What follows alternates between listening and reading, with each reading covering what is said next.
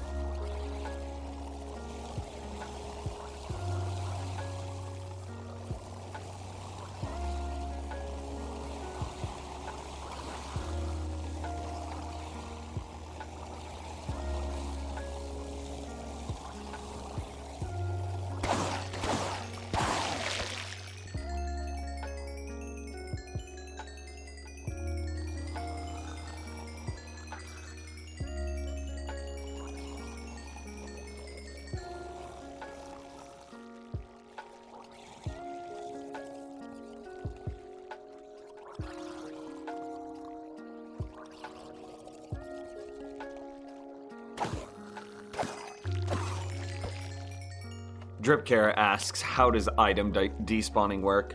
If an item is on the ground, it'll disappear after 5 minutes. Super simple.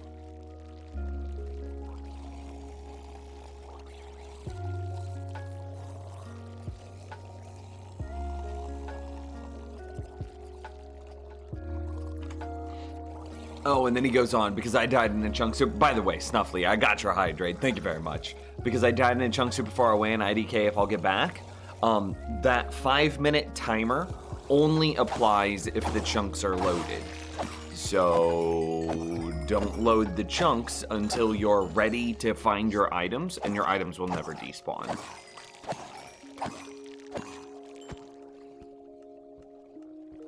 Anyway, apologize, Void Echo, Sam, E. Jones, Snuffly, Drip. Thanks for being here at the top of the streams. I appreciate you guys very much. So, obviously, I'm up here in the Drown Farm. I am so happy with how this thing turned out. I think that maybe there's a couple of things that I could have done better. As an example, here I am, just swiping through this tiny little gap. I think that this is near flawless. Some of the stuff I think we could have done better is, I think I wish this was pushed back a block. So if you look here, I don't know if I can get the, oh no! If I could get the angle on it. Ew. Okay, don't kill me, please.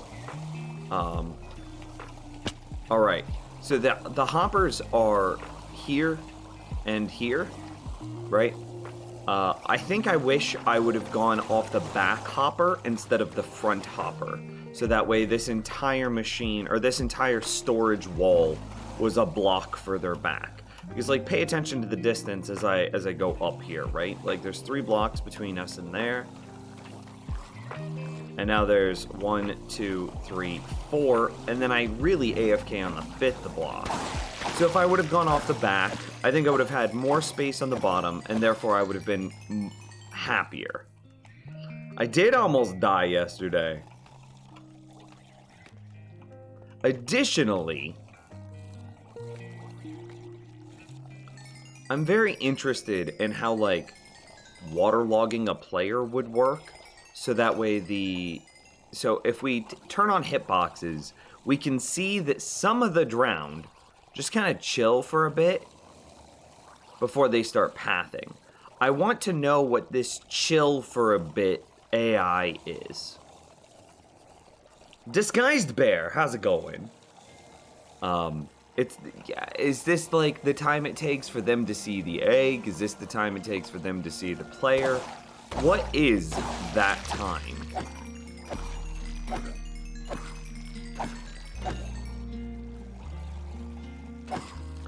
But I don't think it matters because it's whatever that time isn't very long.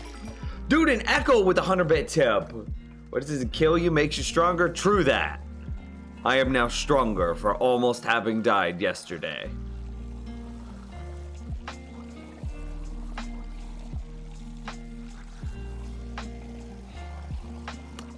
So yeah, I think if I built this again, I would have pushed this back a block off of the back hopper instead of the front one.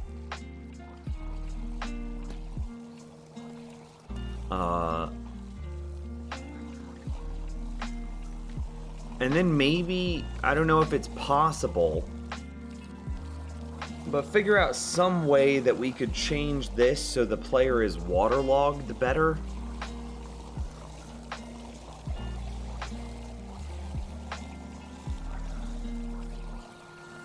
I don't know.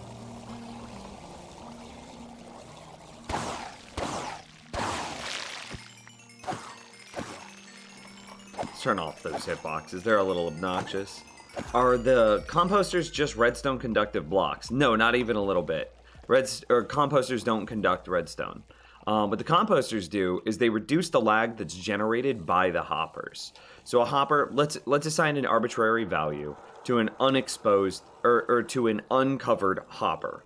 And let's say that that's 100 points of lag. By putting a composter on top of it, it takes it down to 20 points of lag. So it's a huge reduction. Bikin! And Al, how's it going, man? JPS, how are you doing today? Dude, did you see I responded to your thing in the art channel today? I don't know if that's the response that you wanted, but that's the response that you got. Oh, pretty good, pretty good. All things are at least in the Nims household, doing aight. So, turns out zombie pigment farms are actually hard broken in 1.16. And we're very lucky that we got this built right before 1.16 broke zombie pigment farms. Had a good birthday on Saturday? Pretty good. Pretty good. Ow. I had a good time. It was very nice. I'm happy with where I'm at and like who I'm with, and I'm happy in life right now. And you guys are a part of that happiness. I've said it a few times, and that's just, it's nice. I noticed in like the response, did Candy say it? Okay. I didn't know if you were going for creepy or terrifying, but it definitely turned out in like a creepy and terrifying way. For a little bit of context for everybody else, this is the art in question. That is a form of creepy, terrifying, but like creepy, terrifyingly impressive.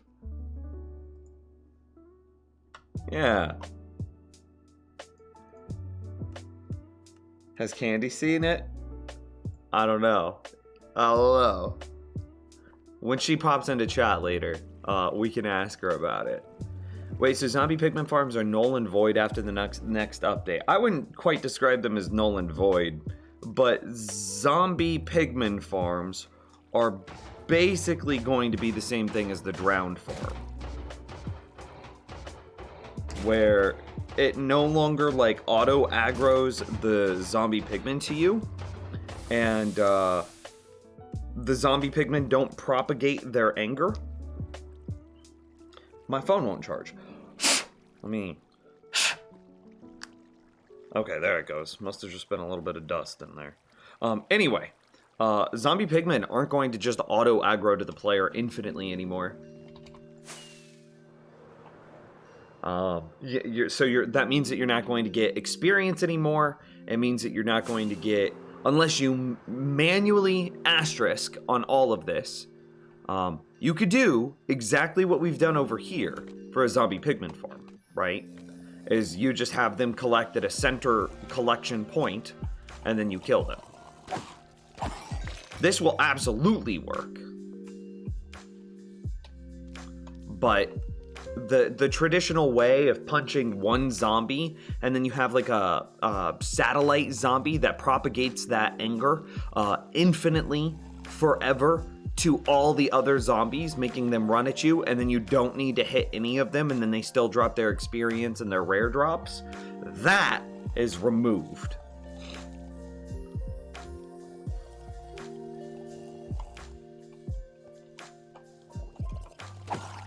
Now, again, you could just manually kill them in the way that we're doing right here, but that fully automatic way of killing them that also still netted you experience, yeah, that's gone.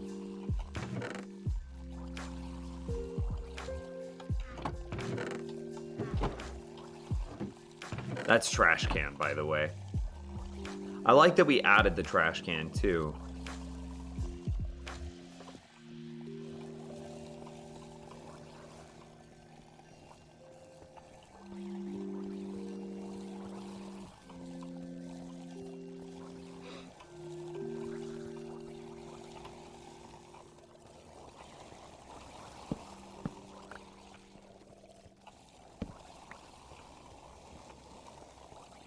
Torches right under jack-o'-lanterns. Felt a little excessive, didn't it?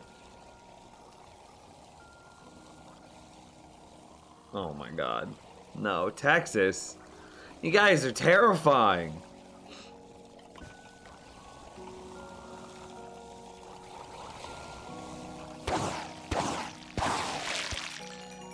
Oh, I didn't fill my inventory.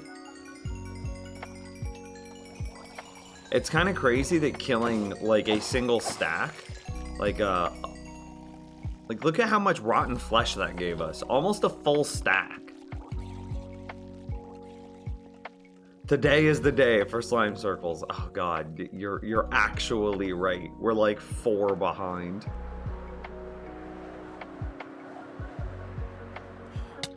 Ow.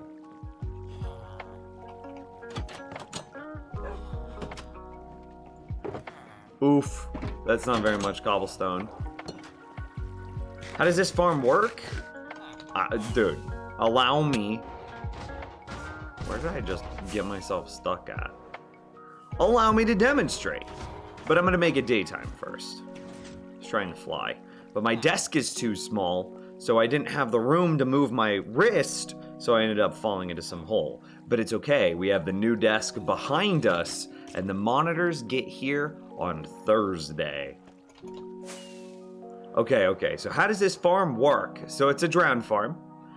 So you can kind of see. I'm gonna come up here and I'm gonna land on this glass. So down below us, yeah, you just can't see that. Okay, you can kind of see that there's a river here that did like a loop-de-loop around. We're gonna have to light all of this up, by the way. That does like a loop-de-loop around this center island. It's like the perfect river for a drowned farm. So we have this like donut-shaped river. Hopefully you can see that through the darkness. And then we've come up here and we've recreated that donut-shaped river block for block. So let's see, can I land here? And then you see the ring. It's so hard to get good angles on this. I'm sure that you can appreciate, but you can kind of see that same donut shape up above us. Okay, cool. Well, drowned spawn in rivers at much higher rates than how's your text green? What do you mean?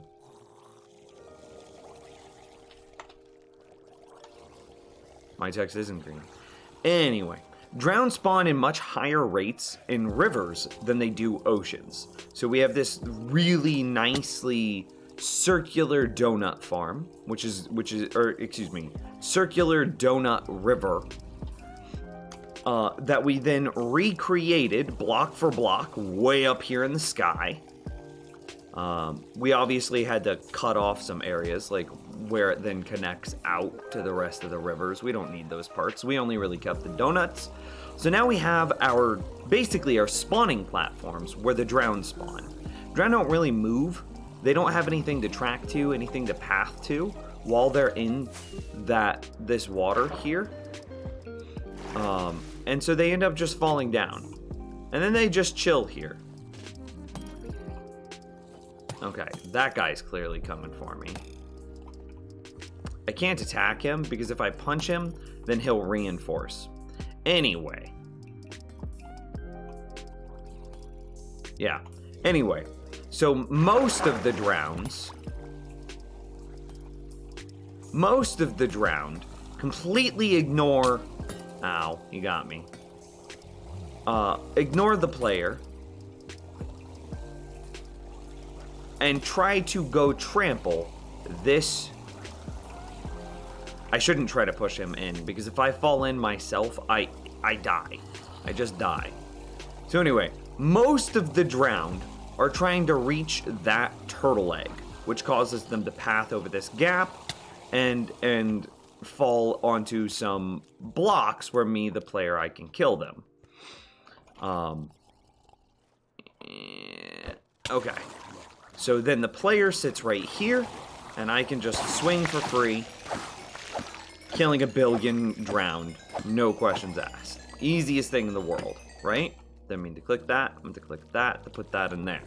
Okay, but now that I've punched the drowned, a good number of these drowned that are spawning are now reinforcements, meaning that they're the zombie mechanic that spawns new zombies to go attack the player because the player has attacked other zombies.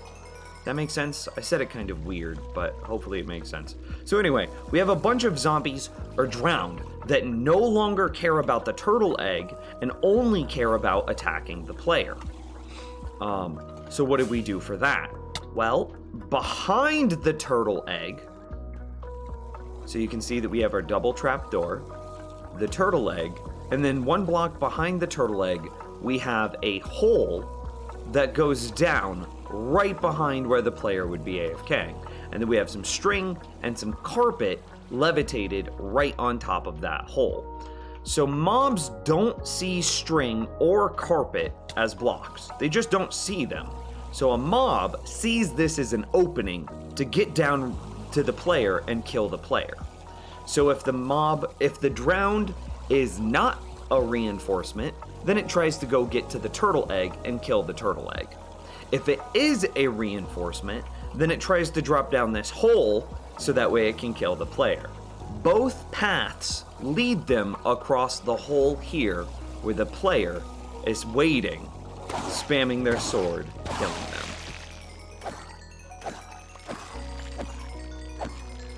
And then under that, of course, we've got hoppers to collect the items, and then we have sorting systems to distribute the items. We really only care about Notshells, gold, and tridents, and then everything else goes into this dropper here, which I can't pick it up.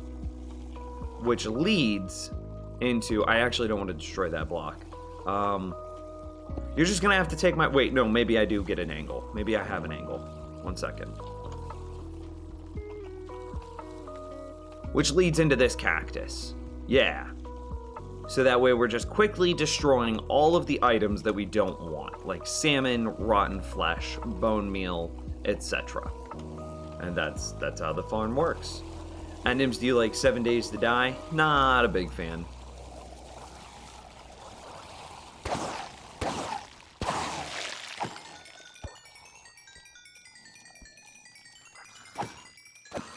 So what do you prefer, new Minecraft combat or old?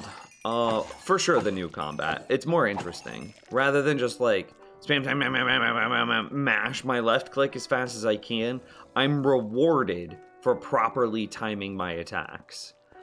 Same thing with like bows.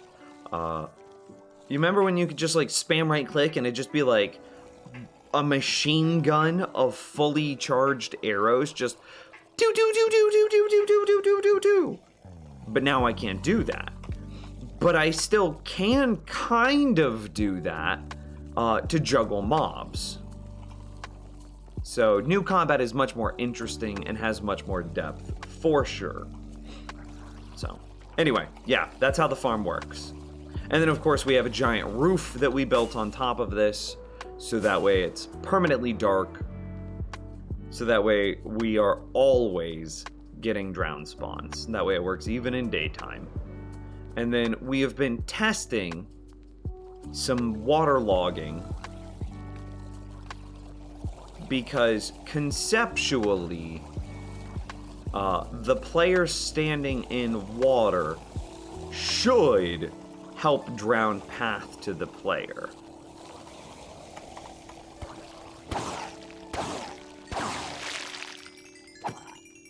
Should.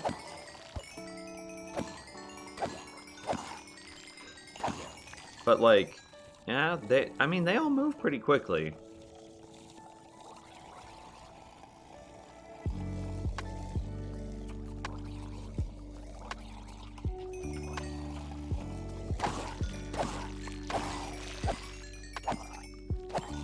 Yeah. So you couldn't spam the bow when the old combat was around, but fair point. You 100% could spam with the bow. That was just the first combat change that was made. Minecraft beta bow spam.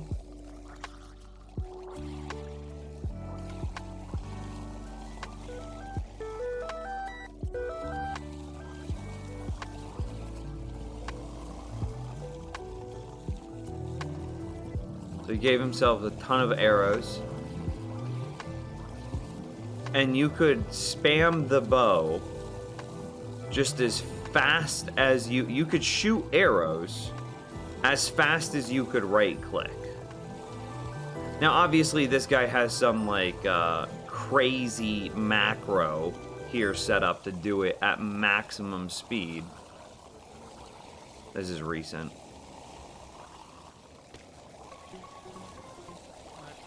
But absolutely, you were able to spam bows in early Minecraft.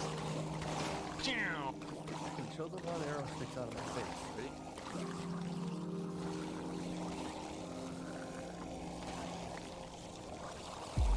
Meow, meow, meow.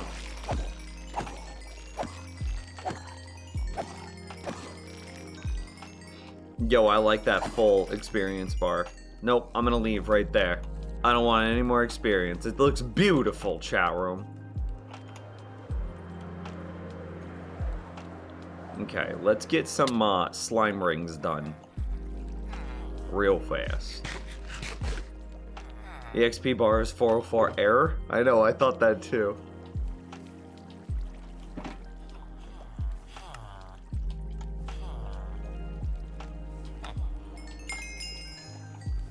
Oh, duh! I'm an idiot. I just leveled. But I needed more carrots.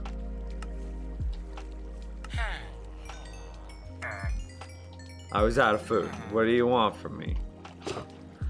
We could go spend a level. Okay. Next person to gift a sub will have a name tag. I'll name a villager after that person, either to sub or gift a sub. Boom, this guy's unnamed. I will name this guy after that next person. So that way we drop back down to 404. I want more rockets. And then I need slabs. Is it possible in 1.15 to give villagers with 1 emerald trades? Yeah. So like, here's diamond boots for 1 emerald.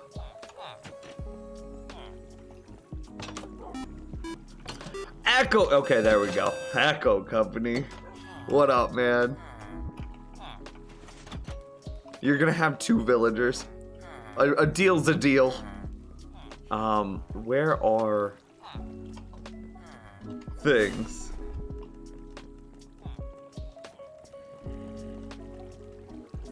I don't know where name tags are. Pumpkins and melons for 1 emerald is OP. It really is.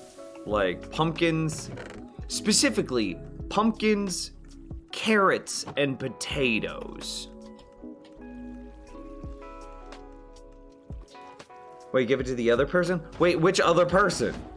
Okay, well, I'll tell you what. Echo, you can choose who to give that to then.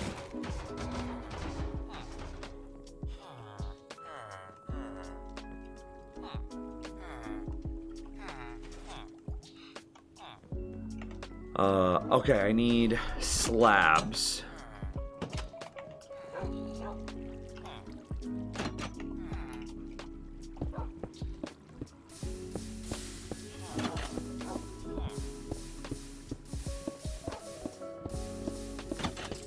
Entomologist? Wait, I don't see anybody named. Oh, by the way, Nims, thanks for suggesting get a villager with golden carrots. I honestly didn't have any food. Yeah! Who took my toast? Okay. I'm assuming that your phone auto-corrected. I love your base, Nims. I want to make a similar one. Do it, and then send me screenshots, man. I would love to see that. Okay. Who took my toast? Bam. I respect the fairness and equality there, man. Wait, no, it's over here.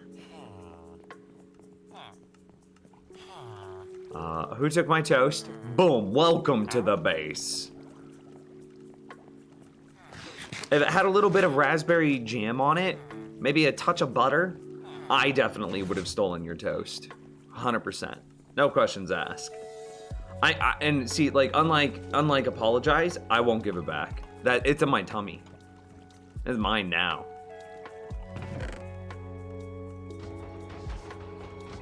I need like 1 billion cobblestone slabs.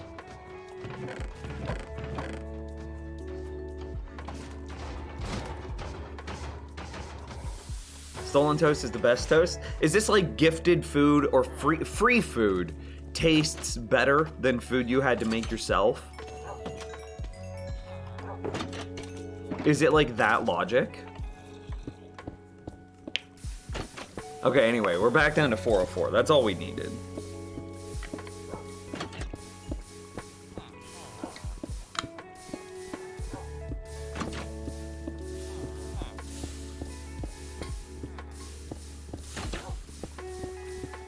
I need some cobblestone so that way I can slab around the slime farm.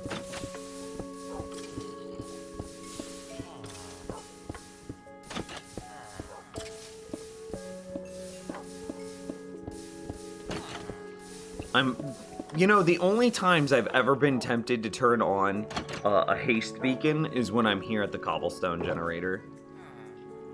Because it's pretty slow unless you get a haste beacon running.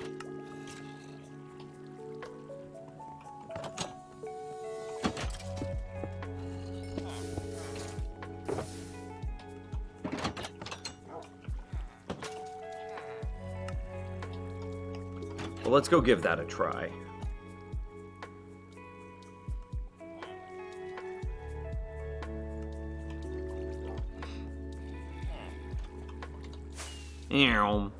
So I've got multiple things I need to do for just like maintenance today. I need to light up all of that. That's just eating my mob cap and destroying the rates out of my darkroom mob farm. And then we've got to continue to slab the slime farm. The corner should be, yeah, there's the corner. Do I go backwards or forwards as I fill this in?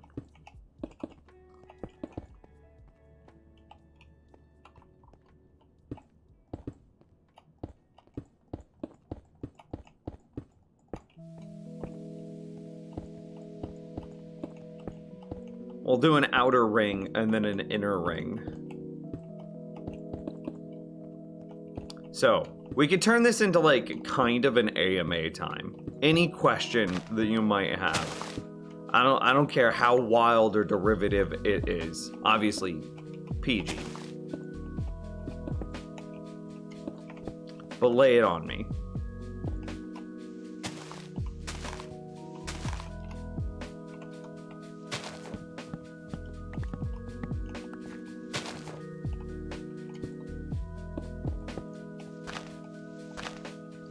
What's the best farm for experience in Minecraft? Best is a weird conditional, because how do you define best? Are you wanting the highest experience rates? Are you wanting simplest to build? Are you wanting cheapest? Each one of those things is a bit different. So I'm just gonna quickly try to answer all of them.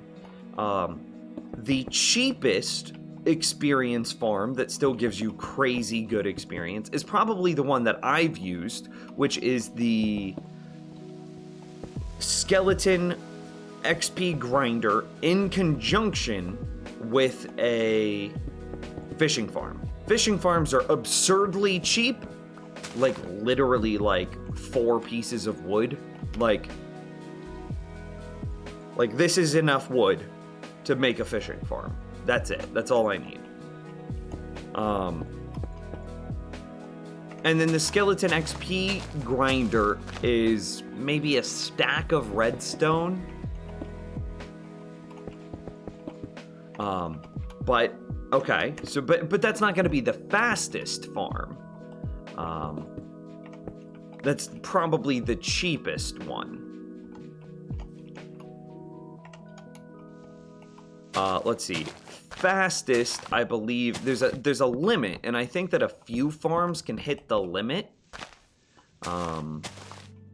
So I believe that the fastest XP farm is Guardian Farms. I believe dual blaze spawners can hit the limit. It might be possible that gold farms can hit the limit as well.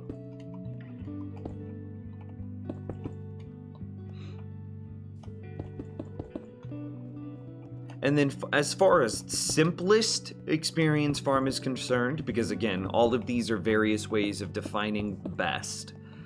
The simplest experience farm...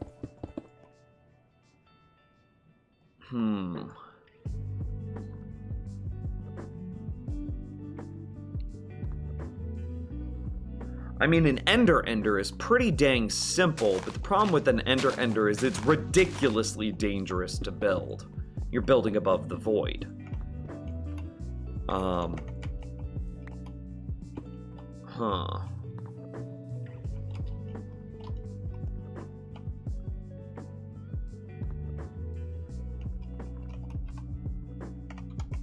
As far as cheapest is concerned...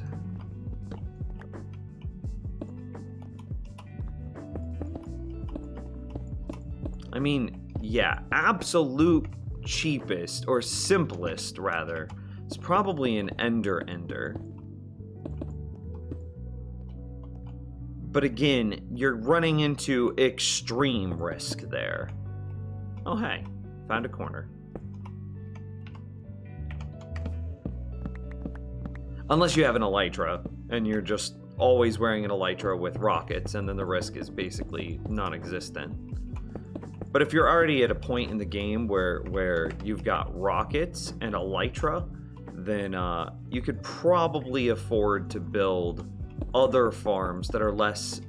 Enders, I also believe, are super inconvenient because you've got to go to the end to get to them. Like, it's not just like, oh, let me just, like, walk over to this part of my base like I can with the Skeleton Experience Grinder fishing farm. With an Ender, it's a journey to get there, and the journey is kind of a wasted time because, like, say it takes me 5 minutes to get there and then like 1 minute to get back, right? Because you just take the portal back.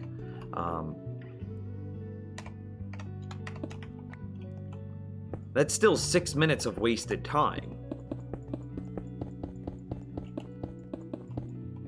So yeah, hopefully that gives you some answers, but it's not clear or concise because best as a definition isn't a clear or concise definition.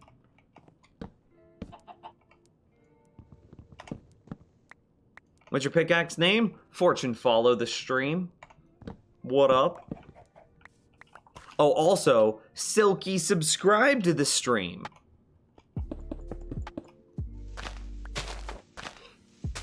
What's the song playing now? Hang on, let me go back to the last song. It was called Drive to Midnight by Mondo Loops. It's just part of a lo-fi playlist that I follow.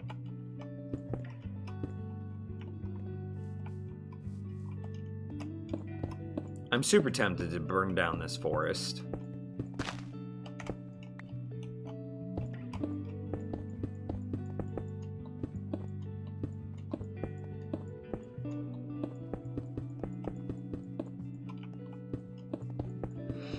I was a big fan of your YouTube survival series, and you're the reason I still build castles to this day. So I was wondering when you will start Season 3, since there's a lot of new features in the game since then. You know what? I would kind of consider this live stream world to be my Season 3. You know, obviously not for the purposes of YouTube, it's not. But this is definitely like the third major playthrough that I've undertaken in Minecraft.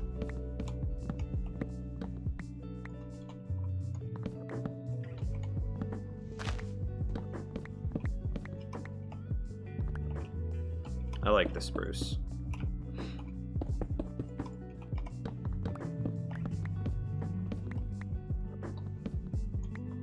My desk is so small.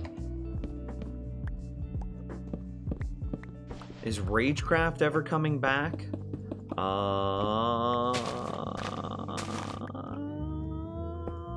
That type of series definitely seems better for Twitch. So the way that I kind of see the content that I make in the future going is I definitely see like tutorials finding their home on YouTube. I need blocks to just fill this lake in. River, lake, whatever.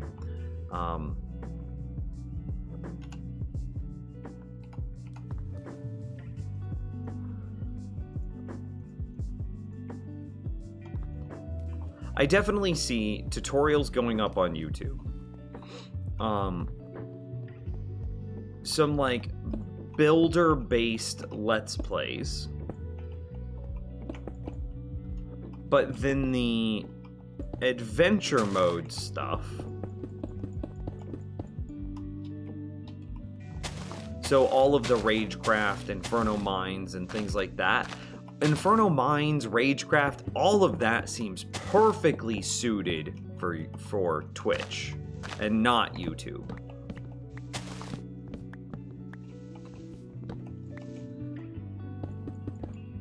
So that's kind of the vision that I have there. I'm not giving you a clear answer, but that's because I don't have a clear answer in my head. Wait, so what are you making right now? I'm final touches on the slime farm.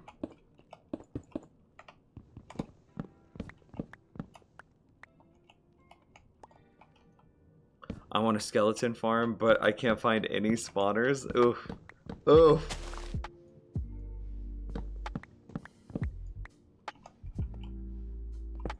Wait, what did I just miss? Something is...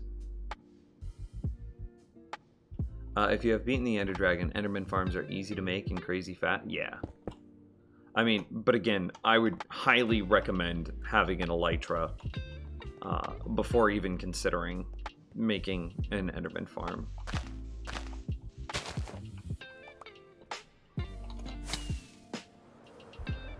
That looks so cool. It's popping in.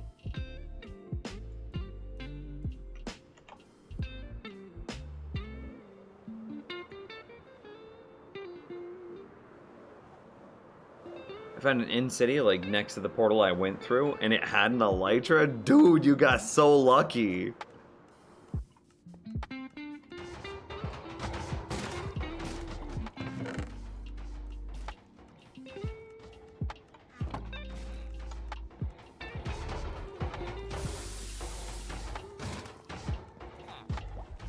Can you silk touch spawners to be able to move them? No, you cannot. That'd be really broken, because could you imagine like a 2x2 cube of spawners? Or like a room that was like an 18 by 18 room that had like 4 spawners in it, none of which were conflicting with each other's spawn rate? That would just be wild. Could you imagine like the player would be stood here in like a clearing, and then you have a spawner there, a spawner here. You basically you would make like a 3x3 of 9x9s. So there's a 9x9, there's a 9x9, there's a 9x9, there's a 9x9, 9x9, 9x9, 9x9, 9x9, and then the player is a 9x9. And then you have literally 8 spawners in a circle around the player. That would be so broken. It would be so absurdly broken. Silk touching spawners would be insanity. Here, we're just gonna...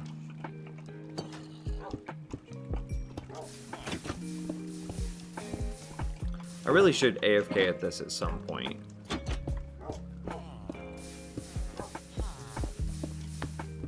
Any tips for lighting up caves? Place your torches on the left side when you're going in, so that way when you're ready to leave, you can put the torches on your right-hand side and easily follow the torches out. That way it'll prevent you from getting lost.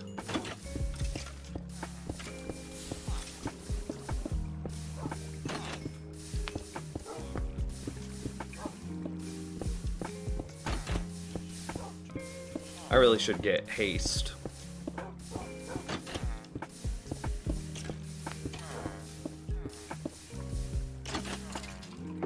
It'd make this thing like 50% faster.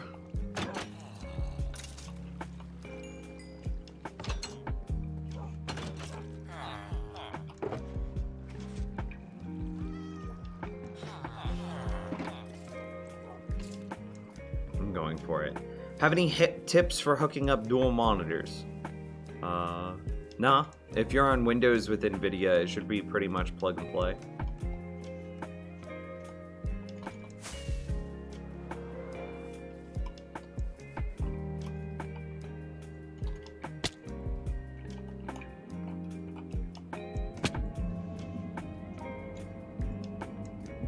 I think regen's more important than resistance, isn't it?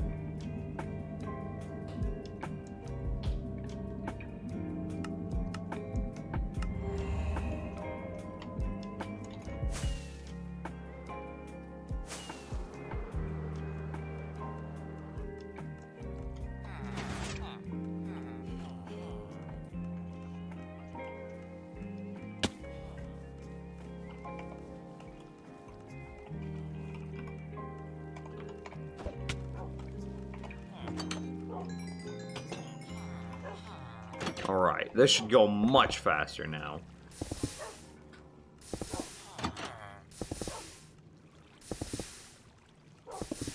Yeah.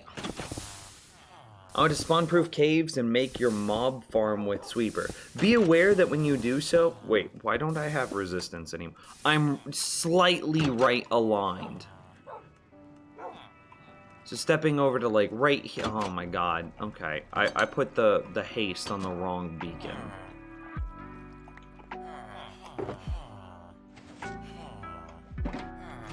Big dumb idiot.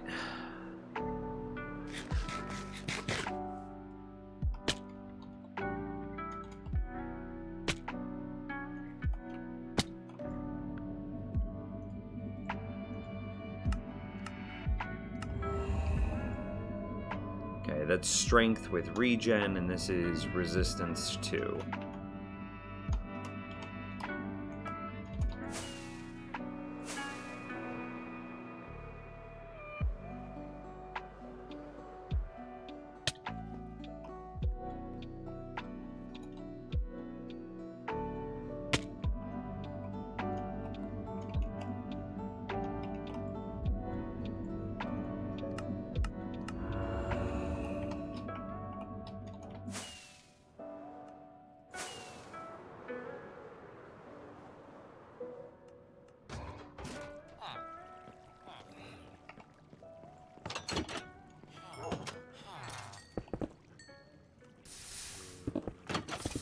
Okay, please tell me it's refreshing. Okay, it is refreshing.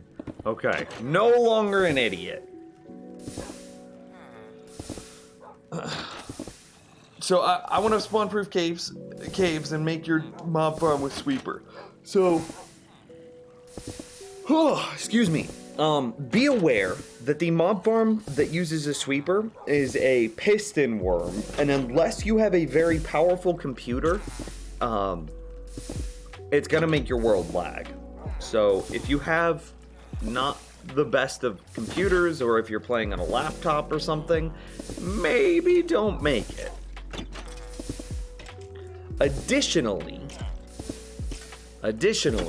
it is a piston worm, which is basically a type of flying machine, and it deals with the problem of loading and unloading chunks.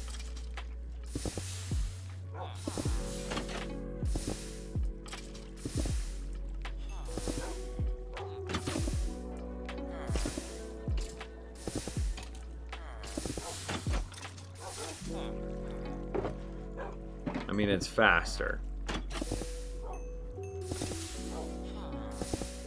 Still not the fastest thing. I get the rest of the shirts and stickers today. Dude, you gotta send it to me in like the art channel or something, please. I want to see it so bad. Well, all of my computer parts are decent except the hard disk. It'd really be your graphics card and your processor, I believe.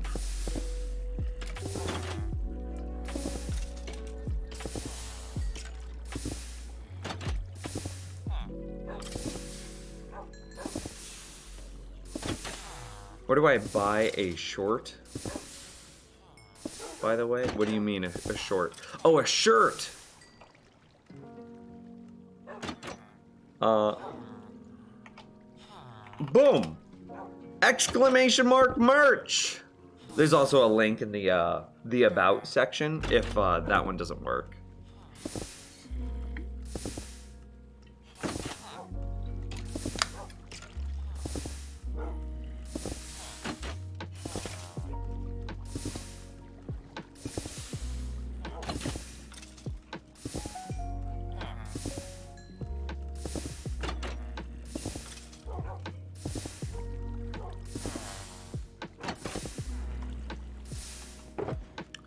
Okay, I think I could work with this.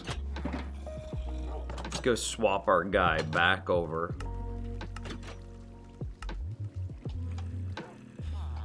Considerably better.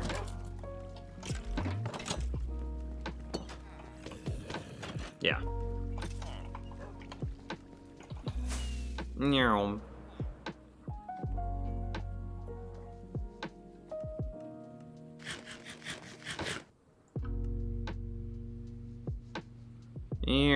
Okay.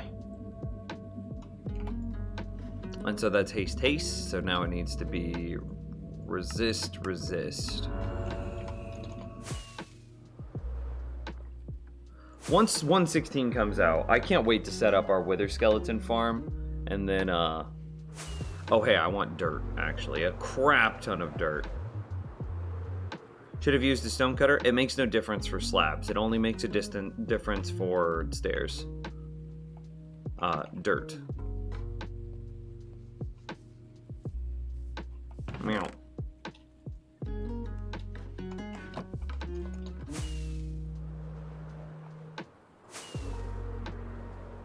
Then I also need to light up all of that. Dude, Clawley with a 300-bit tip. No message, just 300 bits. It's coming in hot. Clawley, thank you very much, man. Appreciate you.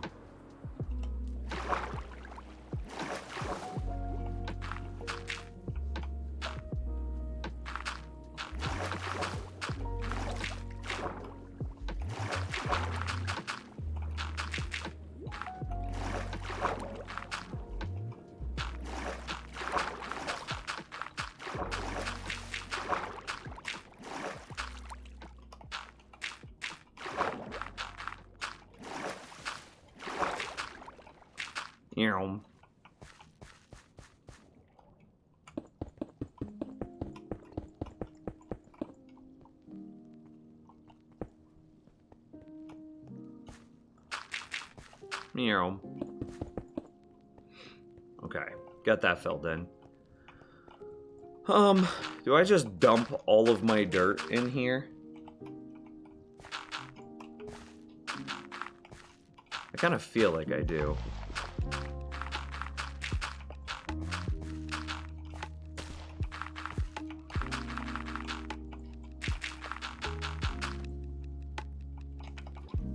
How did that happen?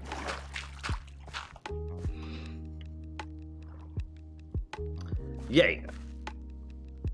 Hi, Muxie. Did Muxie really just go off? 2:47? She really did. Almost an hour late. Ugh. Do we need to fire Muxie and find a new bot?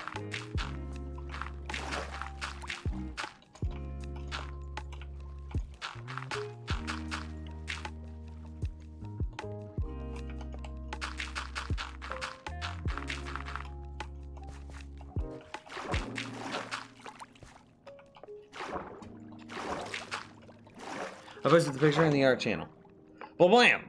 Blah-blam! Shablam! Dude, you went all out! Can I... Wait, I want to rotate. How do I rotate? I think I would have to save. And then rotate. Yeah, there you go.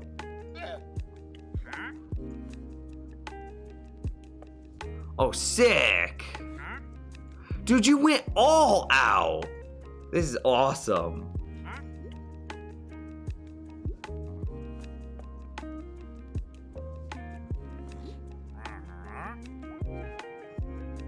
This makes me so happy! Oh, hey, I was drowning.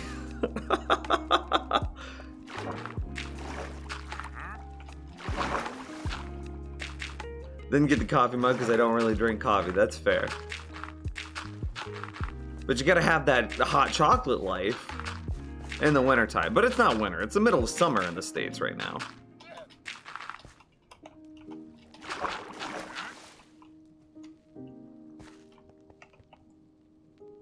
Blah. Don't care.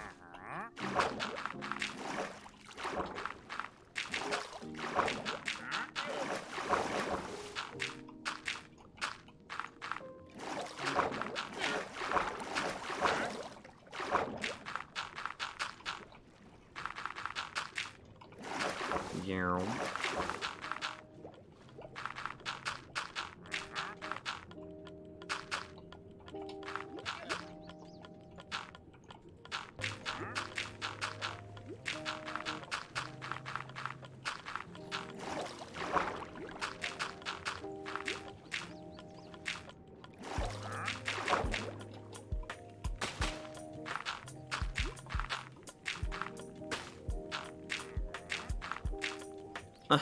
I hate how I keep doing that.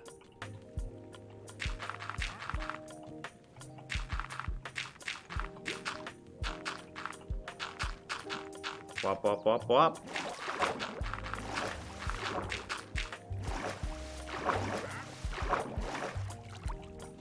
Nims, do you know how long shipped normally takes? I don't, but Al probably does. P.S. I really like the Phoenix on the back of the... Dude, that's awesome. I want to try to find a couple of, like... I'm trying to think of some designs that, like... everyone would be able to relate with, and, like... The Pocket Phoenix is one that, like, I can relate with, because I'm not a big fan of,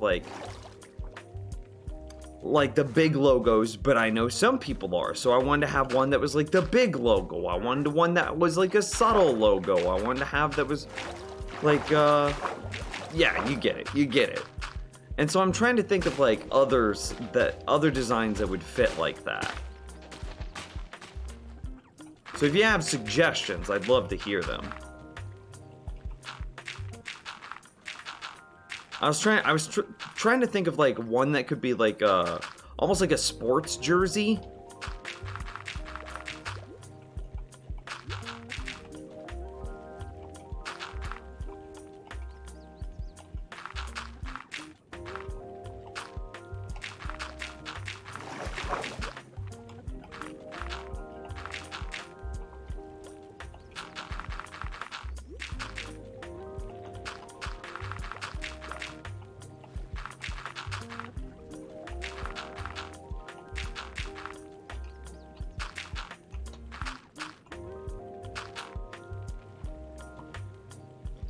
We want to fill in this lake, for the record, because I don't want mobs to be able to spawn anywhere in the area around the slime farm, and this river that I'm in could spawn drowned, and so we're filling it in that way, no drowned spawns.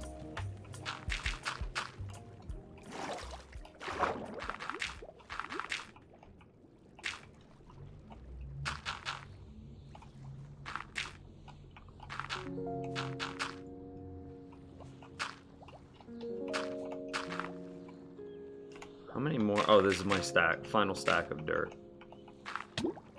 Oh! What did I get? Oh, I'm drowning. That's what it is. I was like, what did I get hit by?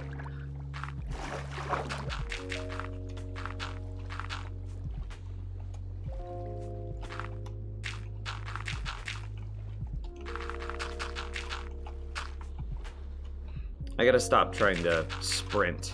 It's habit.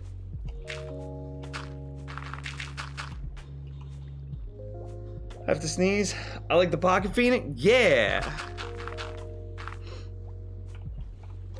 How do you feel about the quality of the stickers, Al, and the size of them? Did you get the big or the smalls? Shipped everything separately though. Okay. And we're out of dirt, so that's done. So we're just gonna continue with our slabbing. Slightly delayed because of COVID. That seems reasonable, though. Did you feel that their delay from shipping was reasonable, Al? Because I'm still not sure if I'm sold on Teespring either. And I'm not locked into some contract or anything. So depending on how you guys feel, I'm trying to do like surveys to be like, how do you feel about the quality of the product you received? And if you tell me that it was garbage, I'm gonna be like, okay, maybe we should start looking to some other companies that make the things. 3 days late, but they could have communicated better? Okay.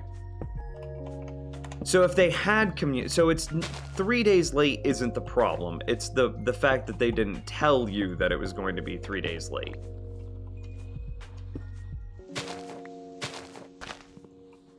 But the shirt quality is amazing. Okay, good. It's a nice material. I got my Pocket Phoenix shirt today. Woo! Out of curiosity, there should be a material difference between the Pocket Phoenix and the other Phoenix shirt. Can you tell that there's a material difference, Al? Okay.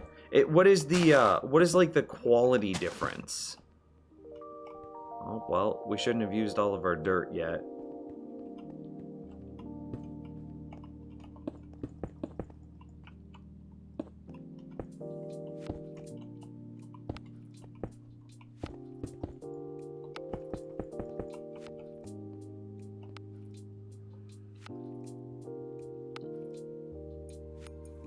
Totally fine with the delay. One shirt about a week ago, other things, 3 things today. Okay.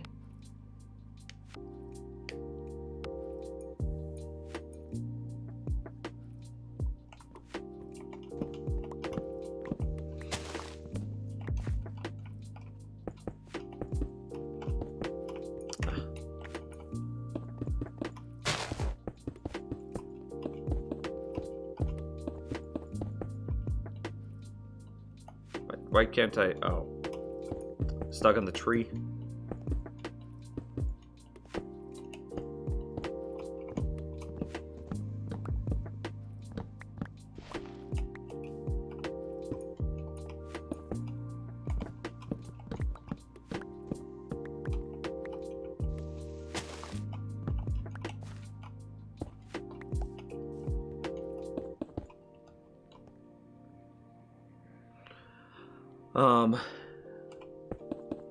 Is the shipping WW? I don't know what that means.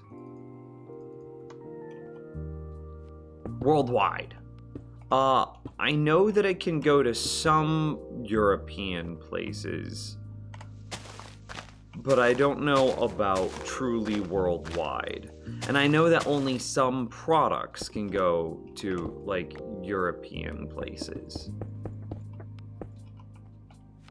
I was worried about the NIMS-TV on the sleeve, but because it's literally the fabric, I think it'll survive for a good few washes.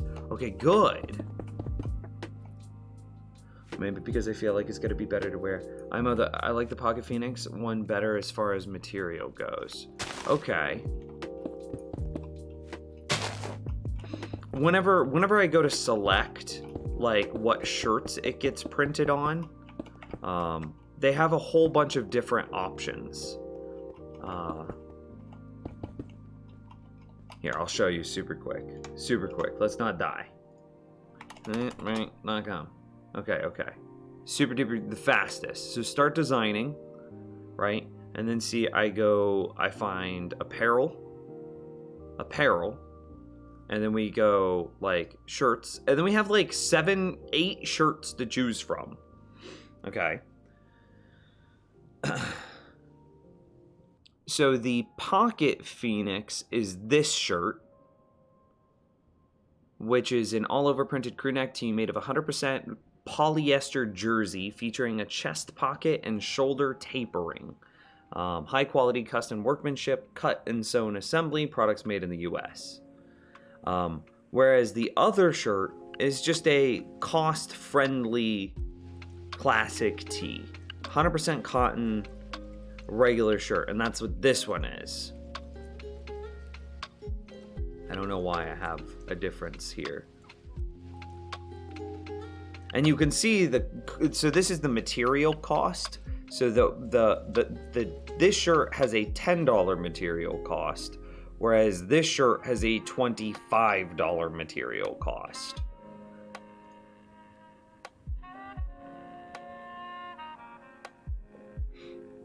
I wonder if you like this material better, I wonder if we rotate, if we, like, retire this one. And this one says it's 100% polyester.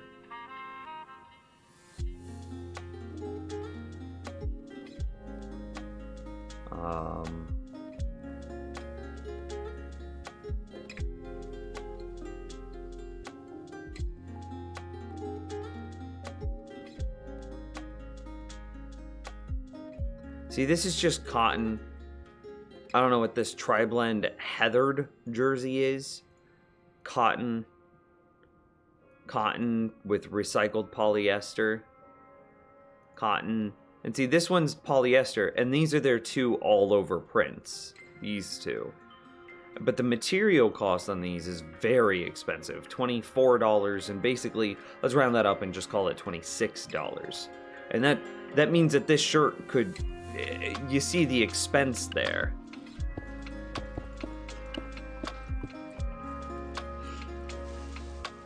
Oh my god. He got me. Do I still have hostile creatures all the way down? Okay. Well played, Creeper. Well played.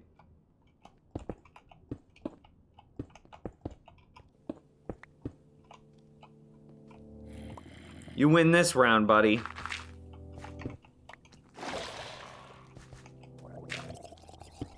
How did he just convert?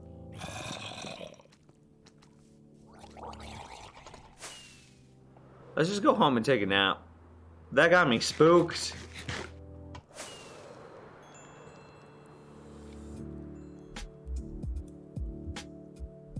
Now that I have it, I fully understand the cost I paid for it. Okay. Well, I mean, that's good. That, like, the cost, it makes sense now that you have it in your hand. Because that was one of my biggest concerns. I was like, why? How do you clear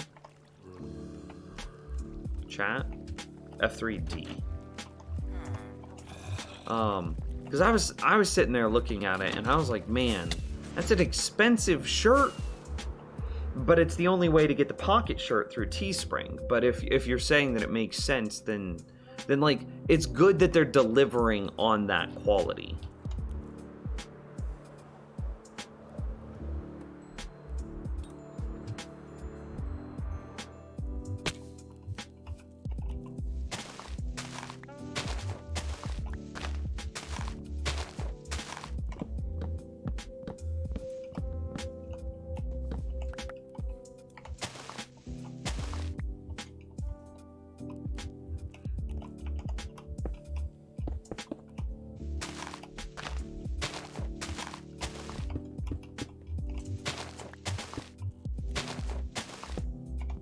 And thank you guys for, like, talking to me honestly about it. Because, like, I am so... I want to make sure that whatever business we're working with, whatever everything, is providing you guys with the best possible value that I can. Like, if somebody... If they're gonna say, like, oh, this is a $24 material cost shirt, and then, you know, that means that I need to put the price at like $30 so that way I can still like pay myself and pay the graphic designer, whether that's Candy or whoever.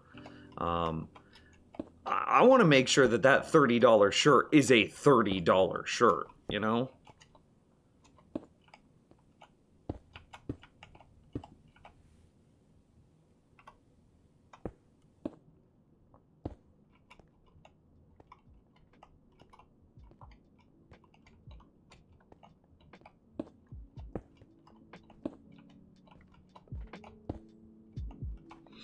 Should I just be, like, covering this mountain as I climb, no matter what?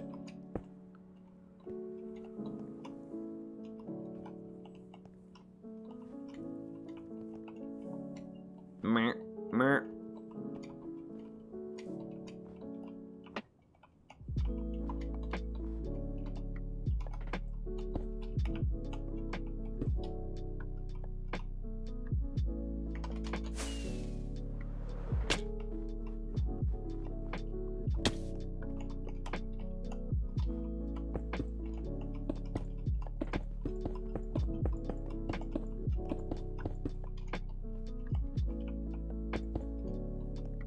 Probably gonna hate myself that I did that in the future.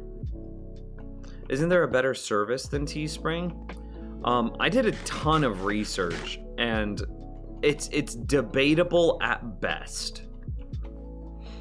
A lot of the other services were like application processes to get in and super gated about like their materials and what they were able to provide and etc, etc, etc. And like there's also like the question of how do you define best? Is best the...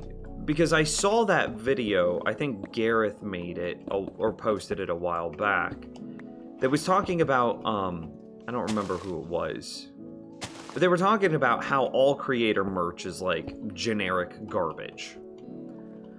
And it's like, yeah, okay, that's kind of true. But that's, and that it's not necessarily a fault. This video poses that it's not the creator's fault. It's because all of these companies are just buying wholesale and then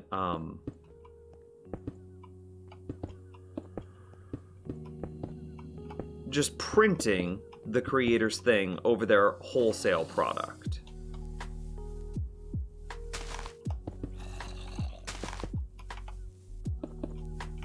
But like, how different can you make a t-shirt?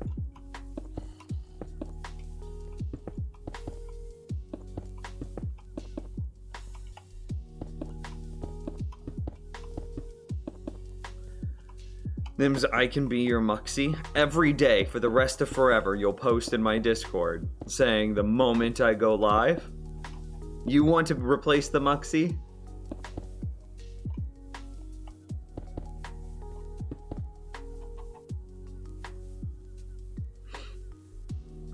Creeps apparently, lol. How's it going, Honky Dad? Double A. I think I know what video you're talking about. I don't remember the name of it. It was, I think it was like Game Grumps, maybe?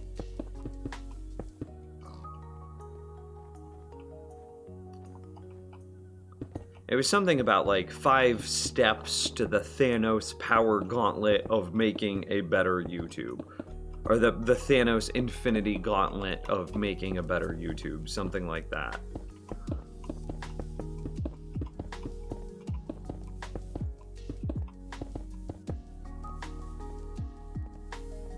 Game Theory, that's who it was. I'm gonna go find where I accidentally started this and then finish it the other direction. Or else I'm gonna hate myself in the future for having done it.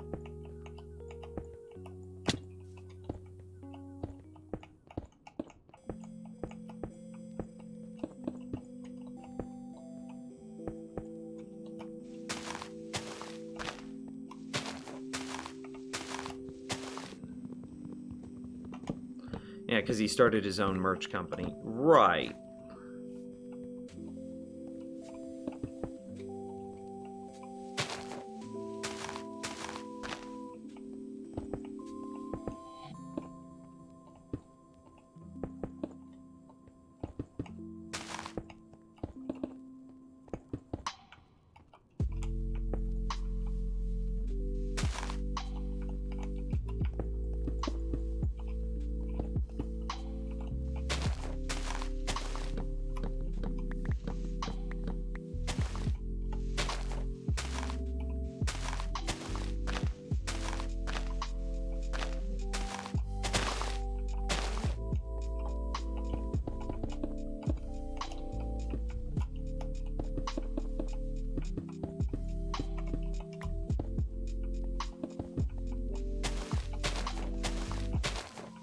I'll replace it, you'll be 5 minutes early. Well, you can't be 5 minutes early. Because that would mess me up too. Alright. Do I have permission to do it if Muxy fails to do so? Yeah, I would say so. As a mod, for sure.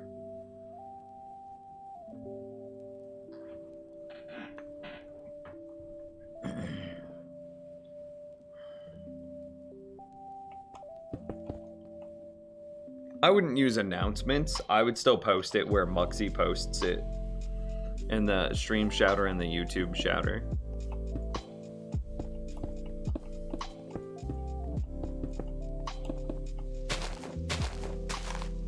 Are you talking about merch for you? Yeah, we I don't want to say, about a month ago, is that fair, chat room? About a month ago, we got my first ever. I've been in like the YouTube game and the content creation space for like seriously like 8 years now. And I'm not trying to be like this giant entrepreneurial business of conglomerate. Nah, not for me. I just want like a small little place to hang out with people and make a tiny little spot on the internet a little bit brighter for it. That's all I want. So for the first time in 8 years of doing this, we set up our very first merch store.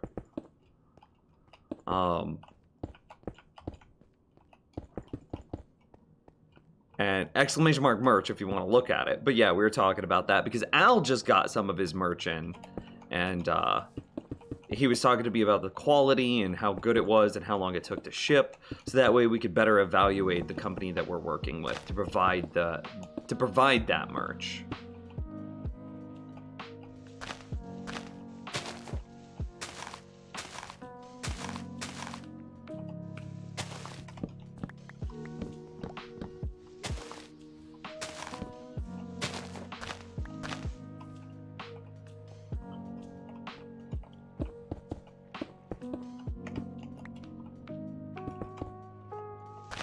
Like, even Teespring even does enamel pins, which it's not the easiest process.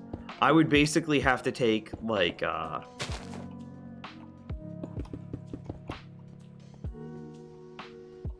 they have to make a mold for me, which is like a non-refundable deposit. So I basically would have to pay Teespring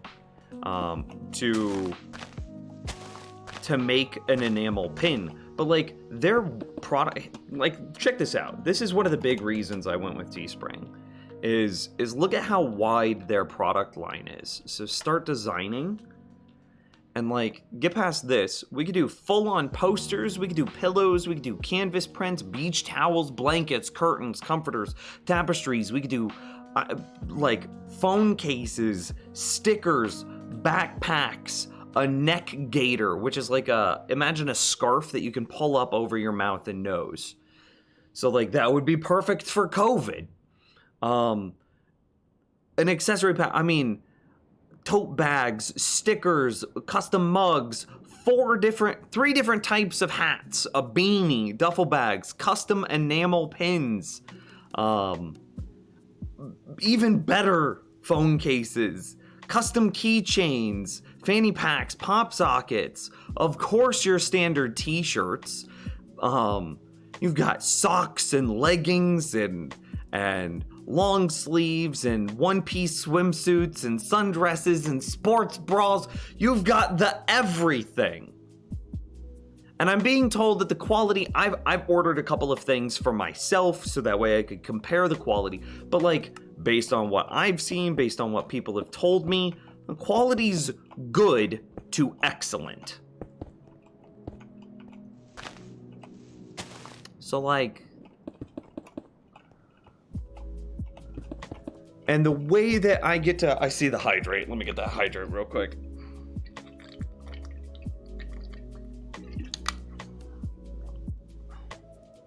The price for the cookie decal is hilarious. It's the Satanist cookie. It had to be, right? So here's the last thing. I didn't mean to make it that big. I want to be able to see Minecraft. So like, here's, okay, so like, let's look at a shirt, right? Let's start with this. And let's go with, here, this is the premium tee, right? I'm gonna make a design to sell, okay? So this has call it a $15 material cost. After obviously it won't let me sell it for less than that, but a $15 material cost, and that gives me a 60-cent profit per shirt. So I can then choose what price to set this shirt at. So we could be like, oh, it's a $30 shirt. And that's kind of what it's telling me to do. It says that it's recommending $28. And then that gives me, 28, gives me a 14, we'll just round here, $14 profit. But I could also choose to set the price at $20, which still gives me a $6 profit, and it provides you guys with a quality shirt at a reasonable price. And like, this is the other reason that I chose Teespring, is because I don't have to feel like I'm like taking advantage of you guys by being like, oh, it's just forcing me to sell it at $28. That feels excessive. Would I buy a shirt at $28? Maybe one. There might be 1 or 2 shirts that I would buy for $28. But on like the grand scheme of things, would I buy a $28 shirt? No way! And so the fact that I have that kind of control over how Teespring presents itself to you guys makes it feel way better to me again.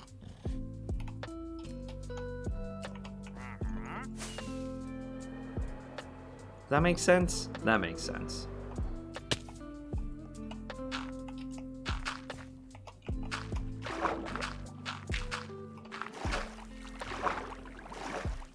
Wow, we got so much further. Still out of slabs.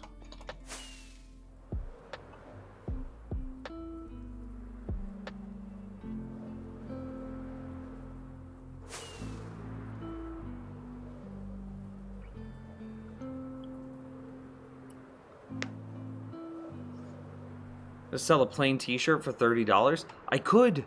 I actually could. Like, I never, ever, ever will, but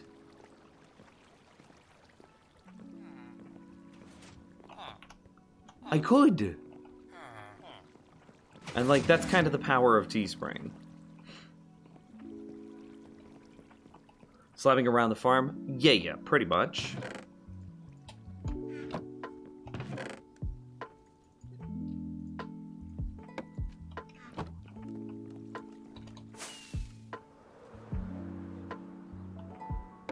We gotta do this one too. Yeah, let's do it in the daylight.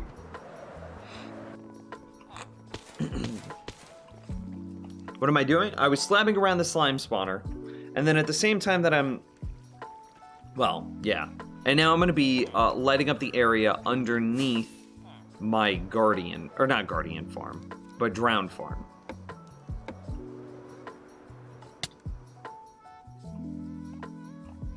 This might be a little dangerous.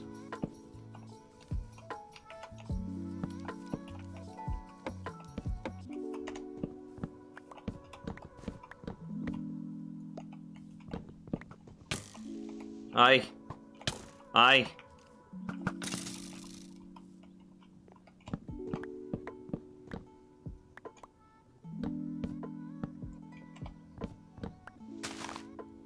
Okay, that's fine.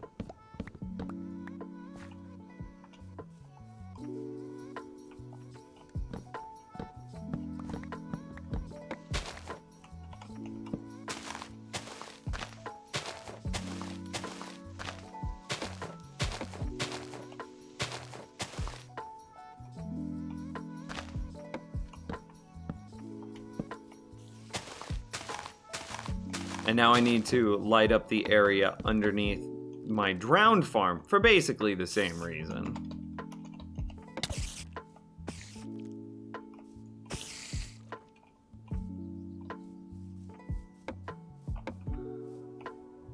Nims is officially a boomer. Feels bad. Why not just bomb a perimeter around the slime farm? You certainly got the AFK potential. Just AFK around the mob farm for a week. But then... where would I get all the sand from to make all that TNT?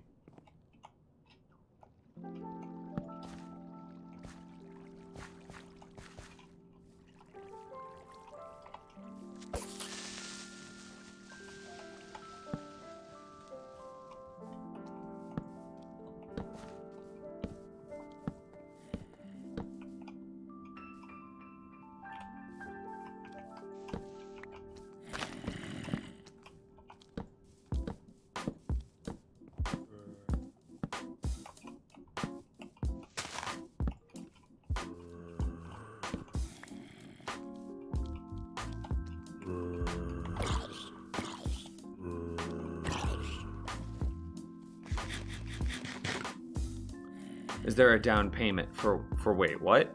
For shirts? No.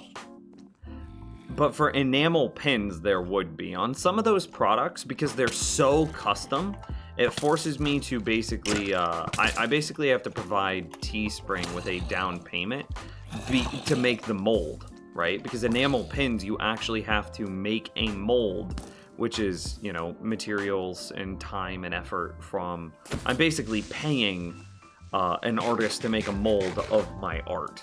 I don't know if that makes any sense. And to that end, like, that's why we can't do enamel pins yet until we have, unless we know, empirically know that we could sell like 20 enamel pins at $10 a piece, something like that. At $8 a piece, 20 enamel pins at $8 a piece, then we could do enamel pins. But we would have to, like, know. Because then it's just a huge down payment, like several $100s. And that would hurt a lot.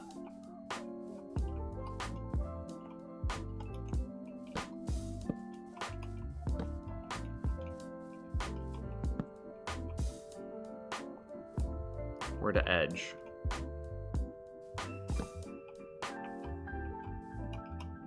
You to edge. Okay, I'm gonna call. I'll go out. Just one more.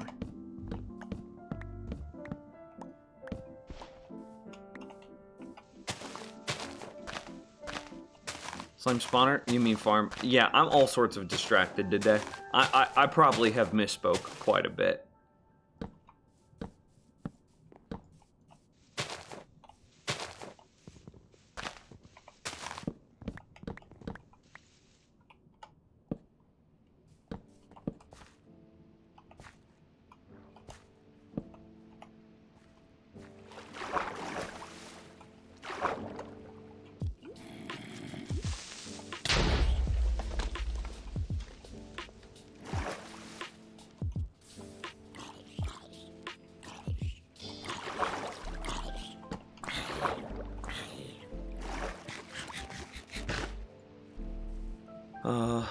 I'm gonna put the stickers on the side of my monitor, so you'll always be my side by my side. That's amazing. Do it, and then send pics. I love seeing it. I love seeing it. It's so cool. And then where's that first row of torches? Oh, we're way past it.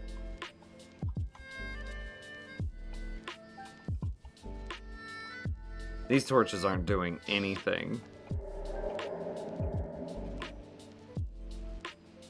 Alright, so it's actually like right here.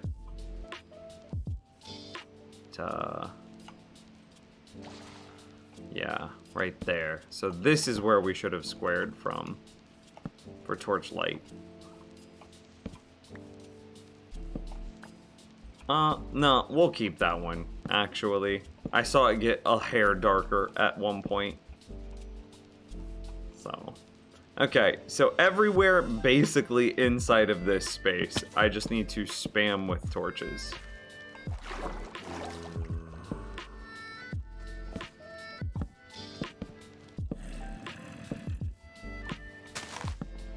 Yeah.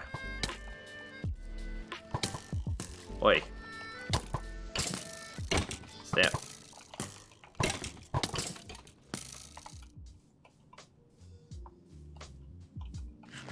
No. Yes.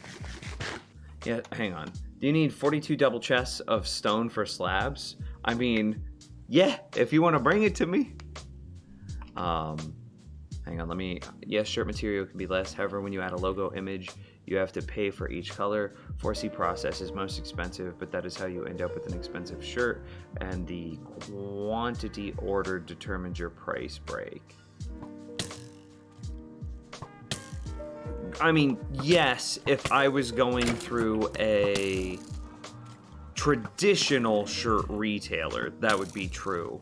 But all of that is just factored into the upfront or the cost split on Teespring, which means that I'm sure on some shirts they're making slightly more money from me, and on other shirts they're making slightly less.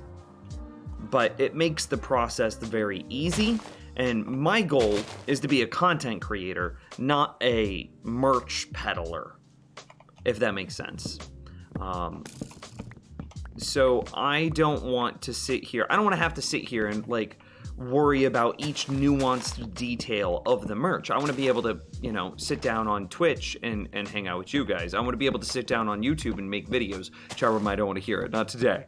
But like that's my goal, not to peddle shirts. And to that end, a process that has been made so simple that they might be taking an extra $1 that they really didn't need to take on a very simple design doesn't bother me because of how simplified their process is, and allowing me to continue to make content and not have to worry about selling shirts. I thought the drown farm was up high enough that nothing spawned. It is, but these spawns are at certain points in range of my base, and I don't want them to be spawning here. And even if they weren't in range of my base, I really just don't want a giant dark spot under the drowned farm that I could potentially fall and have just that many monsters just waiting for me.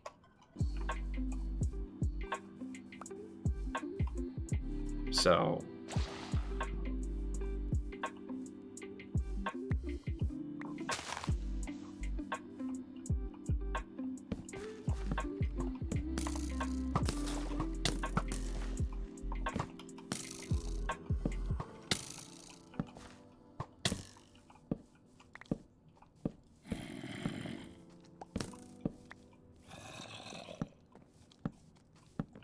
like, imagine if I fell, I popped my totem because I fell, and then, because I just popped my totem, I'm now vulnerable to, like, a creeper that spawned under here below us that could then kill us because we only have, like, a couple hearts after the fall. And that's why we're lighting this space up.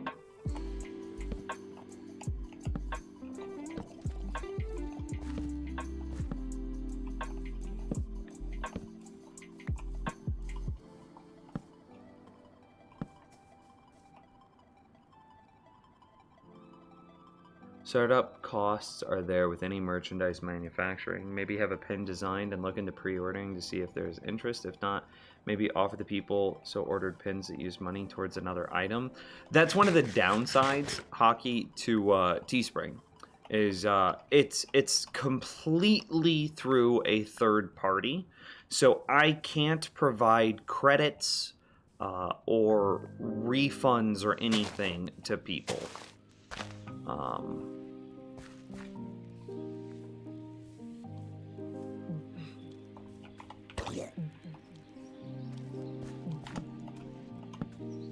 So that's kind of the downside of it being such a complete, simplistic process.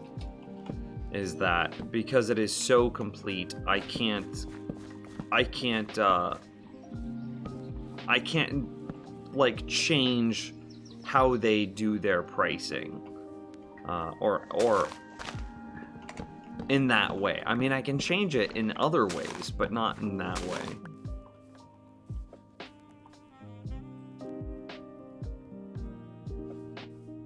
I can't transfer items between worlds. If this was Terraria, I could. Oh, bummer.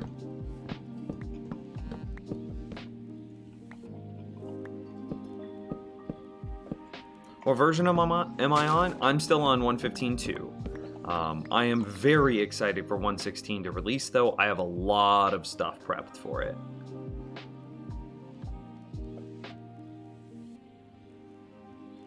You know where I might have some slabs?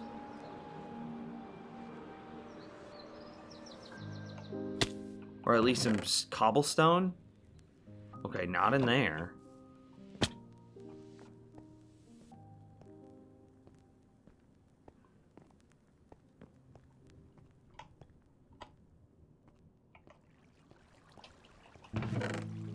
Oh, there's some stone. There's a little bit more. There's a little bit more. It's not cobble, but does that matter? I don't think so. There's proper slabs. A little bit of cobblestone. Oh, look at that. That's just Stone Boy.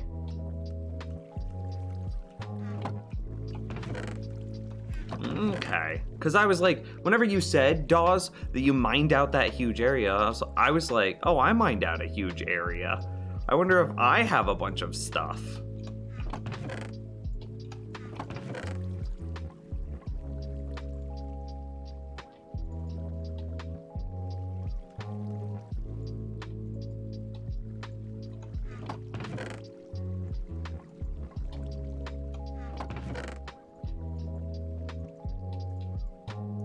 It kind of looked like I do.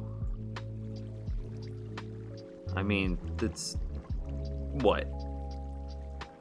16 stacks? Just a touch over 16 stacks of smooth stone?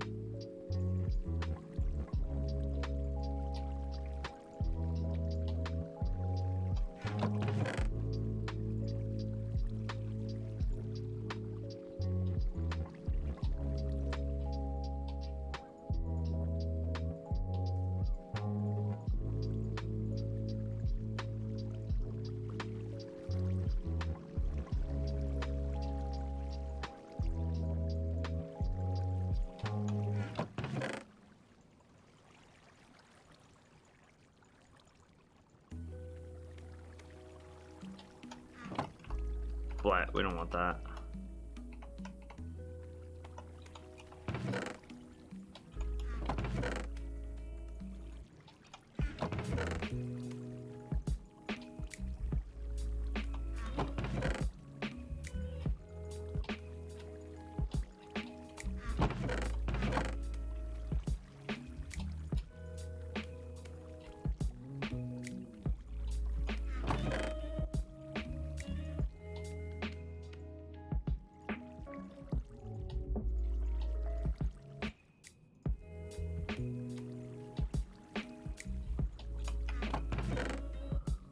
Not a lot. I was really hoping for a lot more, but whenever Dawes says that he mined out that huge area, I was like, oh, I mined out a huge area for the slime farm. And then this is what we got.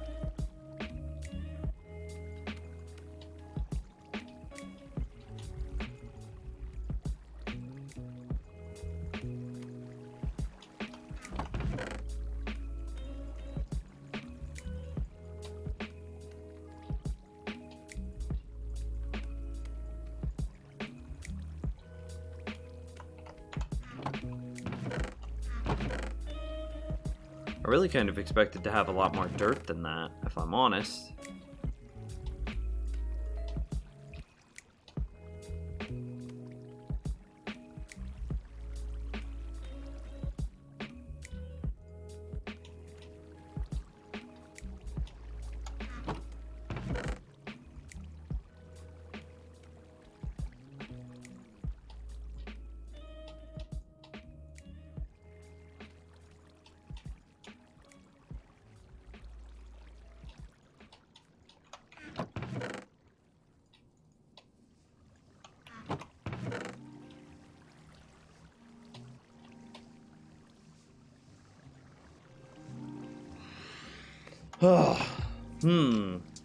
Name's multiplayer server when? It's up.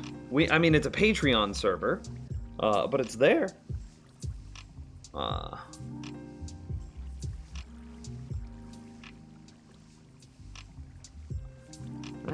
think a mosquito bit me right on my eyebrow, dude. This hurts. Yeah, all of those are basically assorted random blocks. Don't really care about them. I mean, we have enough to be able to continue going, that's for sure.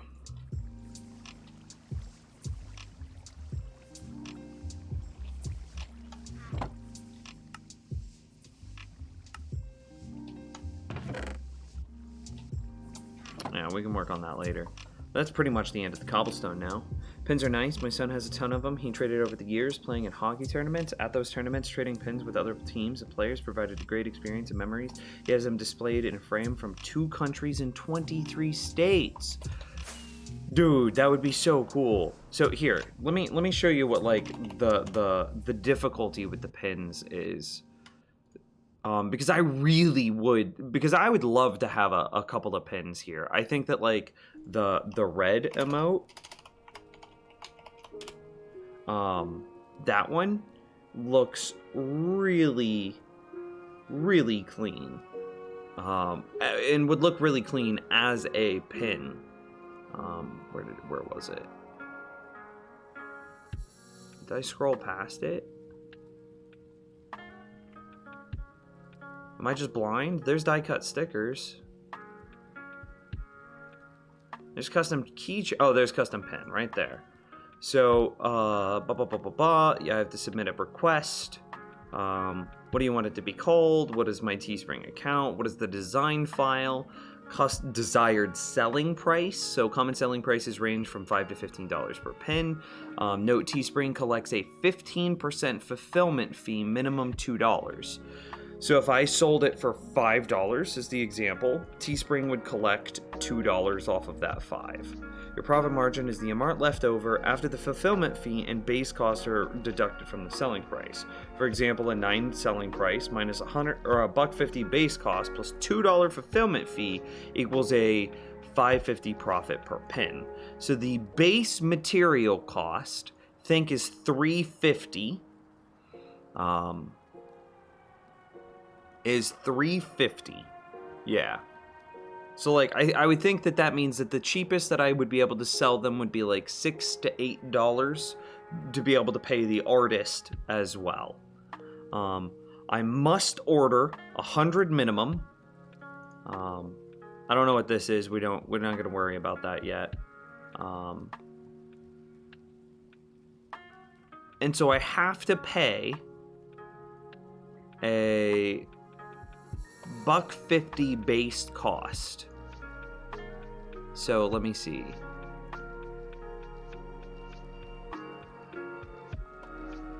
Backing, add-ons, packaging, backer card type, backer card size, comments. Okay, please confirm that you understand. Due to the product's custom nature, pins are not produced on demand. You will pay for all inventory up front unless you have requested to run a pre-order listing. A $50 non-refundable deposit will be required. Before the request process can begin, a payment link will be sent to you. Once it's paid, once approved, we'll send you a payment link for full inventory order. Pin production lasts for 10 to 14 business days. After that, you can begin to sell it. So I believe that it will be $1.50 per pin, provided that like some of these increase the cost of them, if I remember right. Maybe they don't. Maybe I'm wrong. Okay, cool. So I would have to just drop $150, and then to recoup the $150, I would have to sell a number of pins. You see the issue there. I don't want to figure out the math right now, but I would have to sell them at a price where so like probably like $10. And then I would have to figure out how many I would need to sell at that price before I would even break even. And then we would have to just do some sort of poll asking how many people would seriously be interested in pins before I would be willing to do the $150 thing.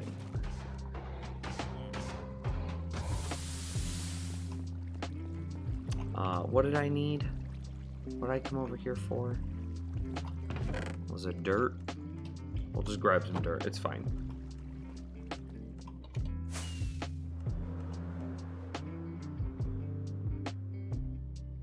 there are many options that determine the overall cost, size, backing, colors. Right. So Teespring does try to simplify that.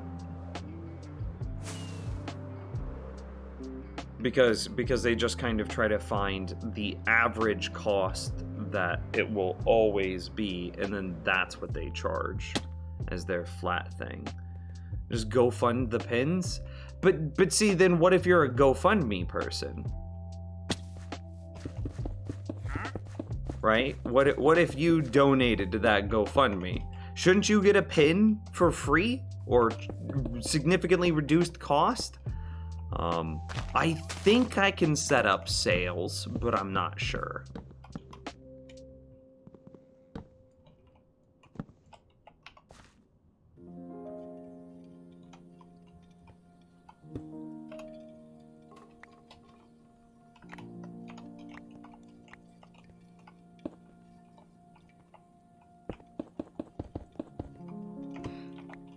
So there's pros and cons to everything, right? Oh, dude, we just got a new patron. It just popped up in my thing. It didn't pop up in stream. If Anthony S, if you are in stream chat, DM me on Discord, and I will get you added to the whitelist.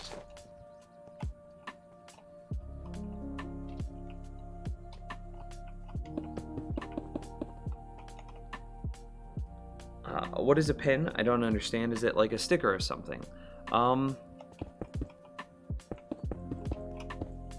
That's a good question. A ceramic badge the size of a coin with that is like, of course, like custom artwork. It is the size and shape of custom artwork.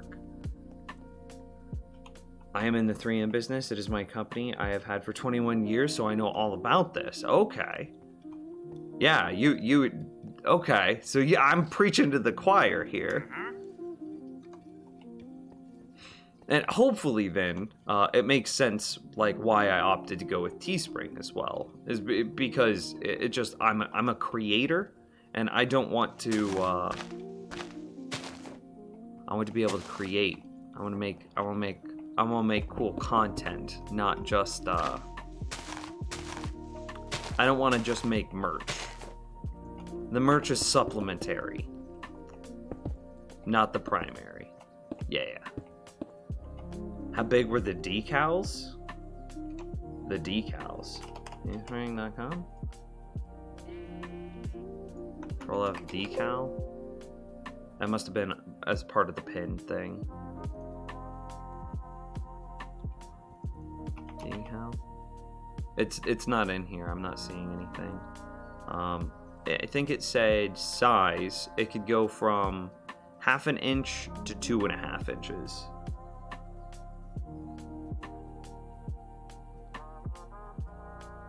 And so, like, these are an example of, like, enamel pins, yeah.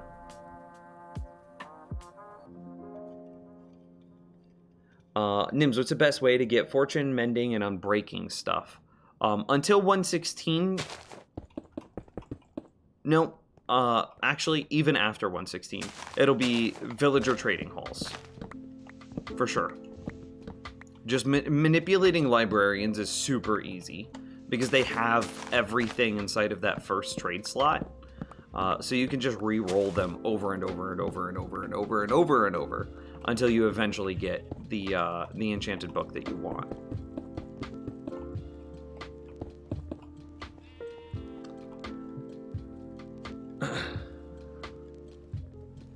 A pin is usually made of metal with enamel printing on it. If you Google enamel pins, you can see what they look like. Yeah. Let me see. Enamel pins. Images. Let me make sure that these don't have like naughty bits in them. Okay, I don't see naughty bits. Okay, actually this image is a really good like cross section of what some enamel pins would be like. And then you could imagine that you would be able to stick them in like in your shirt or on your backpack or something like that. So it's like I don't know, a couple millimeters thick, because I know that you're not from the States and you probably use millimeters. So imagine, I don't know, 5 millimeters thick, and it's like ceramic with like a metal edging on it, and they're usually kind of heavy, and it's like a nice weight. It's a very comfortable weight, and they're like this. And then it's a kind of a needle that pokes through your clothing, and then it has a bracket on the backside that it clasps to.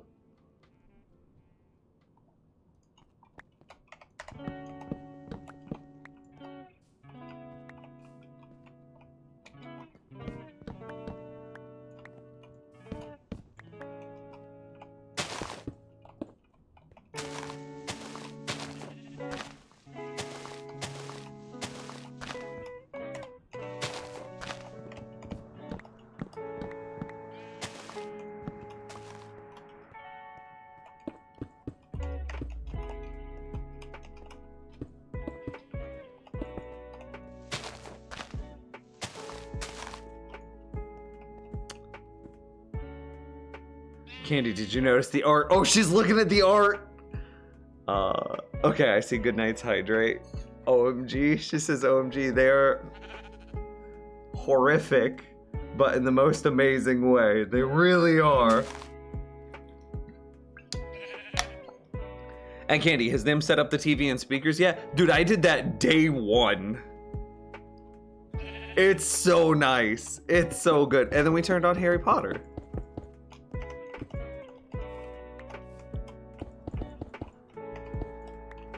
Again, a huge, huge thank you.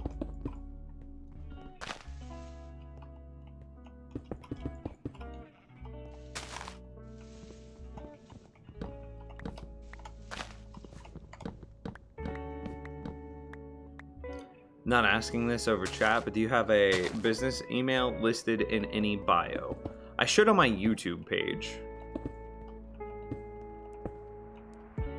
Yes.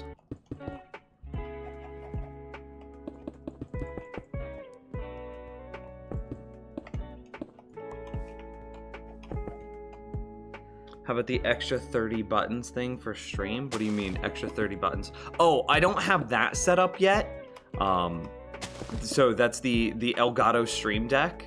Not yet, because I don't have room on my current desk. Like, I legit just don't have the space.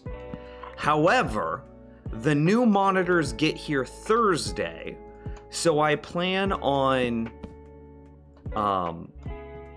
once the new monitors get here, I'm gonna then have the new desk set up, and once the new desk is set up, then I will have the space. So, you know, think Thursday, the monitors get here. I'll probably have the monitors set up Thursday night.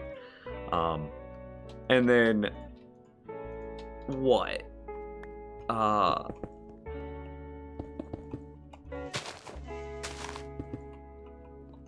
So, Friday, I might be at the new desk, but it might be something I do over the weekend, TBH. But definitely by next Monday, I'll have the Elgato and the new monitors and the everything set up, provided that the monitors ship without damage, of course, without an absurd amount of dead pixels and whatnot.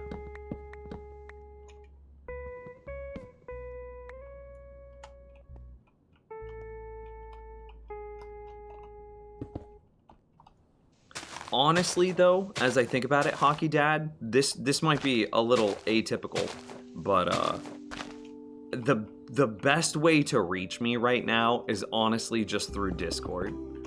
I'm probably going to be taking down that email because it's getting overrun with like just advertising requests. And it's not even like good ones. It's not like sponsors offering sponsorship deals. It's like headhunters for what are those called? MLMs. That's what it is. No, it's not MLMs. It's the YouTube equivalent of MLMs, What are those called?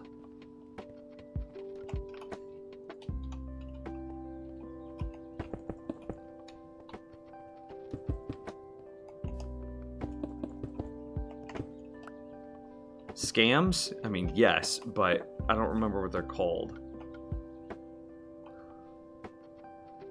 Okay, I'm not too familiar with Discord. I will have to have my son teach me. Okay.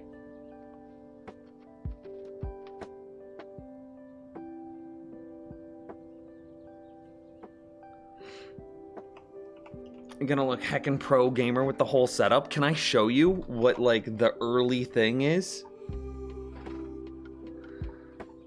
Where did I post it? Supporter chat? Yeah. Okay. This is what it's gonna... This is the desk as it sits right now. This is behind me. No, it was behind the scenes that I posted all the images. Yeah. So here's my current desk. This is where I'm sitting literally right now. Just imagine my butt, that chair, talking to you guys in this microphone. Okay? So this is where I'm at. And you can see the problem with this desk is, like, one, it just, you see how there's this, like, dead space here on this monitor? I just can't see that because this monitor blocks it. Okay? And look at how narrow this desk is. My keyboard is, like, legit, like, over half the width of my desk. It's so small. I just don't have space. I have my headset preamp here. I have my microphone preamp there. There's no room for my speakers. And then I've got this, like, third monitor just sat over here on, like, a speaker, or excuse me, a printer stand. It's just not good. It's just not good. There's just nothing. And down here is where I spilled the spaghetti. This is where the great spaghetti disaster happened. It's just not good. My wire management is garbage. It's just not good. Anyway. So here's gonna be the new desk. So instead of having 1, 2, 3 monitors all at different heights, all at, like, different angles, it's gonna be clean. We're gonna get 3 monitors mounted on this triple monitor mount. You know, the desk or the tower will sit here. And this is just behind me, over my shoulder, basically. And this is monitor 1, monitor 2, monitor 3. And, like, the monitors, let me see, I've got them right here. Let me go Newegg, and then go to order history. Yeah, sign in. Okay. This monitor is what's on its way. Yeah, and actually it might be better if we show it on Amazon. Yeah. Like, look at this thin bezel. That's gonna be super nice.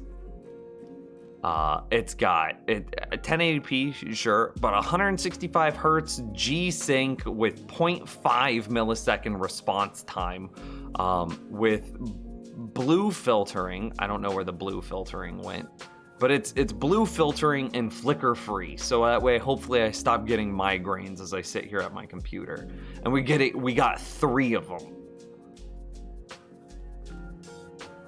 And what's also cool about it, and this is kind of ridiculous, is look at this. You can get this bezel-free kit. Hang on, let me open image. This is my phone that it's trying to send it to. It won't let me open this image. Fine, I just don't care. You can get this, like, bezel kit that kind of, like, hides your bezels. What's your Discord account? If you join the Discord, you should be able to see me right there at the top of the page. So yeah. So imagine these 3 monitors mounted blam, blam, blam, like that. Yeah? And then this is the current desk. So then imagine this keyboard, this mouse, sitting right here centered. And then I have the Stream Deck.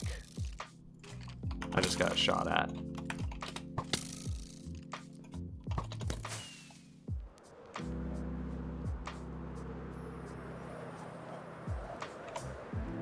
So the Elgato Stream Deck this thing sitting to the left. This thing collects fingerprints, though. That's the only problem. Stream Deck to the left, right? Keyboard in the center,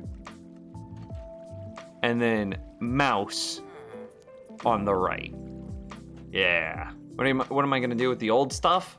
I'm not sure. The monitors, I'm gonna give girlfriend whatever monitor she wants. So out of these three, she can just have her pick.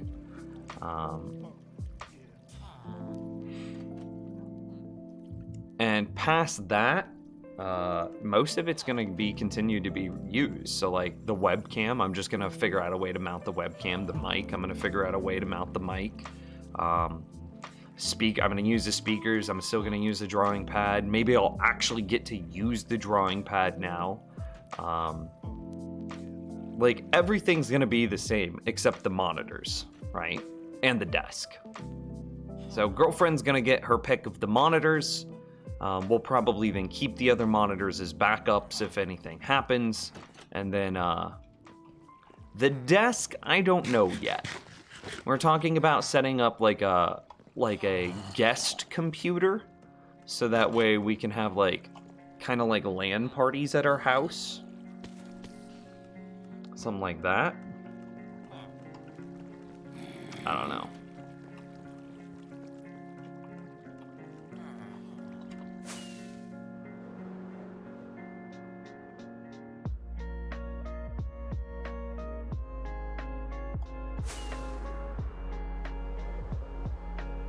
I don't remember where I was.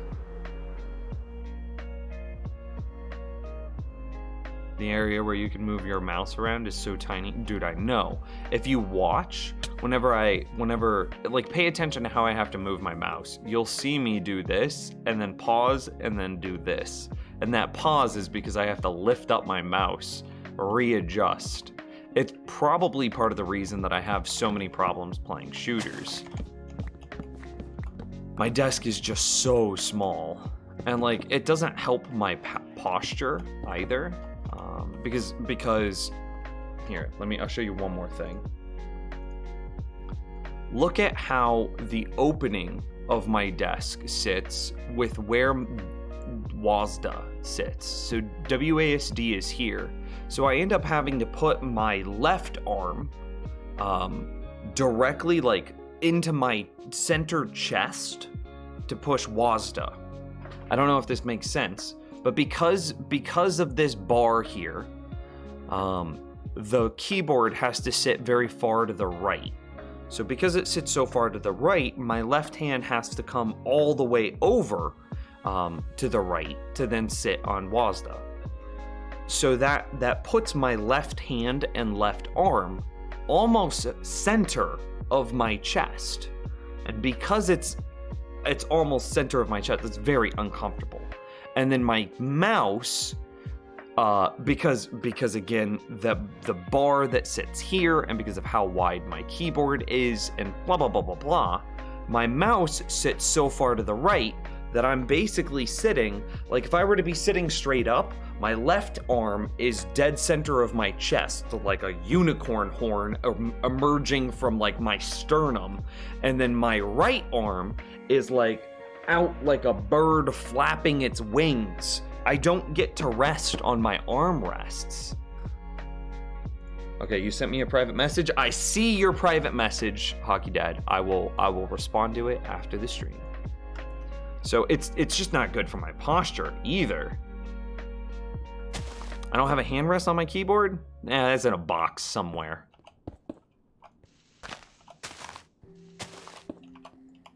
But like, I really can't right now. It would take up just too much space on my already limited desk size.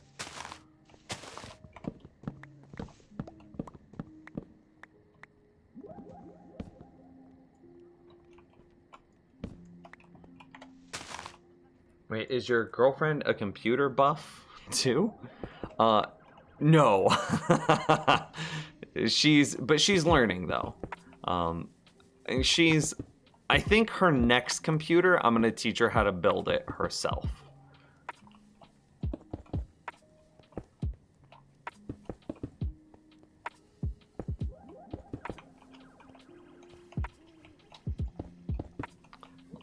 she came from like Apple simplicity. There's obviously a lot of stuff. Like, I have some very strong opinions about Apple, but I'm not going to use this time as an opportunity to beat up on her. Her parents grew up with the ideology that Apple is the workhorse computer, which pretty much anyone who knows computers understands that that's a marketing gimmick and not the truth. The only thing that Apple has done better is marketing than PC. And they also have a small ecosystem that they have incentivized to create some apps for their program or for their platform. They're definitely not the workhorse computers. But that was the ideology that she grew up with. And it worked out well. So the other thing that Macs are really good at is simplicity for like non-computer people. Macs just kind of do their thing. No questions asked. You just turn it on and the Mac works. You don't really have to worry about drivers. You don't have to worry about installations. You don't have none of it. None of it.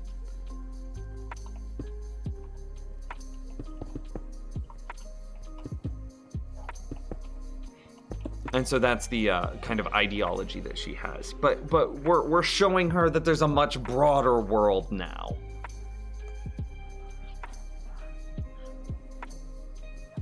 And hopefully that was a fair representation.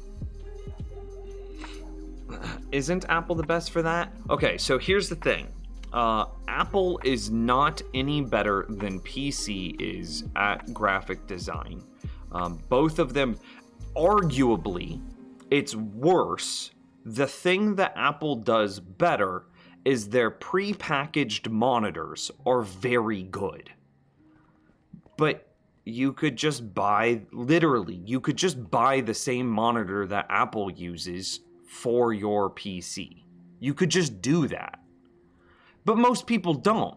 Most people are like, oh, I'm just gonna buy this like $70 budget monitor, right? I don't feel like starting another row here yet, actually. And then they wonder why it doesn't look as good on their PC as it does on their Mac. But you could literally buy the same monitor for your PC that you do for your Mac. Programs, as far as processing power goes, Macs use all the same components that PCs use. The problem is that Macs are so much about their form factor that they sacrifice cooling. So Macs have a huge problem with thermal throttling. So their specs on paper look good. They look comparable. But their specs in real-world performance are very bad because they thermal throttle like hell.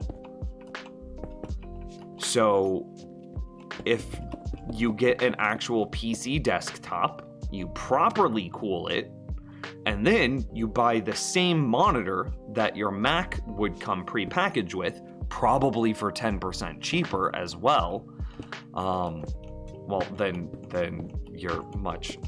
your PC will do a better job than your Mac would at content creation or at art creation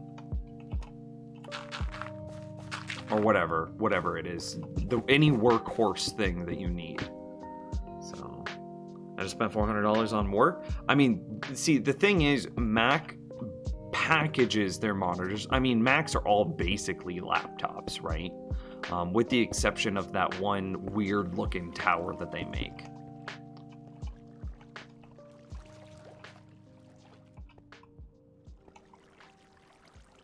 How do I want to do this?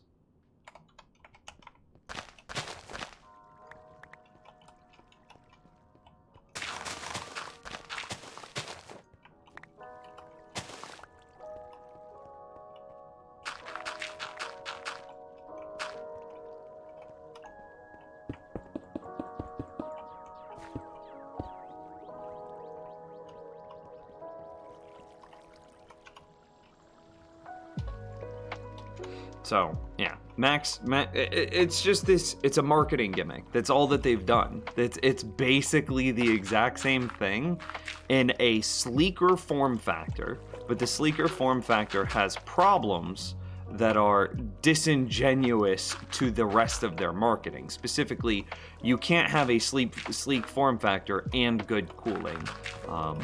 Those are largely mutually exclusive.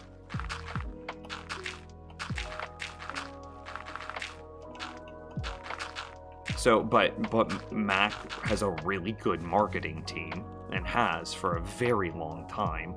So their marketing is so good that they have the ideology, or there's this general consensus that they are the workhorse computer, while thermal throttling like crazy and being basically a computer from the 2010.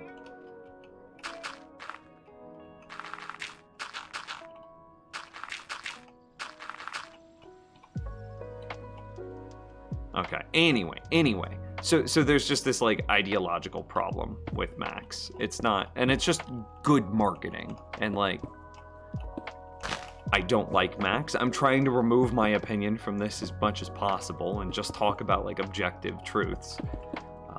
But yeah, so I can't be upset if there's a group of people that have been marketed to so well that they believe the marketing. It's not their fault.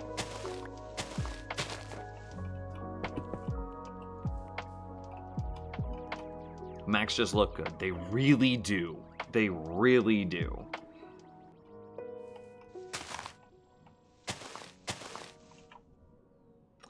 Used to be no power goes back and forth, always within close margins.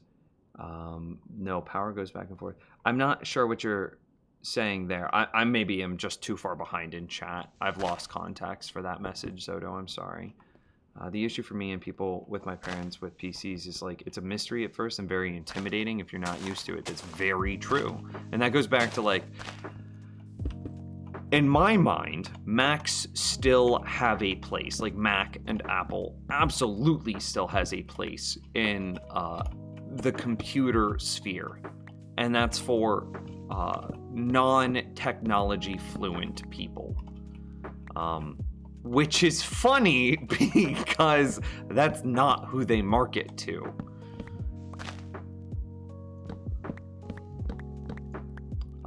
So like if my grandmother wanted a phone, and my grandma's not computer fluent, and that's not a problem. It's just a different language. It's a language that most of us grew up here speaking that her generation didn't.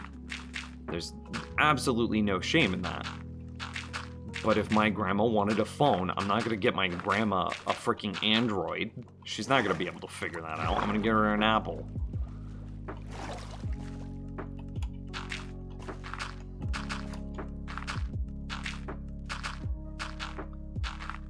My grandma wants to get a computer so that way she can browse Facebook and do the like. I'm not gonna get her a Windows PC. I'm gonna get her a MacBook.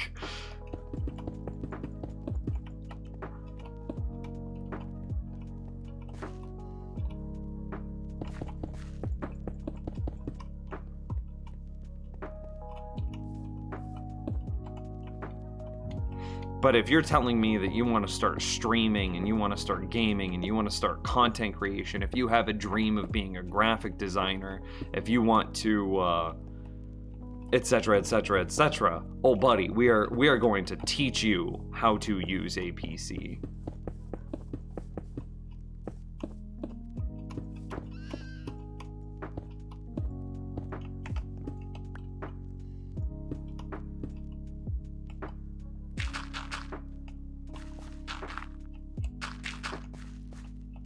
Yeah, there is a huge premium for using Macs as well.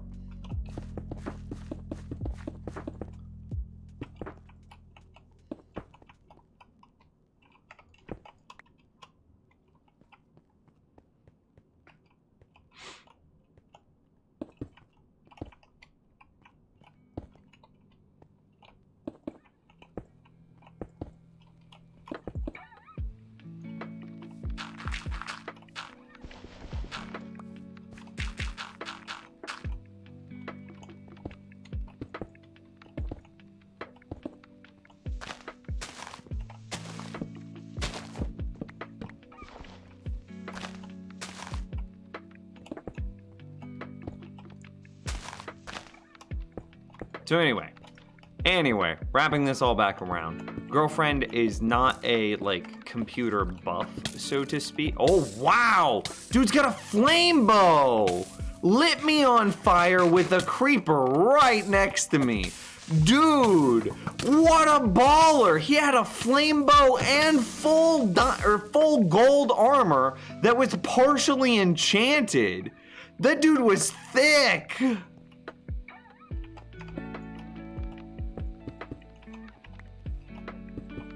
I am impressed.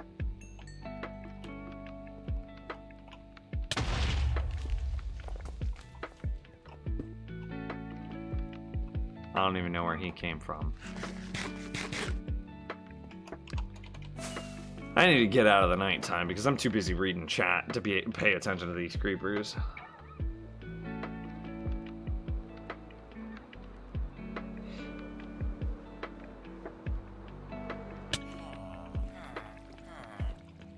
However, see, they were better, faster, than the same time frame PCs. That might be before my time. My grandmom did get to know Android. I mean, it's not impossible. It's just a language, right? I think that's one of the things that like we and like our generation that's growing up on technology kind of forgets sometimes whenever we make fun of our parents not knowing how to use phones and not knowing how to it's a language. There's literally words and phrases and inside jokes, and there's a whole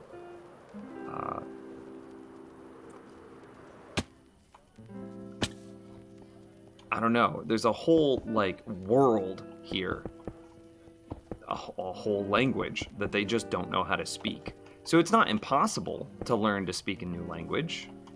It's just hard.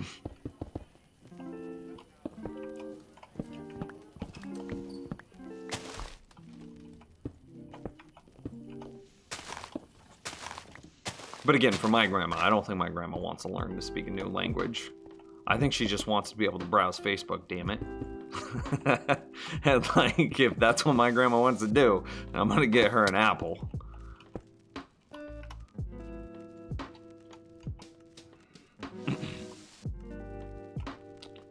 Catching up in chat real quick.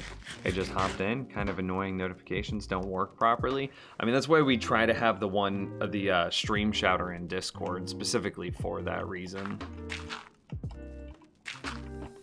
But Muxie has been pretty late these past few streams as well.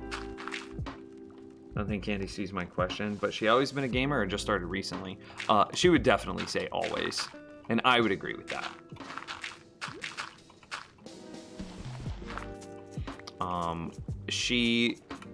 I don't know what her first game would be, but I know that she would probably define the beginning of gaming by like Halo Reach back in the day.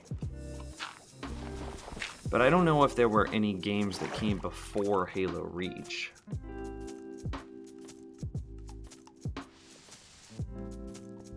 I don't know if it was before your time. That was around the Gem Drop colorful version of Max, way before Max started using Intel CPUs.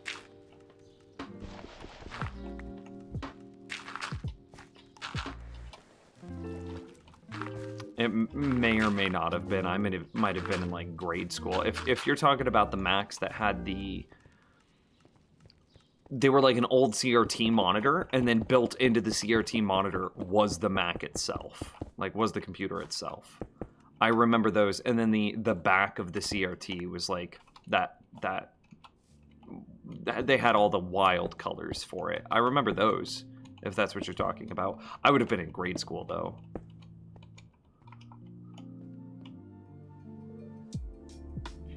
The first Halo. Oh, okay. But again, I know that like Halo Reach was whenever it became a huge pivotal thing for you.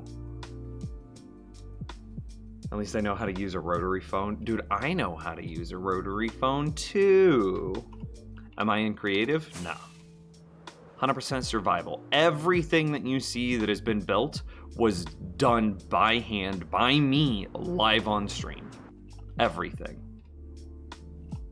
He's just a little too far behind in chat, that's true. Hang on. I gotta go, buddy. I'll message you tomorrow. Sounds good. Take care, Echo. Have a good one, man. And thanks for the support today, dude. Really, in high school, I got really into Skyrim and Fallout. Helped continue the love for games. I didn't know you played Skyrim. I thought you tried it and decided it wasn't for you. I didn't know that like you defined by it. Today I learned, chat room.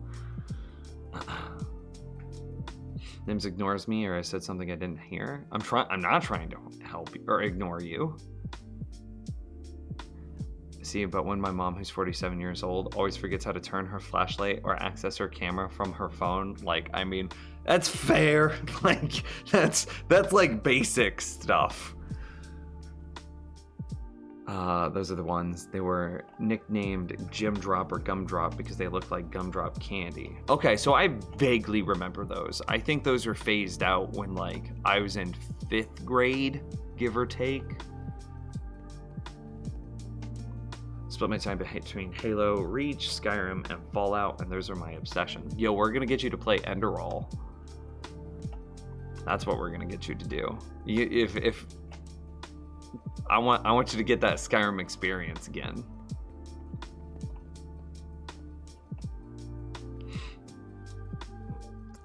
He won't read it? No, I'm reading. I'm just catching up. We talked about Skyrim. We can talk about it tonight if you want.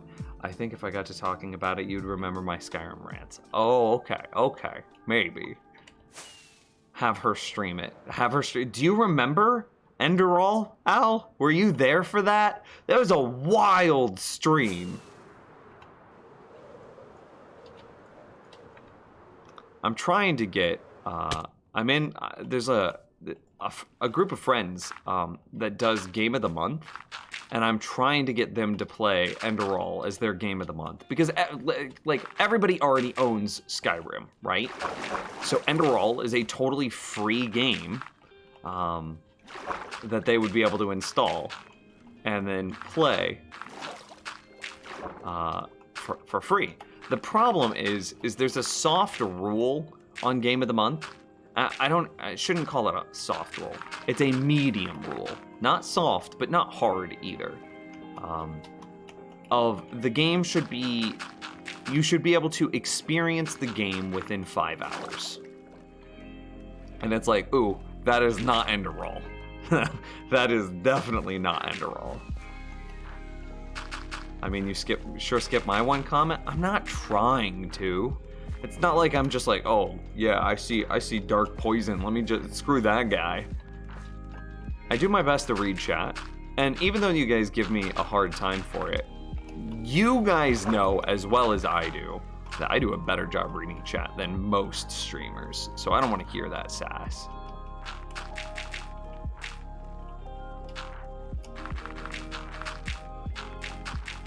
It was because of the context of the comment? Was it? I don't even remember.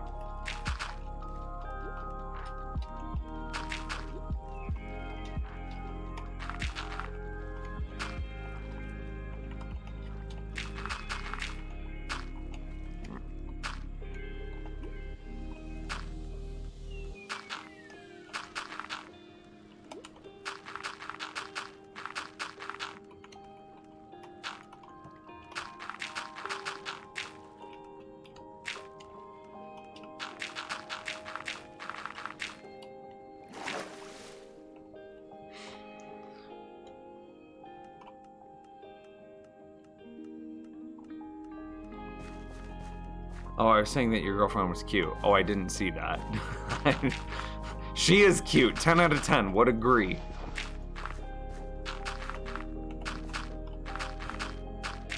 I don't know why she's dating a cave troll like me.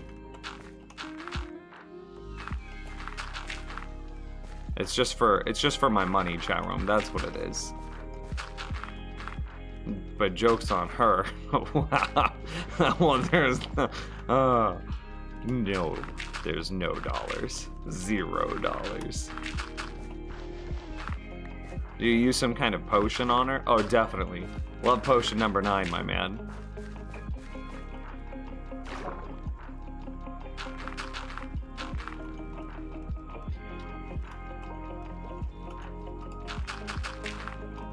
I was very confused for a moment why I was seeing dispensed item, and I was like, where the hell is a dispenser in this world?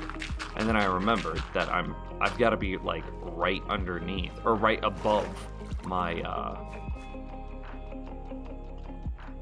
all the slime that comes out comes up a dispenser into a bubble vader that's like right below me. Blink twice if he's holding you hostage. That's okay. Well, it feels bad, but gonna lose the girlfriend today.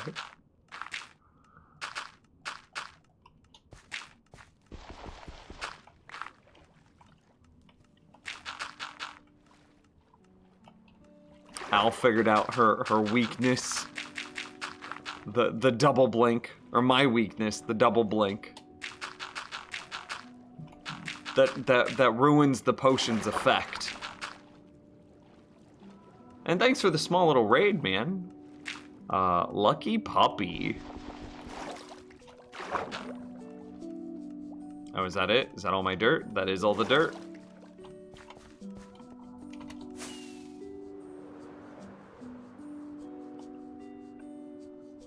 Your candy is a very cute human rabbit. Yo, did you see that art today from JPS? Did you guys see that? Look at this. Oh, the beautifulest. It's horrifying.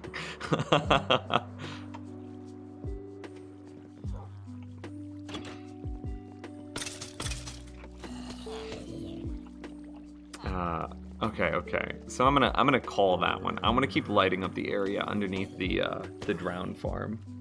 That's such like good art too. It's like it knows what it was trying to be and it did it. Like it's not trying to be accurate. It's not trying to be, it's just trying to be like what it is. I don't know how to explain it. I think it's funny. Did we just get like VR arrowed? Like that arrow felt like it went, like if I had a nose, it would have taken my nose off.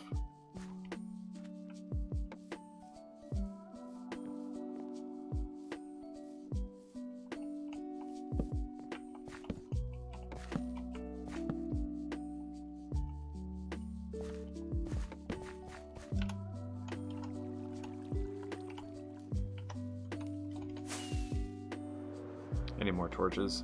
My beak? But that was the joke, is I don't have a nose. I have a beak. I need torches. Do I have more torches?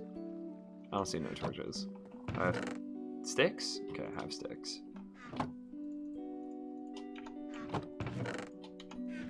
I need charcoal, which should come from the automatic charcoal factory. Yeah. Yeah, yeet.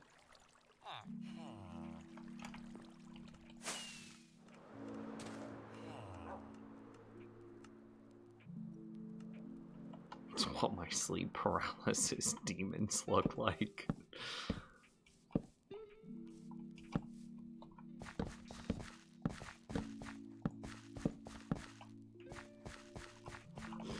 So a question is, do I fill in this river?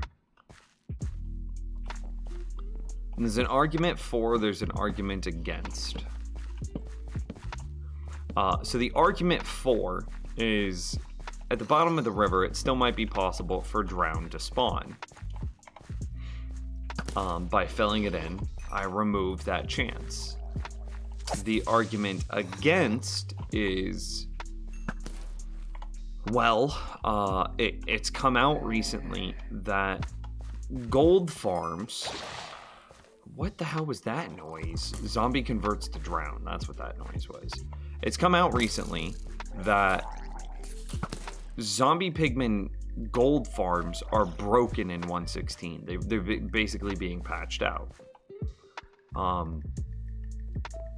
So how are we gonna get gold? Well, we built this way up in the sky as kind of a placeholder. But what if the thing that we were placeholdering waiting for just got removed from the game?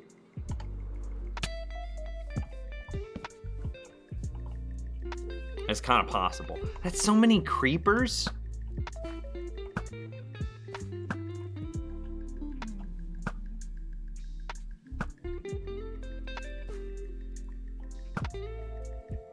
How did I miss this one creeper like 7 times? Disappointing myself.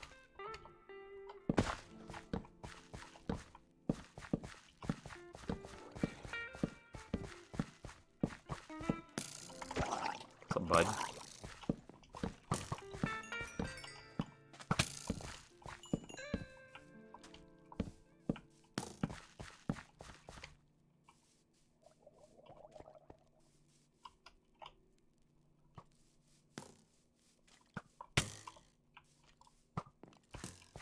What's broken about them? I'm so confused about the darkness. Is it created by the drown farm? Yes.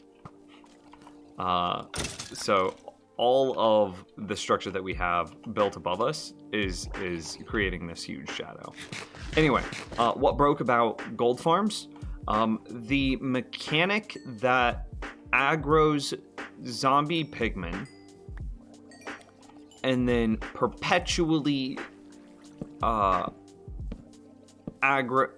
aggroes the new zombie pigmen that would spawn was patched out when they cleaned up the code that surrounded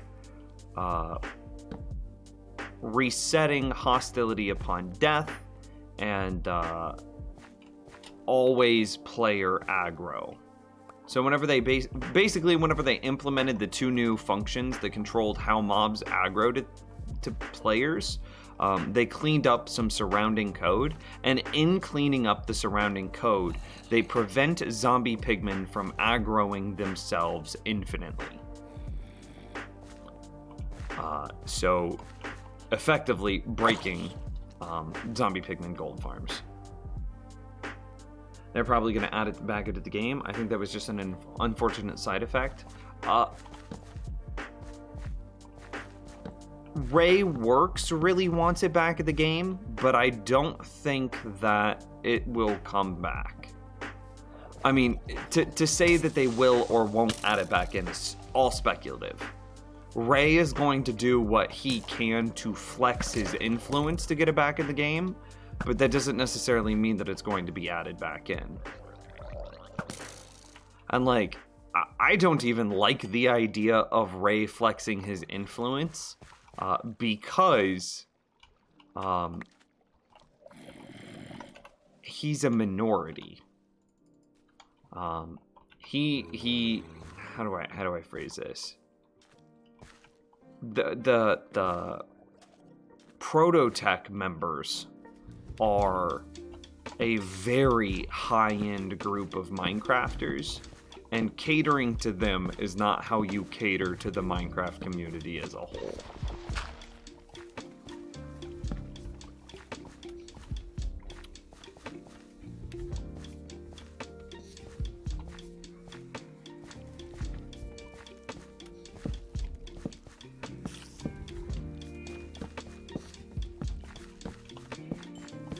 Because he says that he made some argument about like, oh, they took out zero tick farms, they took out this, they took out that. Surely they can't be taking out this too.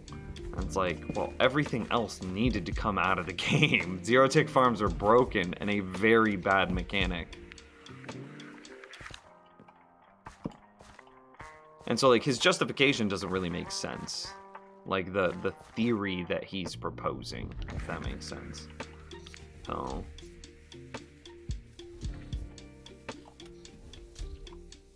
well, it's going to spawn fewer monsters now. We'll just keep lighting it up while we keep talking. While placing lights like glowstone in the water stop the drown from spawning. It should, yes.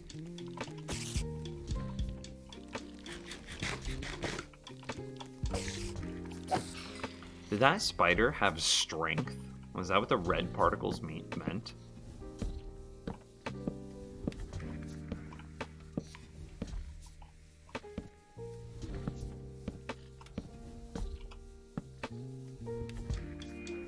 What are zero tick farms? Zero tick sugarcane farm here. Here, we'll look up, since we're talking about El Mango. So you basically shift a block underneath. Ooh, buddy, his video quality's rough.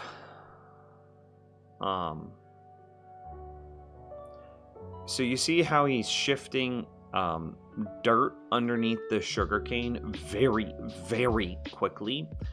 Well, this tricks the sugarcane into thinking that it's growing faster than it actually is. And this is 2 pieces of dirt, for the record. So whenever you're watching this happening in real time, it only looks like 1 piece of dirt, doesn't it? That's how fast it happens. And look at how fast this sugarcane's growing now.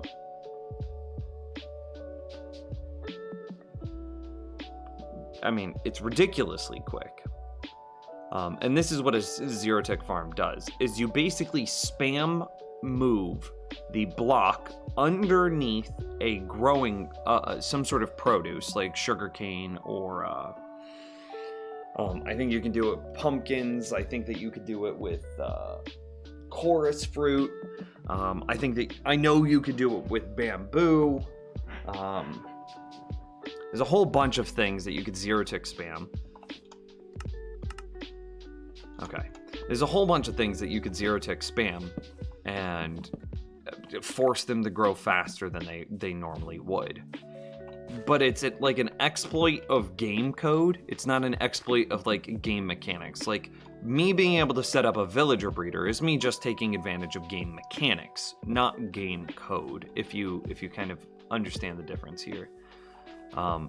To set up a zero tick farm, you're taking advantage of like how the game was written and not how the mechanics are intended to work. And so I don't use zero tick farms for that reason. And I never have, because I thought that they were cheaty. Because it's not taking advantage of how the game's supposed to work. It's taking advantage of how someone wrote the code. And so I never used them, and it turns out I was right to never use them because they're being removed from the game.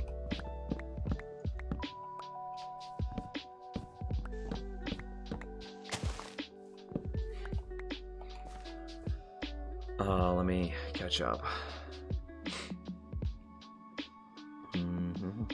Yeah, but pigment farms were not broken. They are pretty high effort for good rewards. True. And that's probably the big argument to not remove them from the game. Like, fishing farms definitely needed a nerf, right? I think that we could all agree that being able to build, I mean, literally like that much wood, and I could have a fishing farm. I could literally build a fishing farm. Like, here, watch this. I'm gonna throw out the rest of the wood and pretend that I punched this tree down. Here, we're not even gonna pretend, right? I'm gonna find a tree, and this is how early you could set up a fishing farm in Minecraft. And there's one log. So I have no tools, I've got no nothing.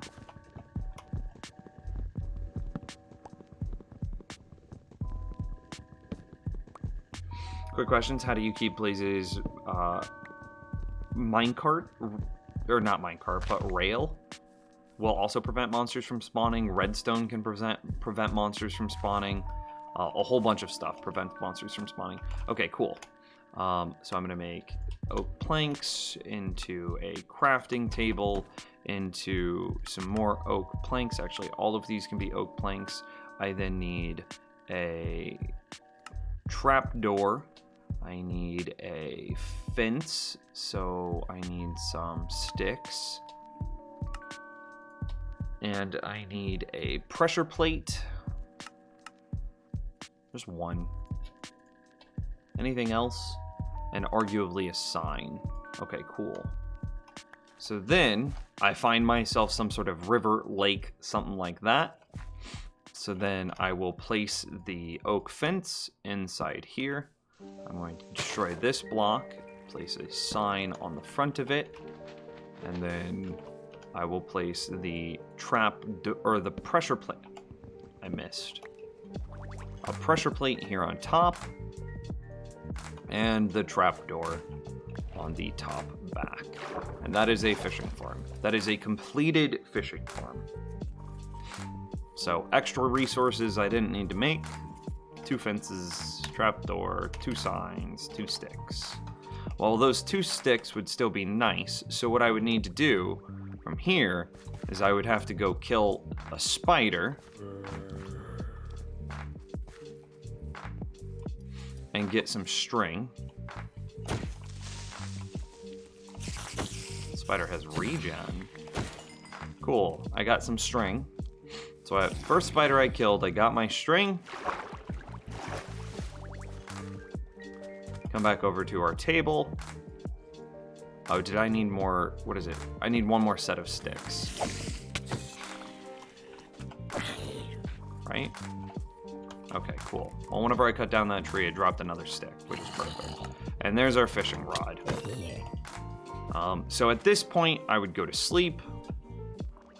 And then I could come back, and here's a working fishing farm.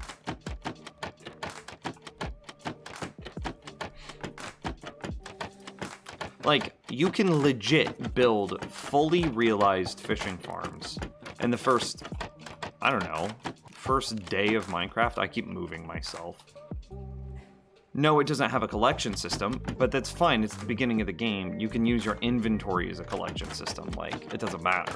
So the fact that you could then fish up in the first literal 10 minutes of Minecraft, your end game bow, like your Power 5 Punch 2 Infinity Flame Unbreaking bow, in the first 5 minutes of playing Minecraft is kind of ridiculous. It's kind of ridiculous.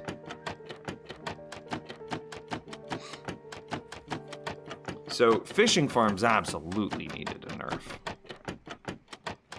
If we could get a fish to hit our bobber, that would be great. It's like between 5 and 45 seconds with an unenchanted fishing rod, something like that.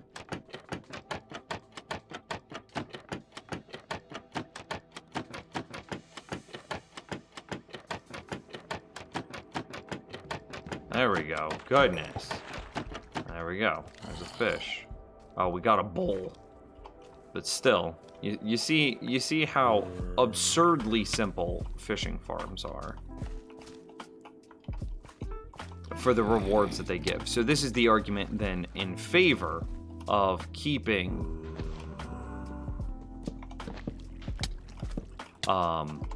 whatchamacallits, zombie pigman gold farms, is the amount of effort, right? Because that's really what it should be measured by, is it's just effort. So these things are so simple. There's no effort required at all for how much reward fishing farms have. And that's the problem. So they got nerfed. Is this the Nims TV I watched build an epic castle like 5 years ago? It would be the same.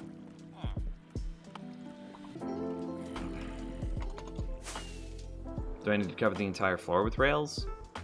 I mean, if you want them to stop spawning. You could also do slabs. You could also do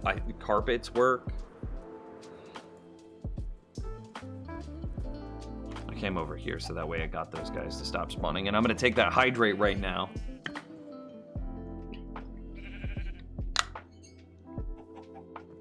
Pretty sure you could do a gold-based farm based on piglins. Well, they're now zombie piglins, but it's super unlikely. So what you're going to have to do is you're just going to have to set up the gold farms the exact same way that you set up the pillager farm or the pillager raid farm or the drown farm. It's all going to have to be the same thing now. Where you use, because every hostile mob, I believe every hostile mob wants to trample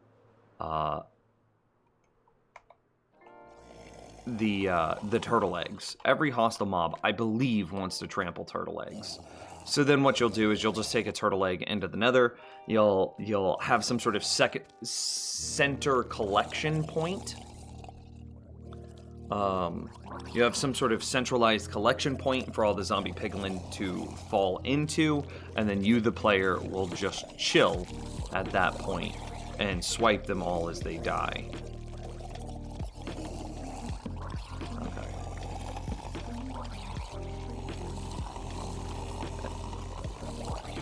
When did I square that out?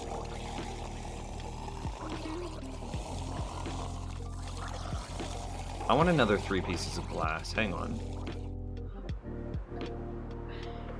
Will you not be able to fish up weapons in 1.16? You'll be able to fish them up, but they won't be enchanted anymore. So, bows. So what's happening? And there's a lot of misinformation around this, but fishing farm Minecraft.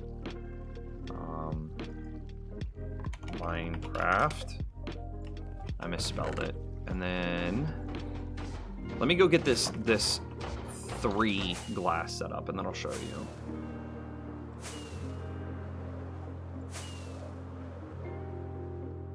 I don't want to touch the water, or else it makes the dudes aggro onto me.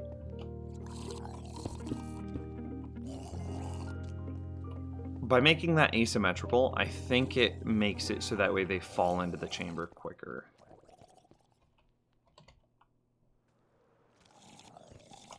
Anyway, these elephant didn't work. Anyway, fishing farm.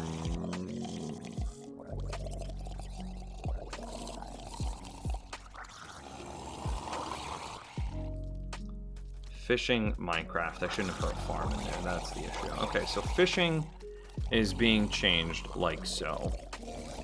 So there are 3 treasure tables, so chance of catch possibilities outside of jungle biomes. So this is the normal fishing farm drop rates, or drop chances. So you have 3 categories. You have the fish category, the treasure category, and the junk category. Effectively, the treasure category is being removed from most fishing farm designs. So you won't be able to catch anything from the treasure category. You'll still be able to use your fishing farm to get fish. You'll still be able to use your fishing farm to get junk. You'll still be able to use it as an experience farm. You'll still be able to fish farm. All of that will still exist. You just can't get treasure. And even then, we already know how to build a fishing farm that can do treasure. It's just a lot bigger and a lot bigger and a lot slower.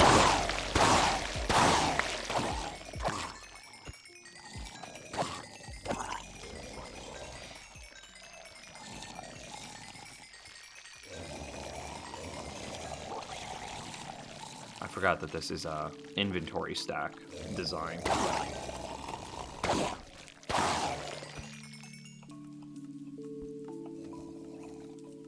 Maybe I want to be back another block. I don't know. Ooh. Oh, but then I wouldn't be able to get the experience, would I? Yeah, I can't get the experience here. I literally have to be, like, inside of this next block. I wonder if I could use, like, a chest instead.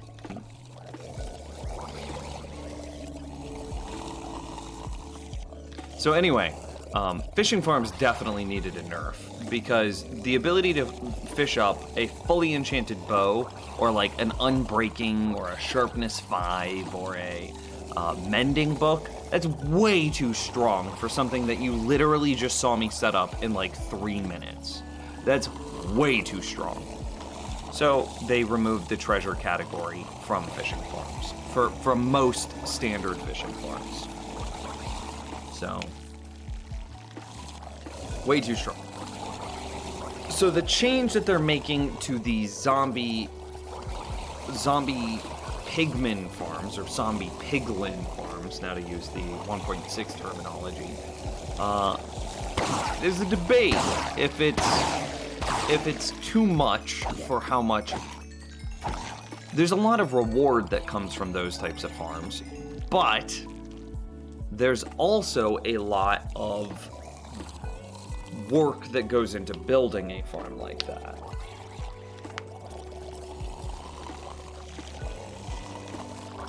What do you have water where you stand? I might be able to show you. I'm testing a theory. So look at these guys. They're just not pathing, they're just not moving. But watch, if I jump and get in the water, they immediately start tracking on me. Okay? But then check this out. See how they're following me? See how they're following me? Then I fall out of the water, and they just don't care anymore. So I'm trying to play with some sort of mechanic where they track me in water like that. And that was a perfect example, by the way. I loved how cleanly that worked.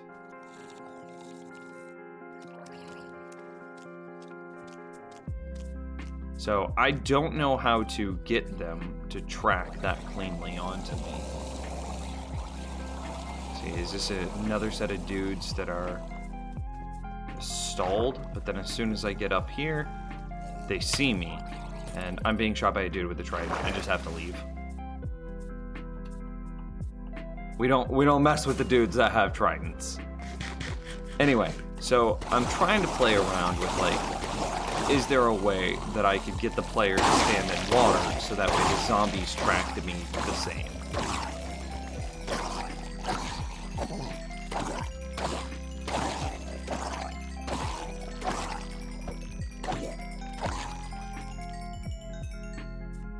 Does that make sense? I'm sure it makes sense. I explained that super well.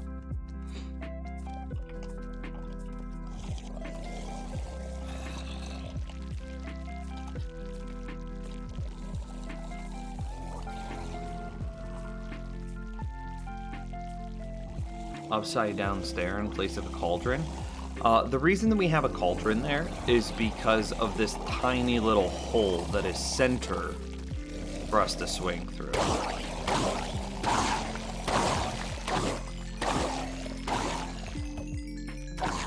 It makes it very, very convenient.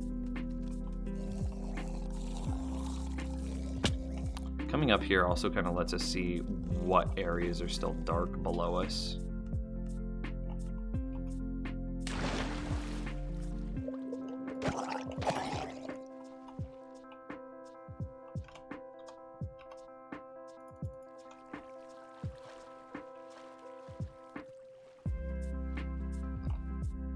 How do you make it so the egg doesn't hatch? What are you talking about? What egg? Oh, the turtle egg. It's controlled by what block you place it on. So just don't place it on, I think it's sand and dirt. I might be mistaken though. Place it on some like wildly unnatural block, like glass, and then you never have to worry about it hatching. I don't remember which blocks it hatches on, but I know it doesn't hatch on glass, so you're good if you place it on glass. Do you have a furnace XP farm? Nah. Those are boring and slow. I have a better XP farm. That's how I'm level 404. What up? We actually have a lot of different XP farms now. But the one that like is accountable for like 400 of our levels, I would say out of the 404 levels that we have, I would say that 350 of those levels are from one experience farm.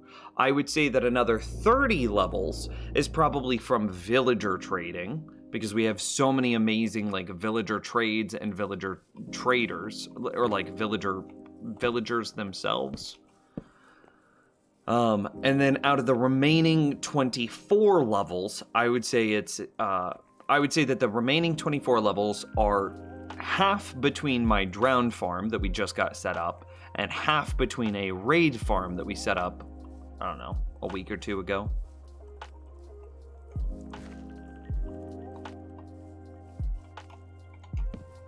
Yeah, 450 or 404 levels. So I would say 350 are from our best XP farm. 30 levels are from villager trading, doing things like buying golden carrots and what have you, emerald farming.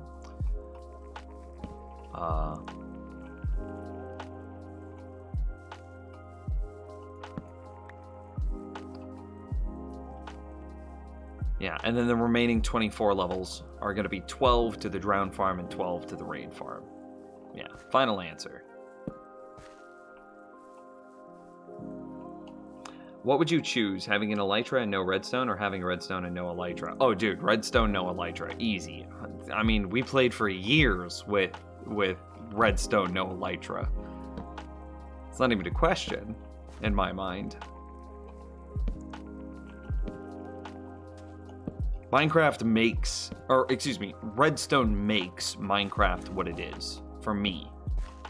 The elytra, I mean, we lived without the elytra for how long?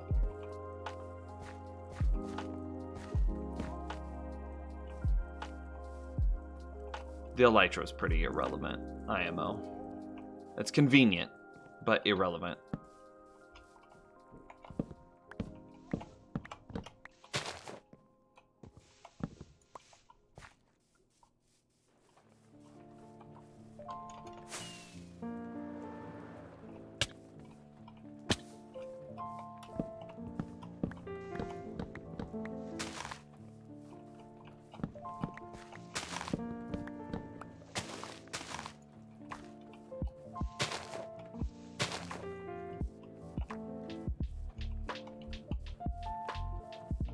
Okay, this looks a lot cleaner now.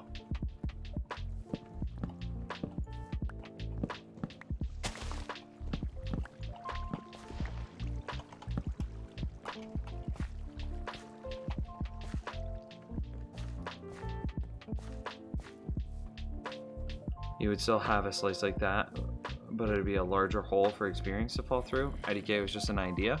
I mean, it was a good idea. I just don't think it's gonna work for our needs, though.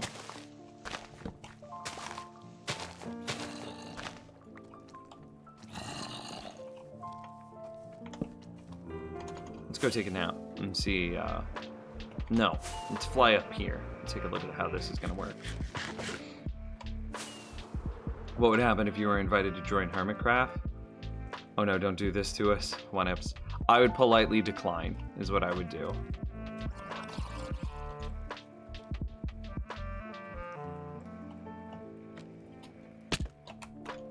I would politely decline. Why no to Hermitcraft? So that's the person that's gonna do it to us today. How do I make this as nice as possible and as short as possible? There's a problem that exists inside the greater YouTube community, not just in Minecraft, but the entire YouTube community of creators that only create for the purposes of making money and manipulating audiences.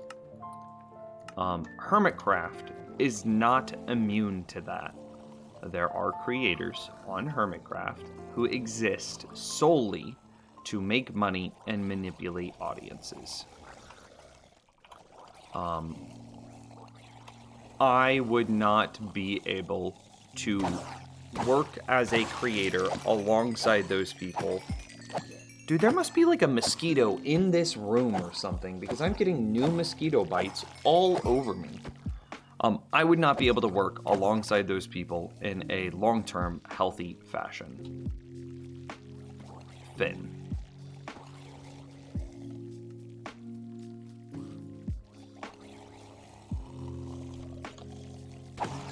Well, yeah, it's their jobs. Okay, allow me to expand.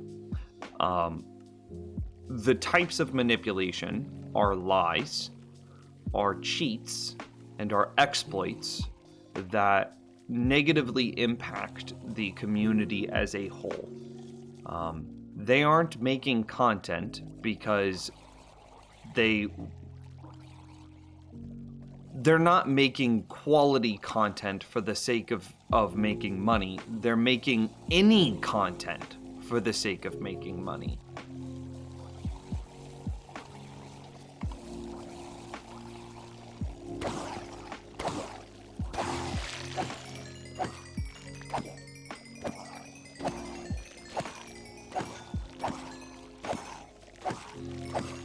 I don't mind, like, the whole ideology of, like, somebody, look at how they're timing their releases to coincide with, like, current pop culture things. Dude, that's just normal.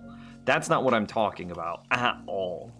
I'm talking about people that are straight up lying to their audiences, so that way they get more clicks and more, that way they get more clicks, that way they get more engagement, that way they get more everything, and thus result in making more money. And they're incentivized to do this. This is like the Logan Pauls that are creating, like, walking through Suicide Forest and turning it into a fucking vlog so he could make money off of somebody that killed themselves. That's vile and shitty business practices, and people like that should not have a space on this platform. On any fucking platform. Hermitcraft is not immune to it.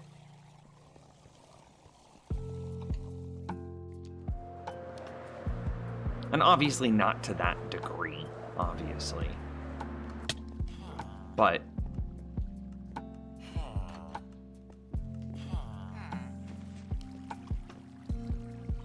those same views at all costs absolutely exist in every facet of YouTube. And Hermitcraft is not immune, and I would not be able to work on Hermitcraft alongside those people and be happy about it. I would call them out all the time if I was their coworker, which would result in just a volatile workplace effectively, and in which case it would then result in either them quitting or effectively me being removed from the server, right? So, like, why would I say yes in the first place?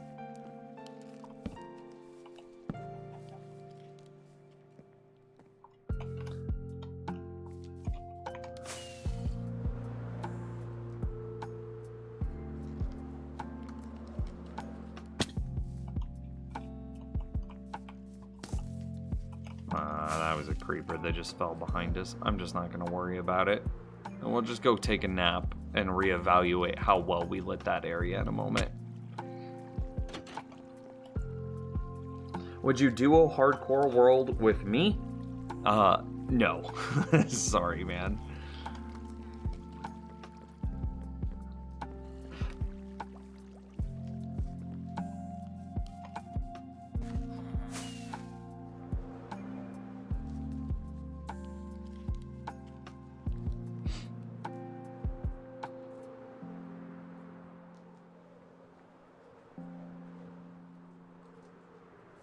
So, and see, this comes down to, like, personal ethics.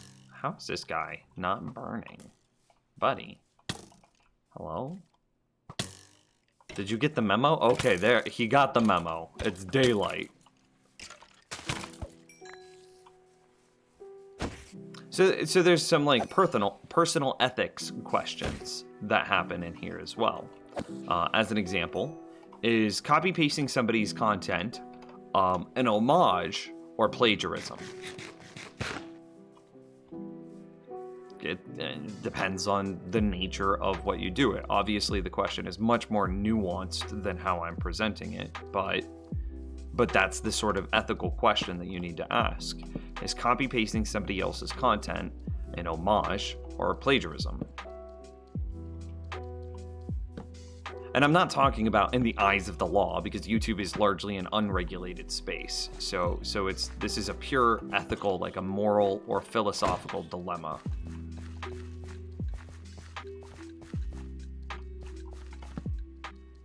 Because if it were a movie, we all know that it would be copyright infringement. If it were a book and somebody copy pasted somebody else's book, then I mean that's plagiarism.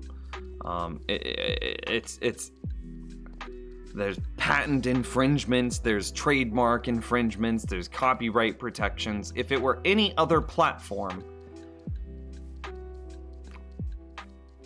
it wouldn't be allowed. With maybe the music industry as an exception, because sampling other people's work is very common in the music industry. However, that is okay inside of the Minecraft community, because as an example, we all recognize this here as Etho's Hopper Clock. The long-term Minecrafters will remember when Etho published this video on a Hopper Clock. Now, I'm using this Hopper Clock to drive a farm of my own design.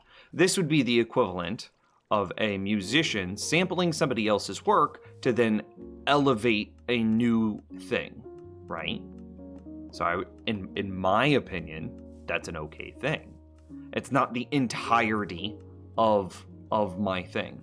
But if I were to just copy paste that Hopper Clock and be like, oh yeah, no, I made the Hopper Clock. Nims's Hopper Clock, not Etho's Hopper Clock, Nims's Hopper Clock. Is that an homage or is that plagiarism?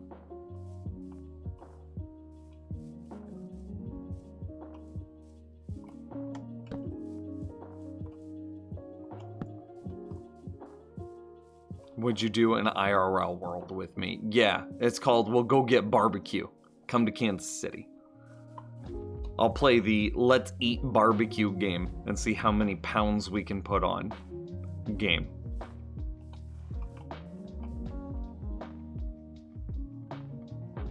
Oh hey, he's being chased by a zombie.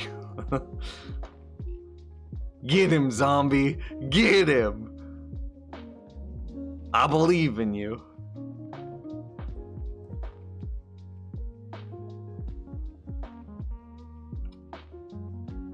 I don't think the zombie has a chance. I think the trader is just too fast.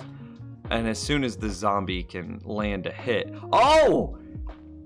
Now the llamas are gonna start attacking. Oh, the zombie's going for the llamas. Llama's backed into the water, so is the zombie. Oh, this is gonna be a tight fight. We gotta get over there and get a better angle. Look at this. Okay, so he's kind of stuck downhill. The llama... Whoa, how did the llama jump that high? Wild leaps, my man. And now the llamas have the... It's over, Anakin. The llamas have the high ground. Will the zombie ever jump a single block? I think this is it for him. Let's even the playing field. Hang on. We're gonna go over there and we're gonna even this playing field. We're going to kill one llama. Boom. Playing field has now been evened out. Is one llama enough? Yes, it was. To keep the villager safe. And look at that, the llama continued to spit on the zombie's corpse even after the zombie was dead, furthering the shame. Okay, anyway, I really do want these guys dead though. I hate wandering traders. And this guy had nothing of value.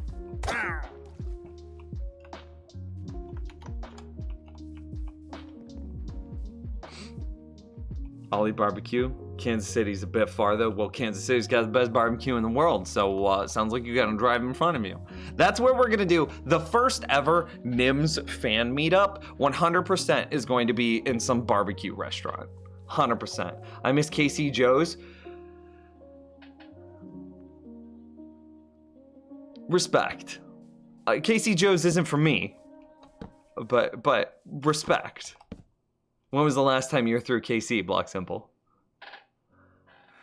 Mumbo Jumbo had an issue with music where he was using a jingle that some creators made specifically for him. I remember that. Yep.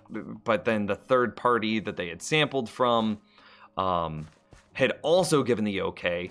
But the third party's publisher that they had sampled from DMCA'd basically Mumbo's entire library. Yeah, I remember that.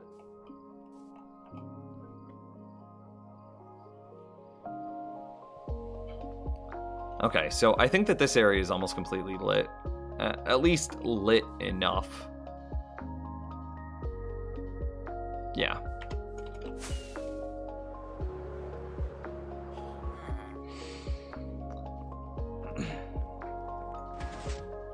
So 116 is right around the corner. What sort of things should we do to prepare, to prep for 116's release? What things do we need to have done before we reset the Nether? Does having a platform that high up give you an opportunity to die? Yeah, I've actually popped multiple totems jumping off of my drowned farm.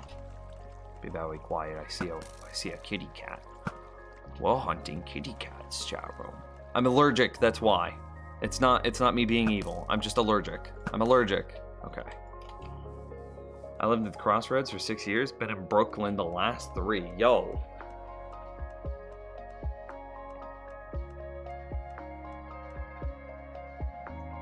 You know, 3.5 years ago, we probably lived A minute apart.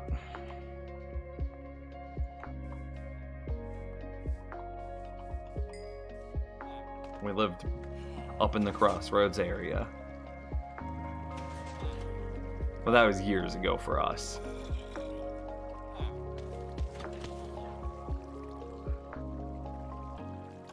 I need to put the leather up.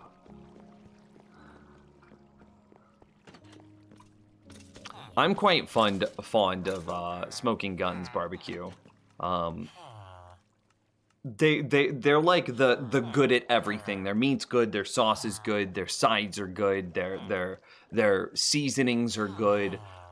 It's just good everything. Gates, their meat can be a little stringy, a little bit chewy, and I think that that's like a symptom of popularity, right? I think Gates used to be better, but I think that just in needing to mass produce, Gates got a lot worse. But Gates still has arguably the best sauce out there. And who was it? Q39 is really good as well. But Q39 has it's a little too pretentious for me. It's good, it's just too pretentious. I told you I'm allergic, apologize.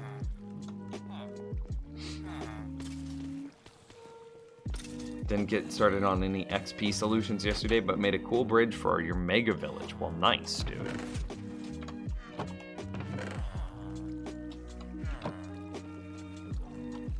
Nims, how would somebody go about being your friend? I don't know how to answer that question.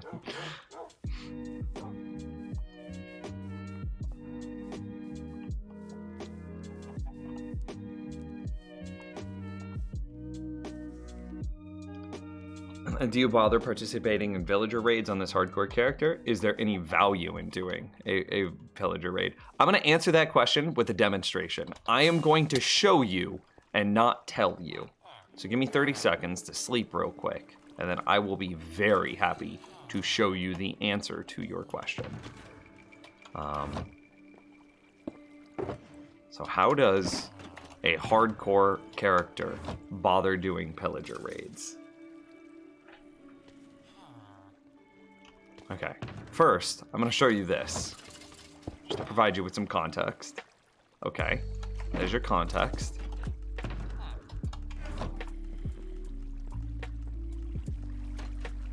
But then I'm gonna show you and I'm not gonna tell you.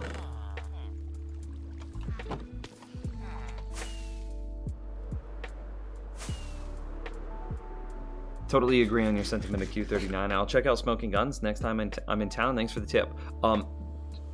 Smoking Guns, burnt ends, and mac and cheese bites. That's what I would strongly recommend. I think that they have a sampler that you can get both their burnt ends and their mac and cheese bites. I think their brisket was pretty good. I don't know if I've had any of their... I started to rotate through their menu to try some stuff from them, and then I found their burnt ends, and I was like, that's it. I'm just gonna, this is it. I found the best burnt ends in all KC, so.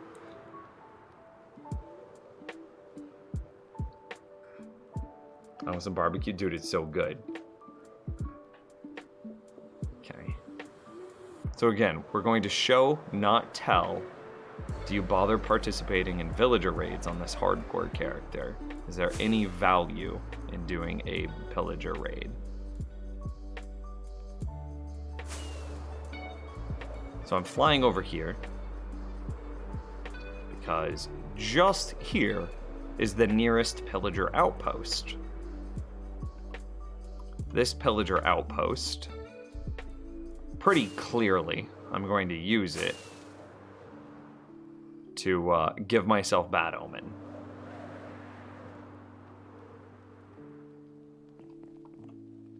Okay, there's one.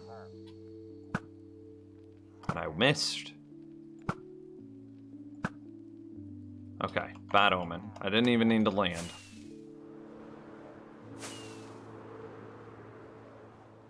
Nim's recommending mac and cheese. What parallels?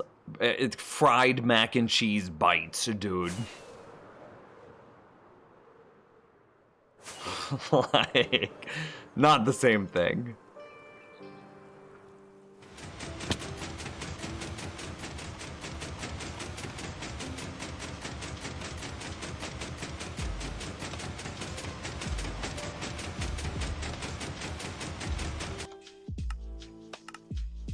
I think it was blocks.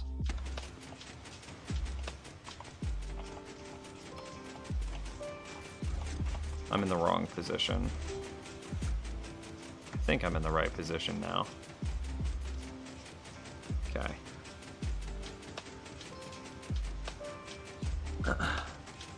Okay. Like, Q39 is like, you want to go on a date barbecue. That's what Q39 is. It's like, you have this girl that you're wanting to impress, but you still want to get yourself some barbecue. And that's when you go to Q39. You still want to just smother your face.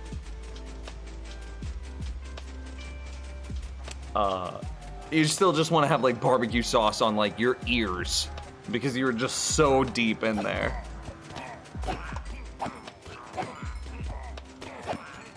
Show not tell, right? So pillager raids are very worth doing in a hardcore world. Pillager raids are the best source of totems of undying. Totems of undying are like the greatest thing to have in a hardcore world, and setting up or like becoming strong enough to do a pillager raid on your own, eventually culminating into you finding, like the player finding a pillager outpost and then setting up a pillager raid farm to continue to farm Totems of Undying is like the pinnacle of achievements in a hardcore world. So for the longest time, yes, I did pillager raids. I fought them off manually myself. And I, of course, you know, there were times where that was dangerous. You know, you get a splash potion of weakness, a splash potion of poison, and then you've got a Ravager coming for you, and you're just like, oh, sweet baby Jesus, help me. And there were times where, like, it was scary doing that. But I did it. And I fought through them and the whole nine, right? And then we found the pillager outpost. And we set this up in the ocean right next to it, so that way we don't have to worry about where the raid is going to spawn. And so now, just no hands. Like I can, listen to me, chat room. I'm nowhere near my computer. I'm on the other side of the main room. Okay, but I'm walking back now. And so no hands, just completely AFK. Pillager raid.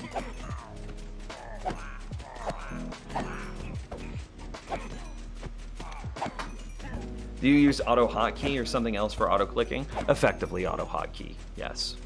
So you can see that I'm swiping on a 650 millisecond interval. Basically, I'm using my keyboard can set up macros like that. So I have my keyboard. I have a macro in my keyboard that's saying left click once every 650 milliseconds. I used to do the raids with a few friends way back on a server, and they could wipe us out with fully enchanted diamond armor. Didn't realize you could do this. Yeah! I mean, again, I would do it, and I would go in, I would be combo eating. I had ender pearls. I had golden carrots, fully enchanted, protection 16, diamond armor. I was doing it with the works, and it was still dangerous. I've never tasted BBQ sauce. I've never even seen barbecue sauce. And Clawley says you're not missing much? Clawley! Barbecue sauce is, if there were lakes in heaven, they would be filled with barbecue sauce. What are you talking about? Heresy!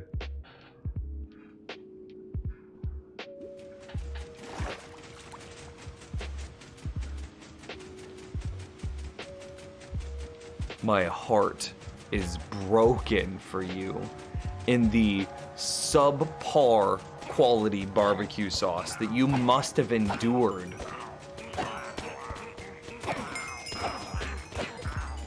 To say that barbecue sauce is not missing much.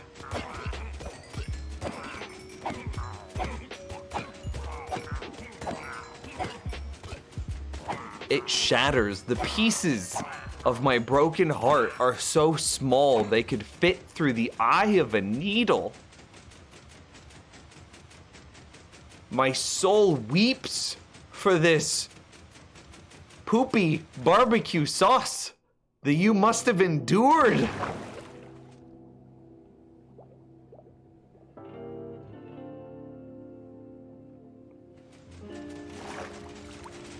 Okay. I'm gonna finish this raid, and then I'm gonna pause it, because clearly my storage system, this is the next storage system that I need to upgrade. We just upgraded the storage system on the Drown farm. I now need to upgrade the storage system here. What about Arkansas City barbecue sauce? I've never had barbecue sauce from Arkansas City.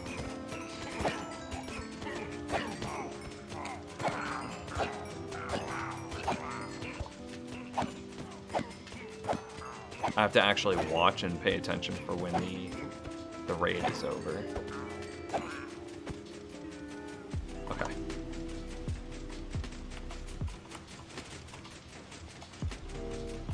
So we then shut it off, we drink our milk, which clears the bad omen effect, and now we're true reset. And from this point, let's take a look at some of the items we got. Okay. More than a handful of Totems of Undying. More than a handful of Potions of Insta Health. Hoppers, okay, let's just start clearing out the bad stuff. We don't want saddles. We don't care about multi-shot bows. Saddle. It's multi-shot piercing that we're really interested in. Don't care. Blab.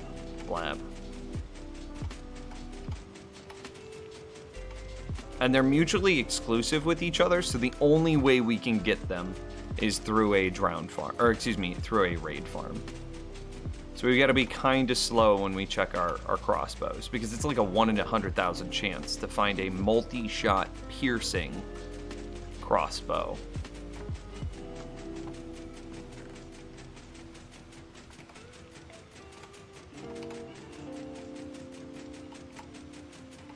I didn't mean to drop the sticks, but it doesn't really matter in the grand scheme of things.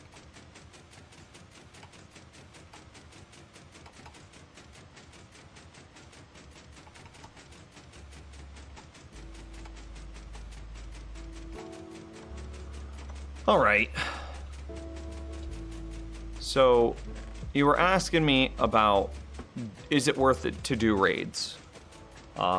Yes. It's very worth it to do raids. Look at all of these Totems of Undying.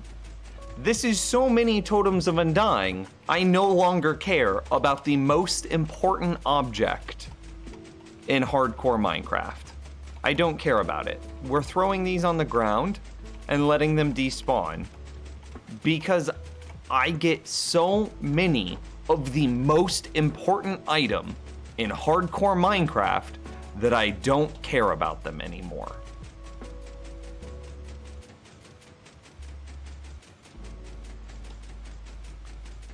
I mean, glass bottles, spider eyes, redstone, glowstone.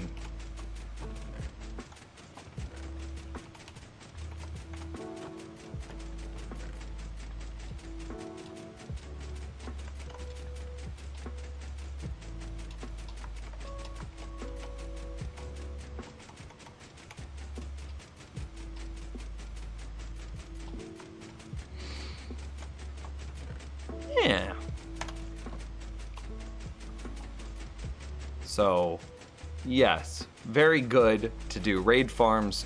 Definitely, if you have the skill as a player to manually fight a raid farm, you should, because Totems of Undying are the most important object in all of hardcore Minecraft.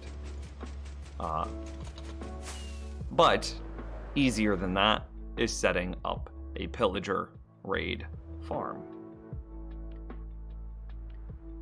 And once you set that up, the most important item in Minecraft, in hardcore Minecraft, has 0 value.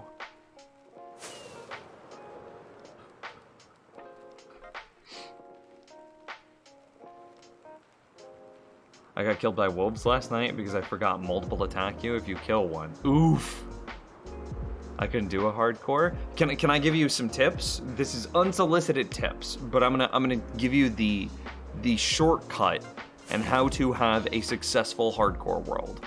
So the problem that everybody runs into with like hardcore worlds is like their risk assessment is way off.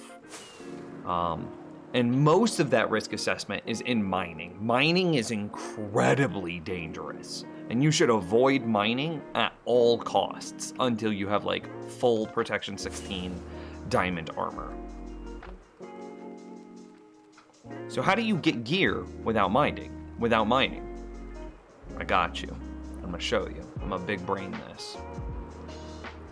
Okay, so the first thing that you're gonna do, unsolicited tips, right? First thing you're gonna do, if I made a YouTube video, these are the tips I would give in this YouTube video, right?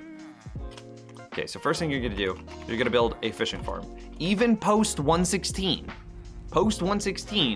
where you're not gonna get any bows and you're not gonna get any build a fishing farm. It doesn't matter. Build a fishing farm. Why?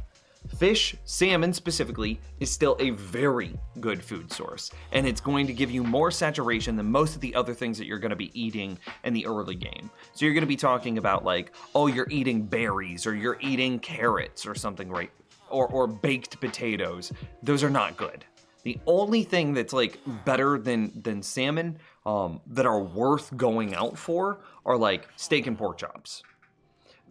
But building a full steak farm or a full pork chop farm is going to be way more intensive, way more labor intensive than just building a fishing farm. Earlier this stream, I showed you how you could build a complete fishing farm in like less than 2 minutes. It's so wildly easy.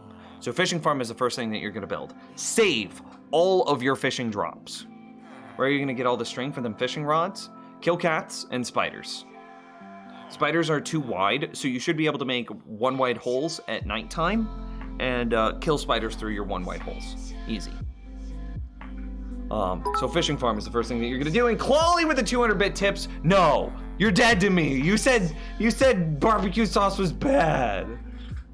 You're not in the right part of the U.S. Oh, okay. Okay, well, we'll have to bring you out to the right part of the U.S. so that way you can try proper barbecue sauce. Anyway, fishing farm. The next thing that you're gonna do is you're gonna go mining for, depending on your risk of, like, your personal risk tolerance, you're going to go mining for 30 to 60 iron. Okay? So what you're needing to do with this iron, you don't make iron tools, don't make iron weapons, you don't need them. Go mining until you find 30 to 60 iron. Make yourself a full suit of iron armor, which should be like 24 iron. And then with the rest of the iron, depending on like your risk evaluation and how good you are with resource management, with the rest of that iron, you're gonna be making buckets and hoppers. So then the next thing that you make, now that you have this iron, is you're actually not gonna make anything. You're gonna explore until you find a village. Okay, now that you've found this village, you should be able to set up a quick and dirty villager breeder. Okay.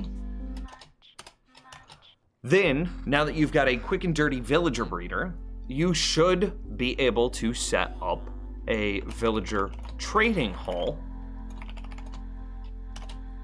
And very quickly following, and somewhere in there, you should also be able to set up a quick and dirty iron golem farm. And with that sequencing, you've only had to go mining for 30 to 60 iron, which should be a very safe thing because you should be like strip mining close to the surface with stone tools. You're being like super safe here. You're being very conservative. You're not exploring for a huge amount of time. You just go mining for a little bit, and then you explore a village. You immediately take over and repurpose the village, set it up as a villager breeder, then as a villager trading hall, then as an iron golem farm. With this sequencing, within the first couple of hours of playing, you should be able to set up with the villager trading hall and the villager breeder, blacksmiths. With the iron golem farm, you should have a huge amount of iron, and then you could trade this huge amount of iron. Let me pretend like I have no emeralds on me, right? No emeralds.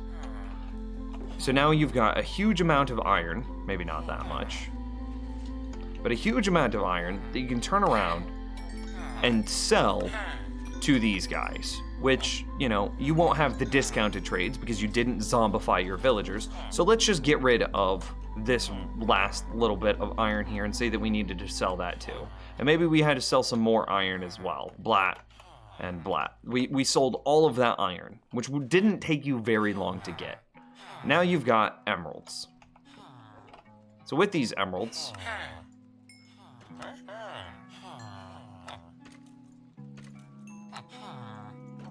boom. I just got full diamond armor without ever needing to go mining. Oh, okay, not good enough? Not good enough? Their iron trade's not gonna reset because it's nighttime.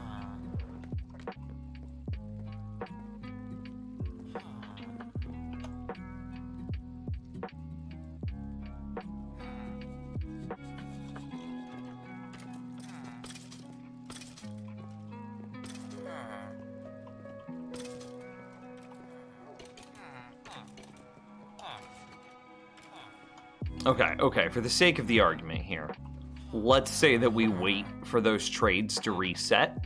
So now it's daytime and now we can sell them more iron, so we sell them. So we're gonna pick up some more iron here. We sell them some more iron, and we're gonna pick up a little bit of these emeralds over here, okay? Maybe we picked up a little too much, but that's fine.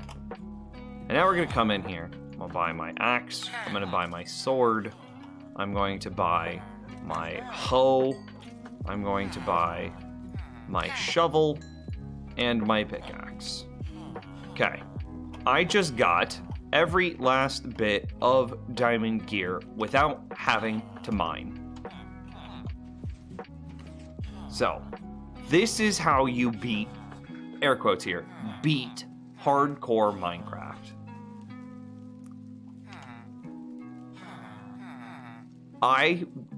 With this setup, with fishing farm into mining for some iron now that you've got the food. Then you explore until you find a village. Then you set up a villager breeder.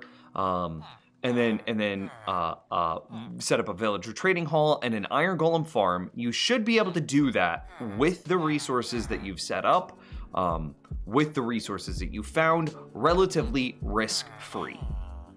And then you could turn around and use the combination of the fishing farm, because remember I told you to save all those drops. You can sell fish to fishermen. So here's cod. Well, that's what I should have done. So say we took a stack of salmon, a stack of cod, a stack of trop fish, and a stack of clownfish.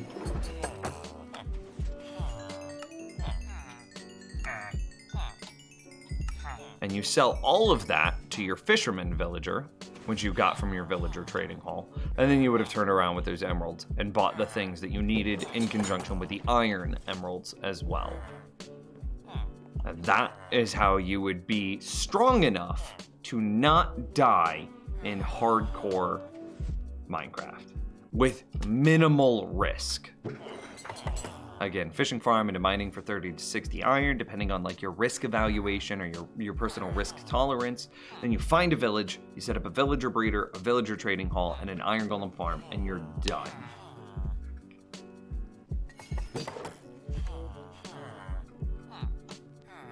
So, okay. Pick up those. I don't care about the iron. I don't care about the diamonds.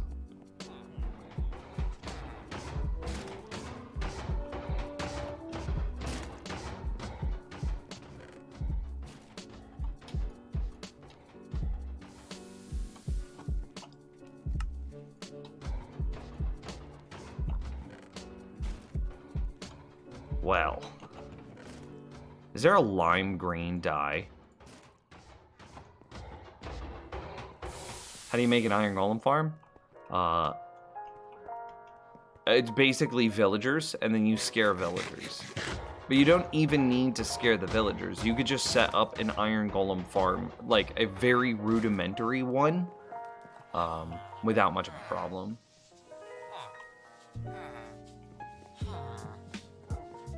Lime green dye is cactus plus white dye. How 400 levels? Oh, I'm not 400 levels. I'm 405 levels.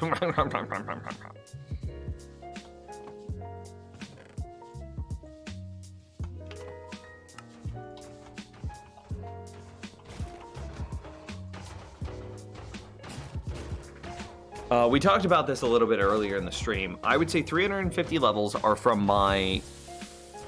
Well, hang on. Let me save that one for the last, because that's the big one, right?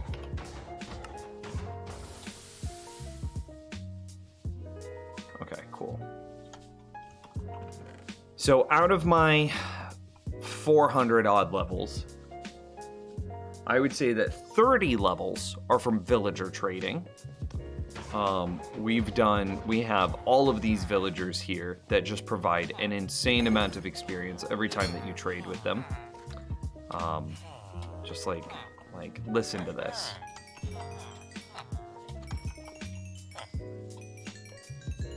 It's just so much. And then like, it gets even more ridiculous if I come over here, and my inventory's not set up for this actually. So anyway, 30 levels, I would say, is from villager trading. Another, I don't know, 20 levels is from my raid farm, which I just showed off. Another 10 levels, give or take, is from my new drowned farm that we set up basically between this stream and last stream. And then all the rest, all the other 350 some odd levels are from, well, this. This is a skeleton experience grinder. And that's where probably the last 350 levels are from.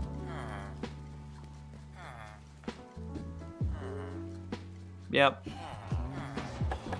Flex.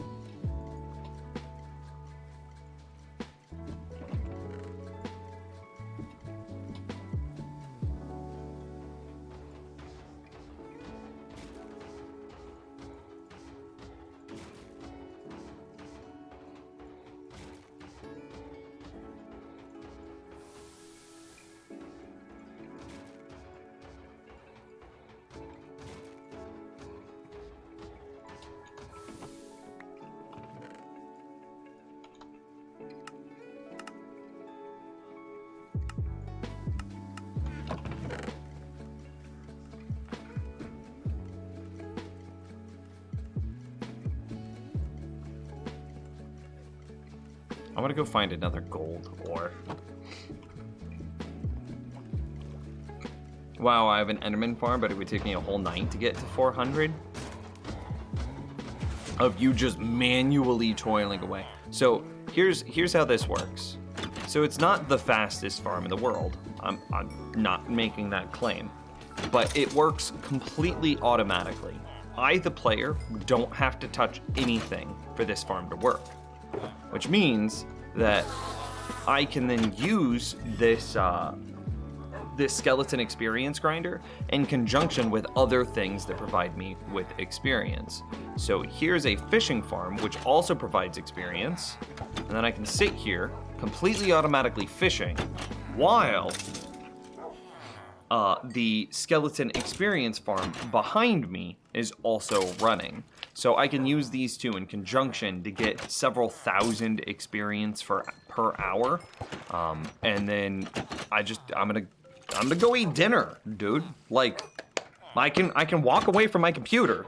And so like, I'm just gonna go pee. I'm actually gonna go pee. I will be right back. But like, this is my point.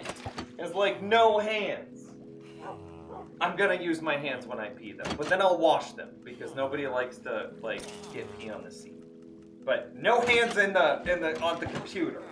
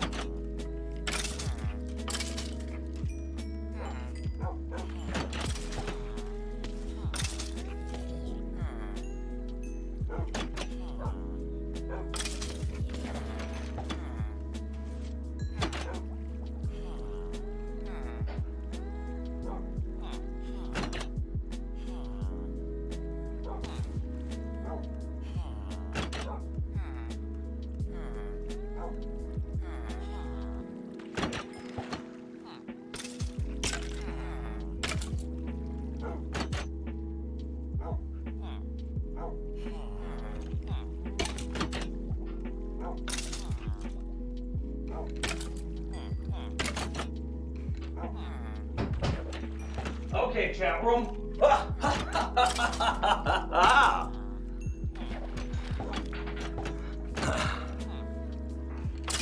Okay, I'm back.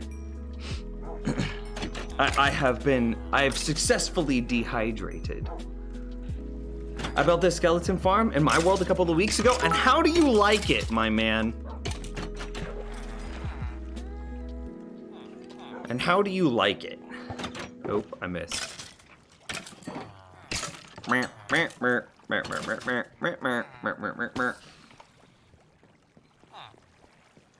It gets exponentially, yeah, a whole night. Yeah, that's kind of wild. So 400, my goal is to break level 1000. So like, whoa, what did I just sit back down on? Double A with 1100 bits. My man, super generous. Thank you very much. Oh, I missed. Oh, hey, but that was like a perfect landing. Apologize, he just ignores me? Wait, what are you talking about? You, literally, all of your last messages were uptime, Nims ignores me, Nims ignores me. He would never do that. He ignores me. He realized. You said nothing of consequence. I am not going to respond to that. You said nothing. It was empty words. Come on, dude.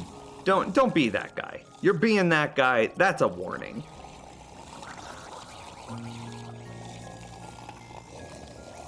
You want to respond, say something of consequence. Before all that, well then just resend the message. I'm a human being, I miss messages. You're not being a good rule of thumb in life. Don't assume the worst in people. By thinking that I'm ignoring you, you're assuming the worst in me, and that's not a fair thing for me.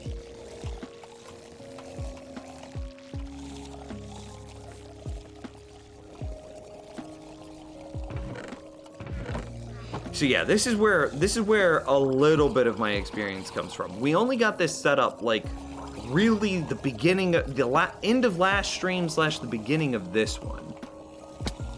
It was very new. But in testing, I would say it probably gave us a few levels.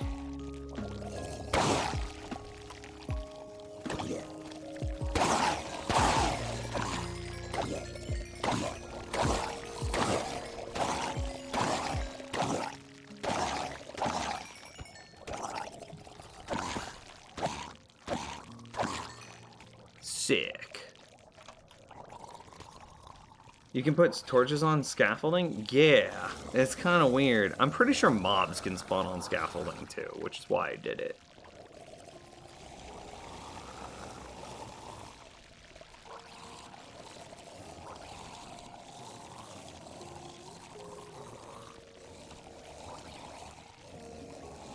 Do any of the other patrons ever get on NIM server? I know that James is on pretty frequently. I know that Castle normally got on, but she's busy with schoolwork. I'm pretty sure Eyebrows gets on with relative frequency. I see that we have 2 new patrons today, both Candy and Anthony S, that I need to get added. So, obviously I'm streaming. I'll do that immediately following the stream. So, there will likely be more, Clawley. And I also want to start to do, like, highlight, Patreon world highlight stuff where we all just get on the world and hang out.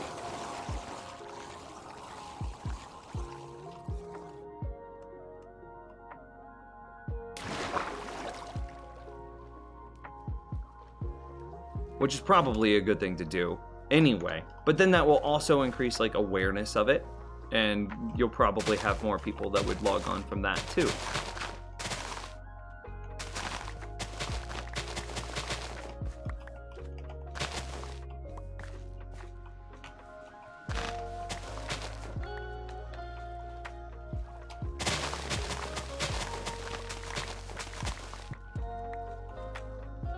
That's as far as I could go over without a water bucket.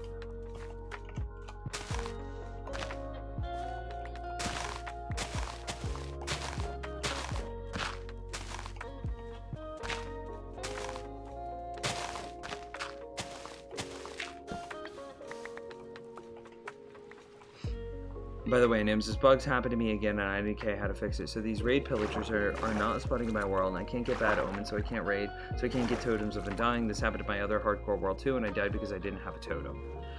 Thank you for resending that message, Dolls. I appreciate it. Anytime, if you think I've missed your message, after an appropriate period of time, don't spam it, but after an appropriate period of time, just resend the message. I'm not going to take offense to it. It's not possible for me to read every single message 100% of the time, which is why I'm getting really tired of like the Nims doesn't read chat stuff. It's literally physically impossible to read every single message. Anyway. So thinking about that issue. Raid pillagers are not spawning in my world. Find a pillager outpost. Pillager raids. So, like, you get the bad omen effect. Well, he's saying that he can't get the bad omen effect. So he must be talking about pillager patrols. And so if we're talking about pillager patrols not spawning, pillager patrols are incredibly rare. Don't rely on pillager patrols to spawn in order to get your totems of undying. Go out, find a pillager outpost, and use that to get your bad omen to then set up, to then force a pillager raid.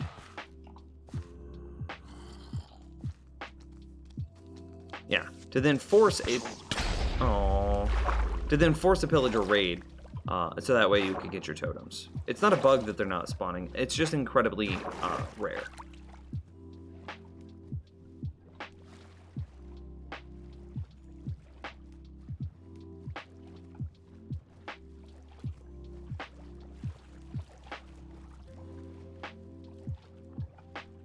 I'm a little bit sad that I just exploded that part.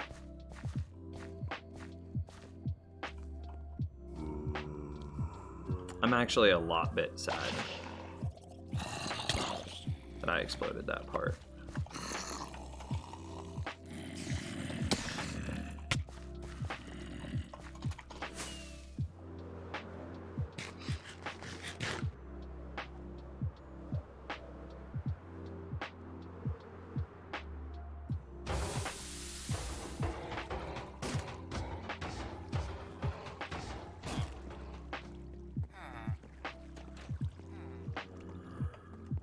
Okay, Candy Bacon is Anthony S. So wait, why did it send the message twice then?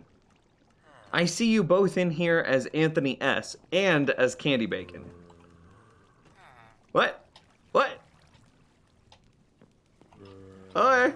I don't know what... The way my notifications must be set up must be dual sending notifications or something. Maybe I have something like synced twice. How's it going, Flash? Yeah, go find an outpost. Yeah, I haven't heard of none spawning. Right.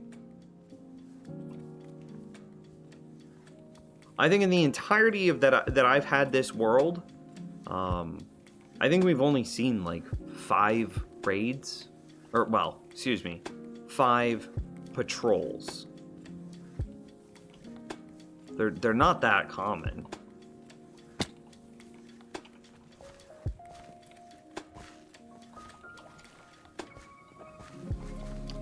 How do I get to your Patreon page? Exclamation mark Patreon. Oh, Eyebrows got it.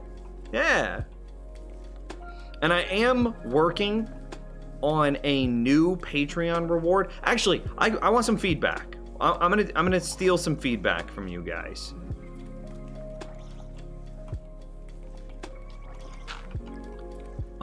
Here's the feedback that I am most interested in.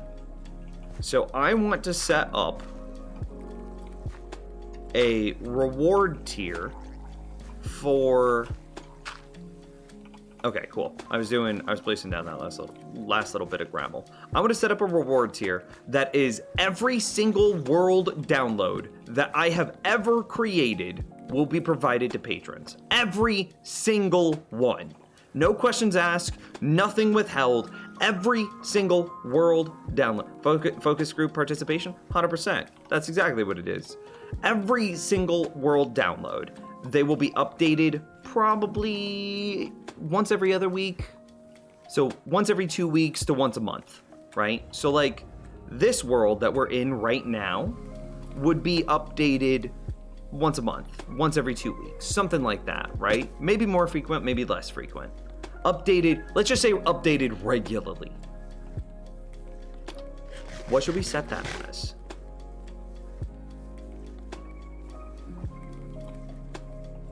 Probably because I changed my name after you said it. Oh, okay, that's fair. And did you send me a message in Discord so that way I could get you whitelisted? Okay, you did. Eyebrows can also get you whitelisted as well. Confirming, Eyebrows, that Candy Bacon should be whitelisted. Wait, how do you do the autofish farm with wooden stuff? If you go to my YouTube page, exclamation mark YouTube, this is just turning into a giant ad. Nims Fishing Farm. Let's see. Yeah, here. I will just send you the link. Copy link at dark. So in here is basically the 3 fishing farms, the only 3 fishing farms that you'll ever need.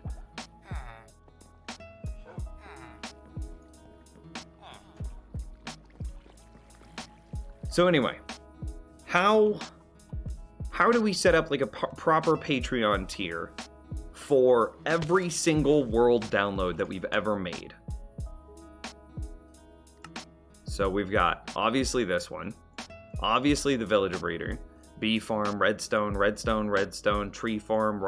I mean, I'll probably put, like, just the... So, as an example, the Tree Farm here is just the Tree Farm, which makes this perfect for testing in different versions. Because you know that I was the one that built this, so therefore it must be built perfectly. And because it's built perfectly, it makes it very easy to just be like, oh, I'm just gonna change my Minecraft to 1.16 pre-release 2 and see if it works.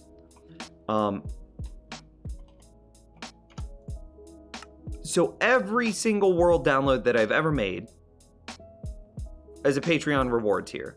In addition to every single world download that I've made in Minecraft, it'll be every single world download that I've made ever, provided that we have enough, like, cloud storage for it. So, like, every single RimWorld world save, because we played a lot of RimWorld back in the day. If I can get my Stardew world saves, if I could get my Darkest Dungeon world saves, all of it, right? Every single thing's no questions asked. What would that, like, reward tier be?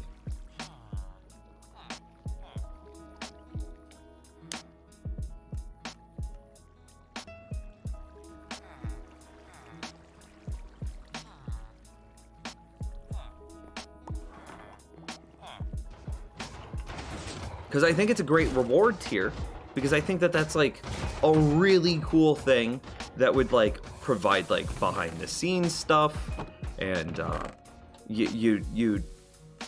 I mean, it would be nice for you as, like, to emulate the builds. It would just make life easier, more interesting. I think it's a lot of cool stuff. That's like, if I were an artist, this is like my rough drafts that you're getting access to. This is like all of the extra content that, like, I've never officially done anything with. That's what you would be getting there. And so, like, what does that... You have great taste in games? Stardew is great, RimWorld is even better? Dude, I freaking love those games. RimWorld would probably have been my game of the year for, like, 2018? Darkest Dungeon?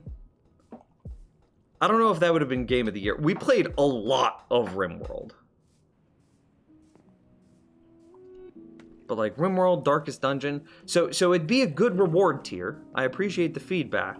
So then at what dollar cost, man? Because, like, okay, so let's say an absurd number, right? So at $100 a month, that's obviously way too much. And at, like, $1 a month, that's obviously too little. So there's clearly some middle ground. $50 is too much. $30 is too much.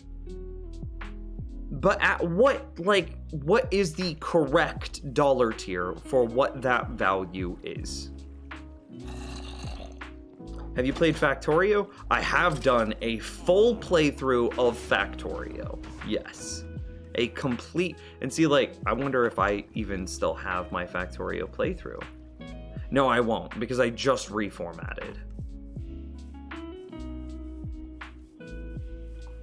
My Factorio was like incredible for a starter base. My starter base was basically hang on, let me get some blocks.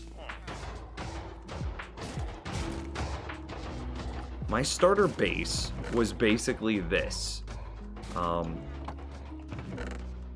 Okay, we're just gonna flex here. That's all this is gonna be.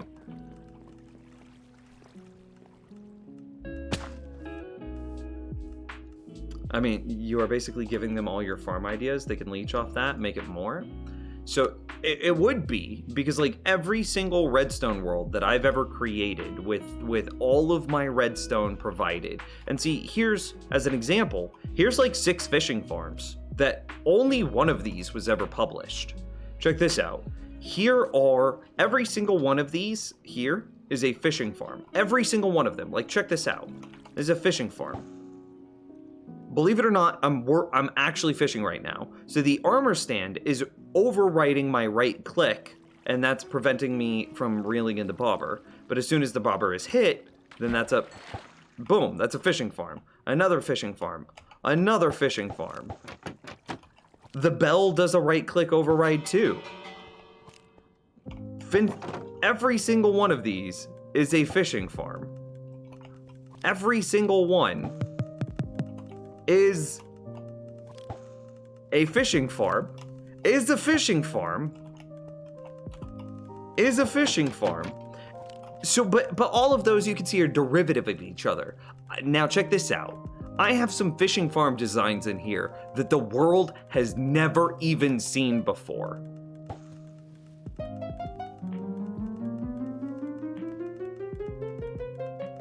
Just wait.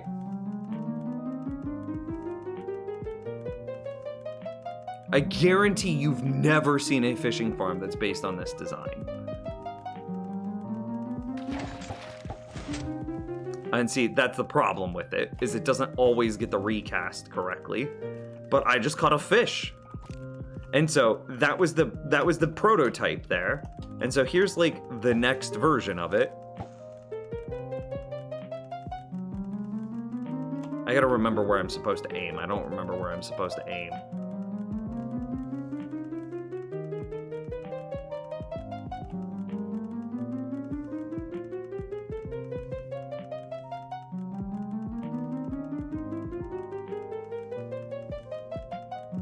Come on, fish! Oh, I just messed it up. Anyway, like, these are some bizarre fishing farms nobody's ever seen before. But they would be yours. And like, the same thing for like, all of these fishing, these are, I mean, this is just fishing farm testing, right? You could dig through this and you would be able to learn everything to possibly learn about fishing farms. Like, there are so many different fishing farms here. See, this one's marked with red because it's bad. That you would be able to, yeah. And this is just one world. There's not even that much built here. And this is, see, like this is where I figured out how to build the tree farm. So you can see, basically, let me get the wide shot here. Everything that's on your screen right now was a fishing farm, or excuse me, a tree farm. Was excluding this thing and this thing. Everything that you can see stretching back until the end of the horizon is just me learning tree farms.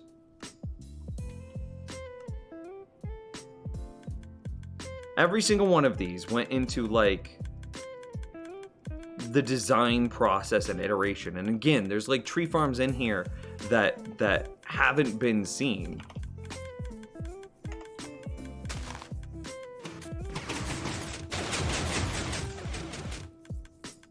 Yeah, that's a tree farm.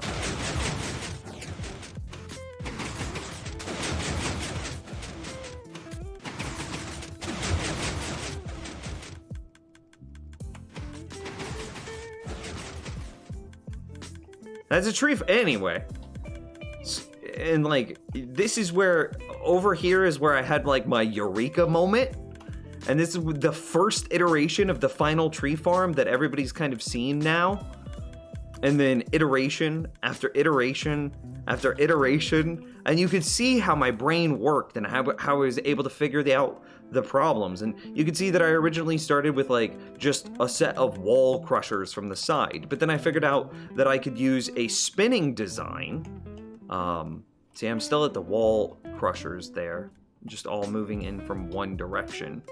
Yeah, and then, yeah, right here is whenever I figured out that I could do a spinning design to crush all the leaves instead. And that spinning thing was way more efficient than just crushing from two walls. You stream builds like this all the time. I mean, you literally just missed a Oh yeah, I was gonna show you the Factorio world I got. So I just finished building my drown farm here. And basically that tree farm, I built it. I built it here in this world. It's done.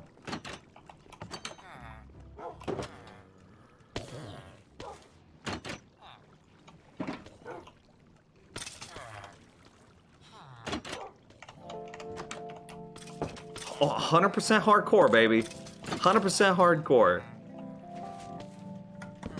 No hands. We walk away. Like, listen. Like, everybody clap your hands. Team's gonna keep on beating. So yeah, I absolutely have built stuff like this in my hardcore world.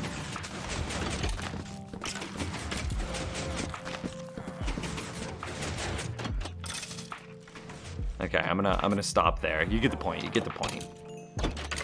And like all of this hinges off the fact like I never need to worry about my axe breaking because the skeleton experience grinder that sits just behind me is within range of me, so that way it can feed me the experience I need in order to perpetuate to repair my mending axe. And then, of course, the bone meal is coming from a number of different farms, like melon farms, pumpkin farms. I think the roses from our iron golem farms are all running through a composter array.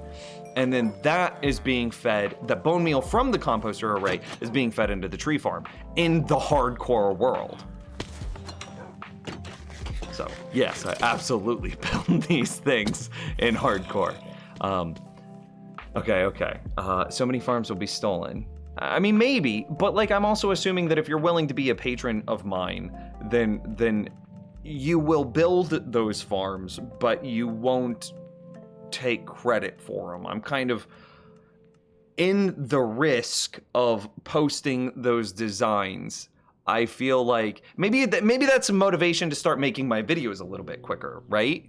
Is because I definitely have like 5 designs that are ready to go, like my villager breeder as an example.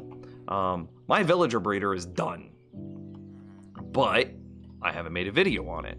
Like, this is the villager breeder, but I haven't made a video on it. If I want to create this world, if I want to make this as a world download for you guys, well, aren't I then heavily incentivized to first make a video on it before I make it a world download? And same thing with like the bee farm. Like, this is it. This is a bee farm. This is a smart, self-aware, like it can never break bee farm. It knows itself. And it only activates and it only runs exactly when it has to, exactly when it needs to. But I haven't made a video on it. And isn't that kind of like an incentive for me to make a video?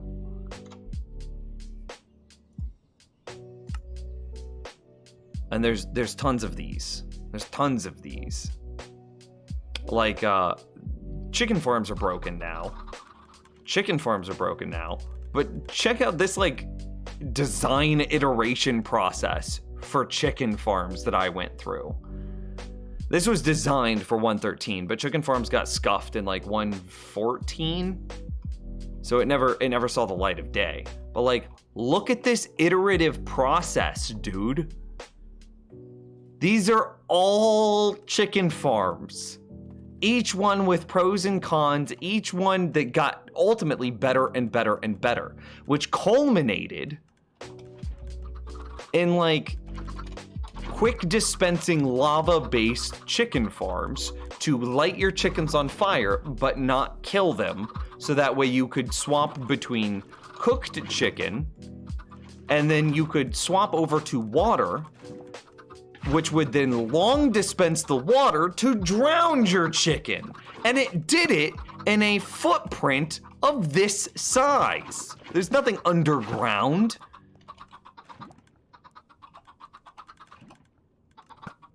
But like, this one got scuffed because Minecraft changed some stuff before I could finish the design process.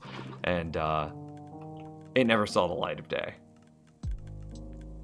And this is just chicken farms.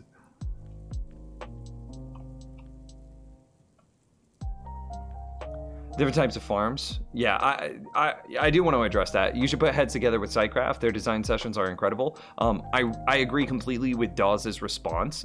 Different types of farms. NIMS is a personal type of farm, and SciCraft is big scale. They also use glitches, which NIMS does not use. We do operate on different scales, absolutely. I very much so operate on the, I don't know if I would call it personal scale, but a single player scale. I build it as if you are using it for you, and not you. Nobody needs a billion iron, right? Nobody needs a billion chicken. Maybe SciCraft does because of the scale of their builds, but for 90% of the people that play Minecraft, they just need enough chicken to feed themselves. They just need enough iron for like the hoppers that they're gonna use, and that's it. They don't need a billion. So we have like I respect SciCraft a lot, and like same thing with what is it, Prototech, I think. But we just have different design philosophies that I think would result in us applying the same mechanic differently. Uskal, have a good night. Thanks for hanging out with me today, by the way.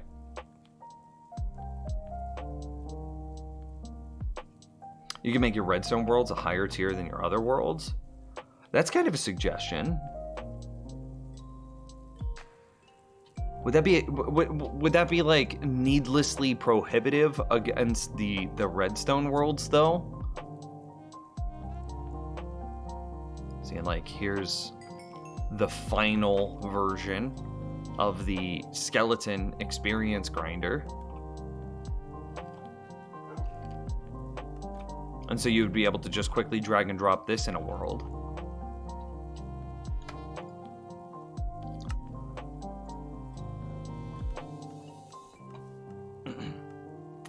Also, if you've seen when they explore snapshots, it's incredible.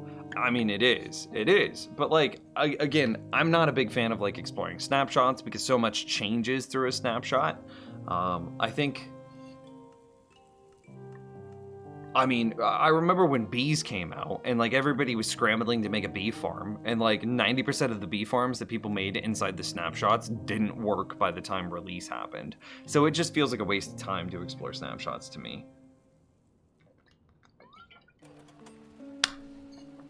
Lucky I got your hydrate. Thank you, by the way. Quickly, Factorio. My very first time playing, it was the most broken start that you could ever have. So I started out in like a big circle like this. Ignore the torches. Right? I started out in a big circular area like this. There were only like 3 bug colonies inside of my area. There was no water in here, right? And then on all sides of me, water, except, so diamond is representative of water. So this was all water, except there was a small land bridge here, but then this was water. So this went out. There was a small land bridge here, but this was water. There was some more water here, and then there was a medium land bridge here. This was my starting island. This is how I started, and I can't overstate how huge this area was. Like, at this scale, I should really shrink this down a bit. Like, this is probably more like how my base was. For like connection points. For my first time playing, yeah, that's a bit more correct to scale. This is what I had. For my very first time playing Factorio. And so I just gotta put up a tiny wall of turrets here, a tiny wall of turrets over here, and a tiny wall of turrets over here. And I had and then I just got to freely build in this space with no challenges for the longest time. Anyway, honestly for me, since you stream all of your builds, if I wanted to build a farm of yours, I would go to the VODs and watch that. True. But I mean, it's the difference of watching a VOD and trying to reverse engineer it as opposed to just having the world file as provided directly by the original creator themselves.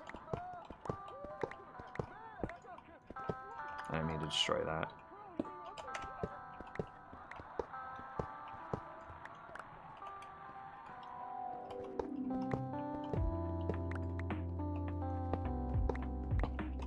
The flex is real. I mean, the flex would be even more real if I just destroyed the rest of these, like, emeralds and just let them sit there on the ground to despawn.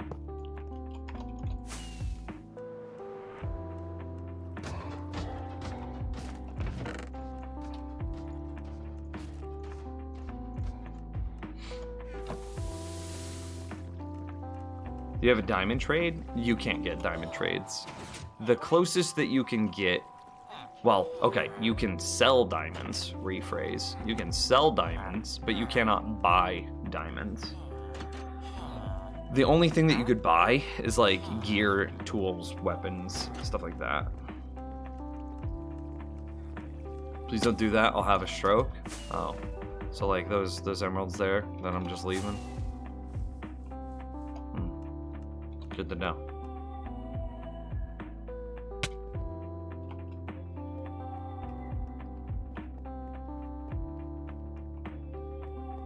I want a gold block. That's what I want. You're going to get innovation out of sharing with the community when they learn from your designs? Yeah. I mean, that's part of it, right? There's no way there's gold in here, right?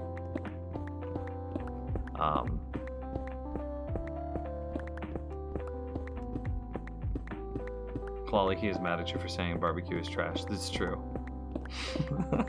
That's why I'm leaving the emeralds there.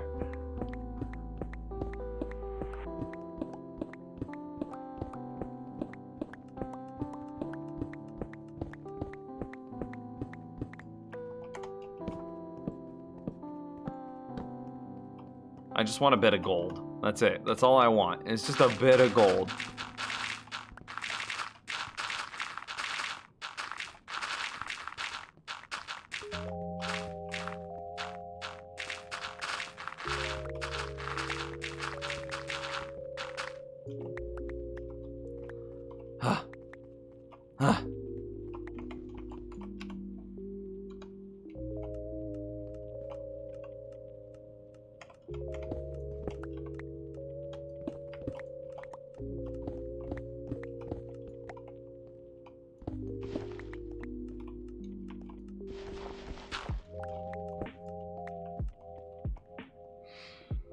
I just had barbecue brisket. Oh man, I'm jealous. And Im just want to say your farm and hardcore world tour vids are great. Thanks for the kind words. Built your Skelly farm and really enjoyed it. Dude, we just got to, I mean, look, I'm level 405 and we were doing an evaluation earlier this stream. And I think that out of those 405 levels, I'd be willing to bet that like 300 to 350 of them are from the skeleton experience grinder in conjunction with the fishing farm. Nims, are you gonna make a beacon full of netherite? Oh, I would love to. That would be a flex, right? We'd have to put that right on the surface so everybody could see it. And then as soon as it gets done, we just change the title of our stream to like Netherite Beacon.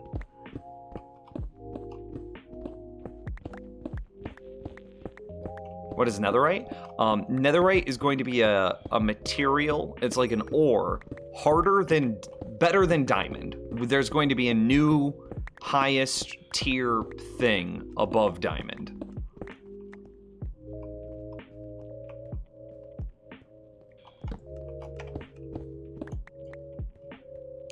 That's what we need to do. You're right. We need to get huge amounts of TNT before 116. You're actually correct.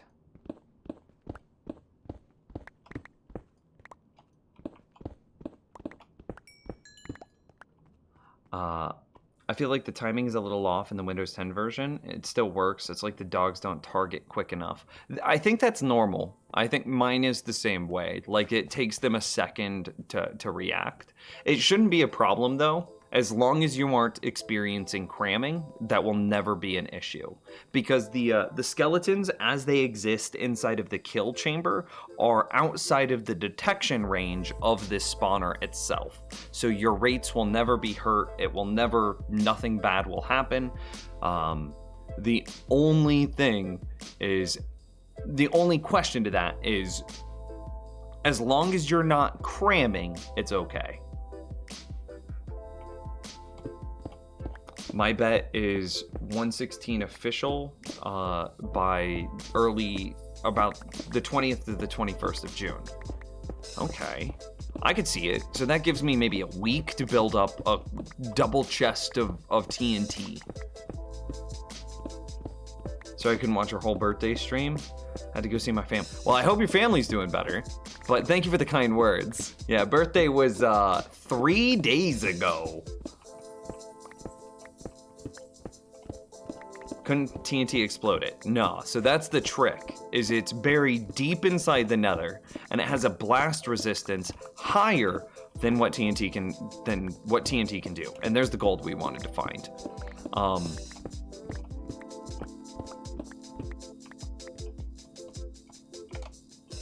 It doesn't matter, it's gold. It doesn't. I was like, do I have Silk Touch on to get the ore? I was like, wait, gold doesn't work that way. So it has a blast resistance higher than what TNT can blow up. So you just blow the crap out of your nether. You just start dropping TNT everywhere and just blast the hell out of everything. And then what remains will be netherite.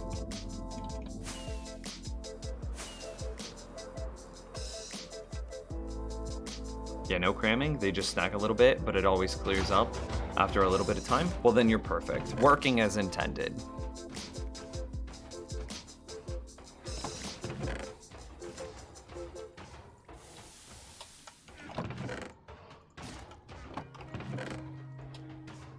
So to give you a little bit of context, mine does the same thing.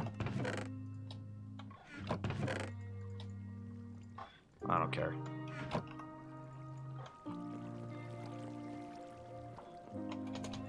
So I have it built here in my hardcore world, and we'll chill here while we get some skeletons to build up. Okay, they're doing fine now. Good. A dub of TNT is one stream. It'll be easy. Will it? I don't want to leave because I want, but I wanted to go look and see how much sand I had.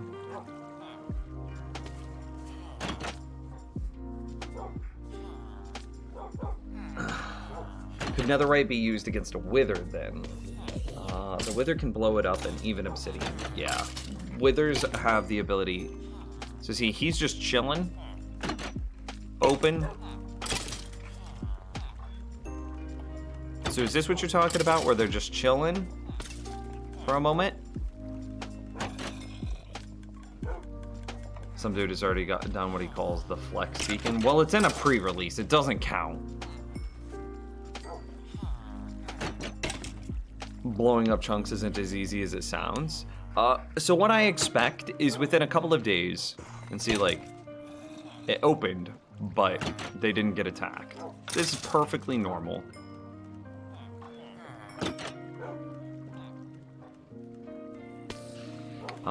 Also, the skellies don't seem to spawn unless I go down and look at the spawner. I'm assuming that's just distance and timing.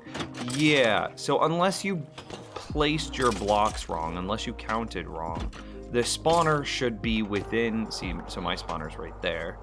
So the spawner should be within range of the entire room, the entire like AFK room. So this is how I've actually applied that build. So I've got the spawner in the center. You can see the redstone at the top.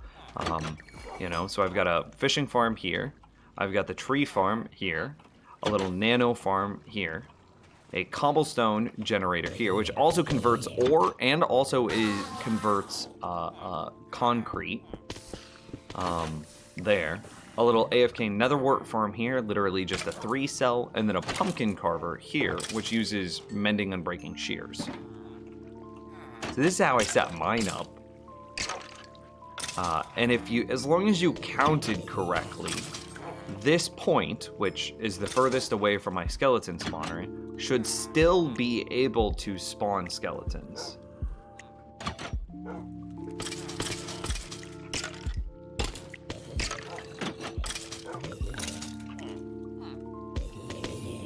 Are you against flying TNT machines like TNT dupers? I am. I will not be using a TNT duper. So I will find mine manually. Which means that I probably need to get a bunch of Efficiency 5 and Breaking 3 pickaxes and a bunch of TNT. Anyway, so what I expect is that, just like diamonds, it'll spawn within a range. So I don't know what that range is right now, but I fully expect that it will spawn within, say, Y3 to Y50, right? I expect that we should see a bell curve of where it spawns at, to say that it spawns most frequently at Y18. This is all hypothetical, remember. So let's say that we see the top of that bell curve being at Y18.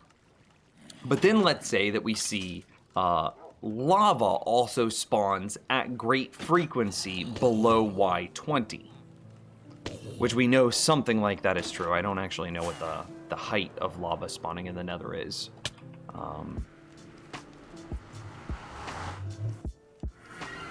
Let's take a quick look. I'm in 115. So lava starts spawning at that'd be Y30, right? Oh. Yeah, Y30.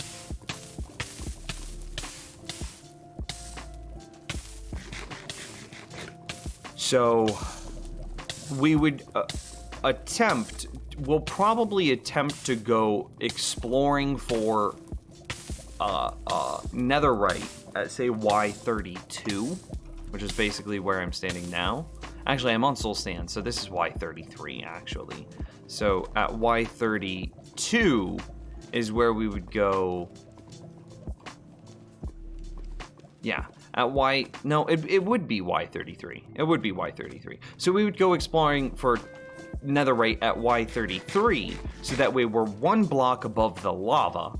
So that way, as we are just branch mining like crazy, trying to find the netherite, we never have to worry about falling in the lava. So this is the same reason that some people say that they like to dig at like Y10, but then other people prefer digging at Y12, I believe, for diamonds, because they don't like falling in the lava. So I imagine that we're going to see something very similar happen with the netherite digs.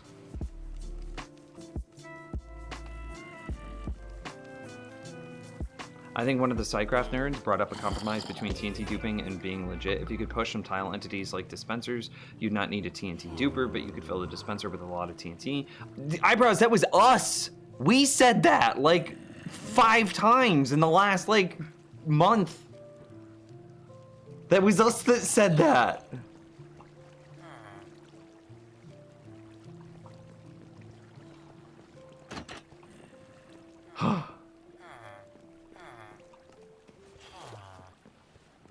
Anyway. Oh, but one of the nerds made and showed off a mod that shows exactly how. Oh, okay. I see. I see. So we want multiple double chests full of TNT then. Which means that we want huge amounts of sand. Huge amounts of gunpowder, which we have.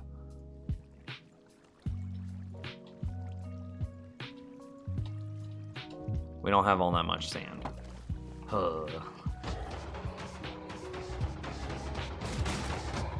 I think there's a bug where if you put a composter in lava and a trapdoor on top of it, you can make yourself crawl there and you can see in lava. Ooh, that might be interesting, but that's buggy too. That's a little bit of an exploit, isn't it?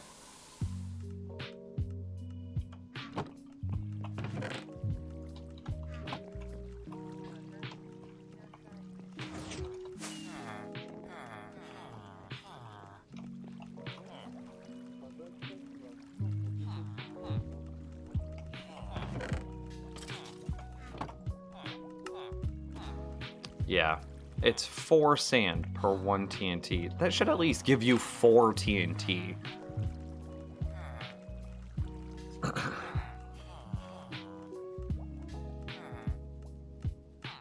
I think at Y10, when looking for diamonds, you only fall in lava when you're not careful. Right. So, but some people don't like that. And so they go digging at, I believe it's Y12. They understand that it's a little less efficient, but they take that loss of efficiency and just say, oh, well, it's way simpler. Fire resistance or night vision potion, be able to see clearly in lava would change my mind. It would be nice. Y11, lava is your feet. Sure. I don't remember the exact numbers. Don't break my balls on exact numbers. Please. I trade villagers to get my diamonds. I don't go mining for them.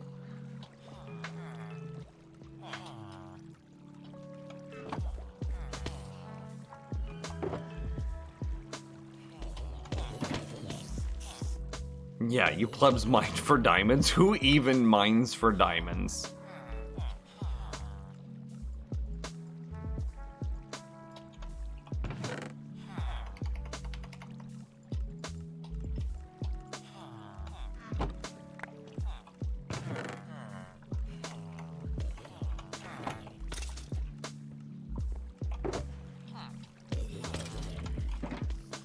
For netherite, you mine below the lava lakes at like Y8. Okay.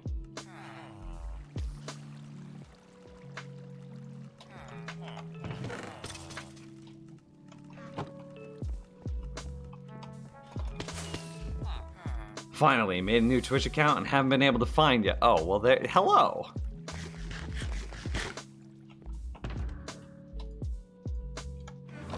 So I fully expect that we're gonna see some, like, air quotes here, optimized height to dig for netherite at.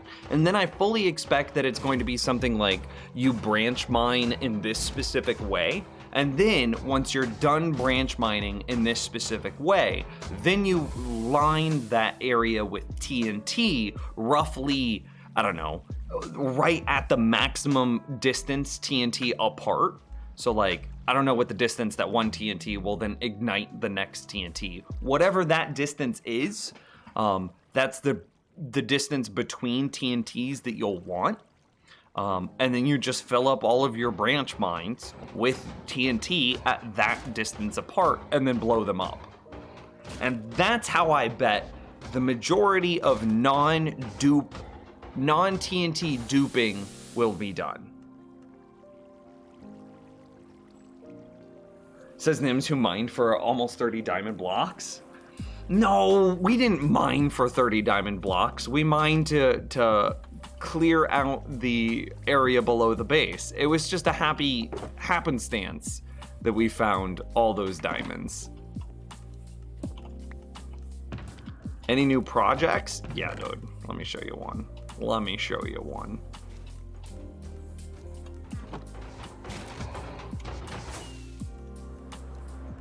You mine in a straight line and place TNT below you at every 5 blocks at roughly Y8. Okay, here, this is the new project. This is a big boy. We just got this finished. Like, literally, end of last stream, beginning of this stream. I've just been chilling this stream. We just finished this huge project. Make sure Elytra's fine, yeah.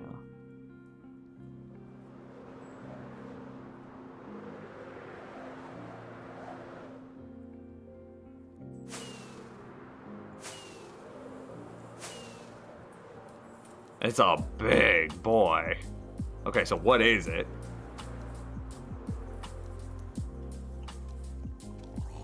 It's a drown farm. How many kilometers have you flown? Stats. Where do you see that? I assume that it's in here. Distance climbed, no. Distance walked, no. Distance walked on water, no. 31.66 days played, though. Distance by pig, no. Distance fallen, no. I'm just looking for things that end with KM. Distance by minecart. Distance swum. Walked underwater. Distance crouched. Sprinted. Flown. 694 kilometers. It was at the top? Distance by elytra. Wait, so what's the difference between distance flown and distance by elytra? What is that?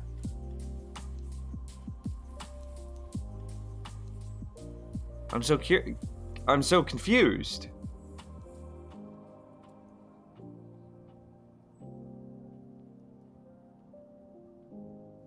I'm gonna really enjoy seeing Nims struggling to get full netherite armor and tools. I expect that if we did a full stream dedicated to finding netherite, I expect that it will take a full stream to find one netherite. One, like, netherite ore. So I imagine that it will take a full week of looking for netherite to get full netherite armor. Distance flown includes jumping. Huh.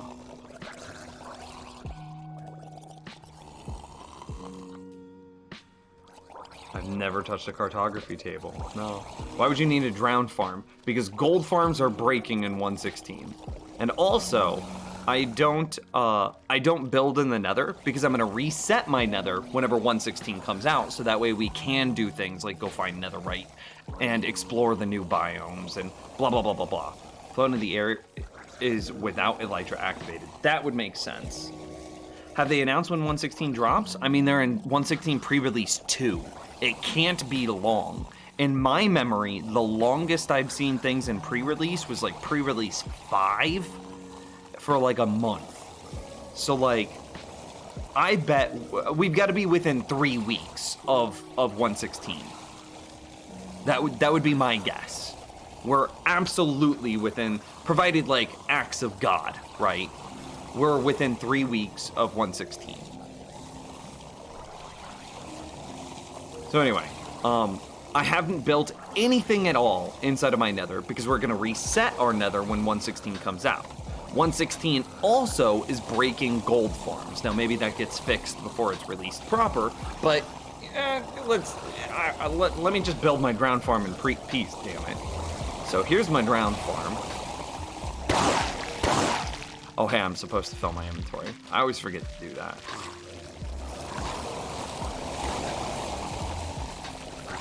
Alright.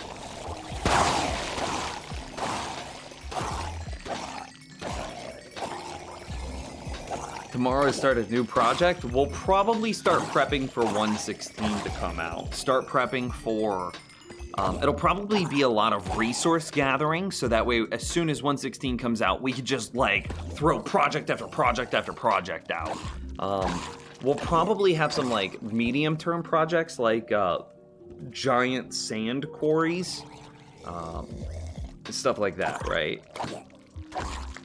I definitely kind of took it easy this stream because we just finished this drowned farm, and it's been yesterday. I melted my brain trying to figure out like some sort of smart storage system for this. Wish I could reset my nether on bedrock. I'm forced to explore quite a ways to find new stuff. That's rough. We need a Guardian farm. Guardian farm's probably gonna take place after 1.16 comes out, right? Because it's so far away. Like, here, I'll just go there. Just watch.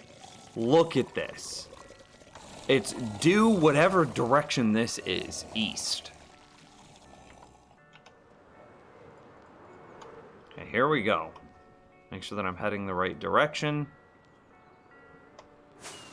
And then I need to be at 90 exactly.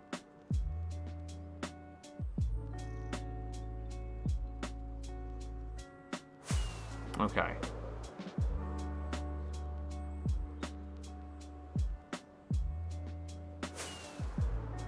Now, just look at this. I'm gonna leave F3 up. This is the nearest Guardian farm.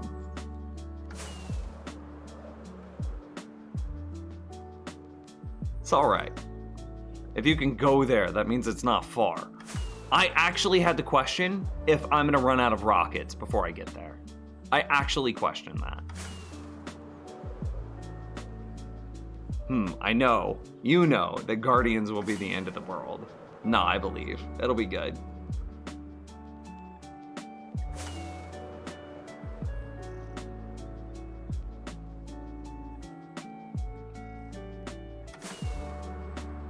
Make a tunnel through the nether. Well, I can't make a tunnel through the nether because we're gonna reset the nether. So I can make a tunnel through the nether after 1.16 comes out, which is why we're waiting to make the Guardian farm. So like, you're exactly right, Klebold. Still closer than the nearest mesa? Oh man. The way back, I have my ender chest on me, which is stocked with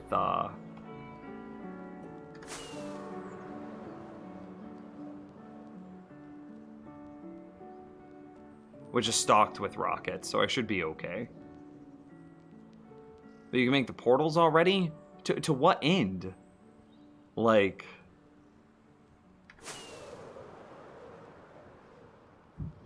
I don't think it does anything to make the portals yet.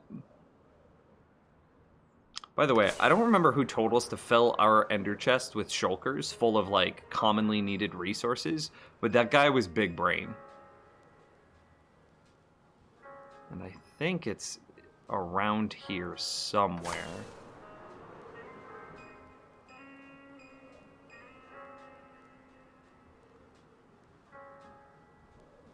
So this is it's the first ocean you come across while flying due east, but I gotta remember where at. I always orient myself against, there's a village somewhere around here.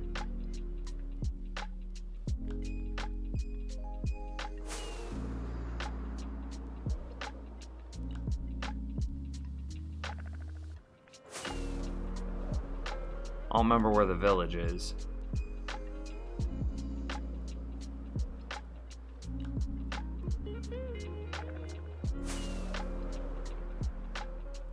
Okay, it must have been the other way.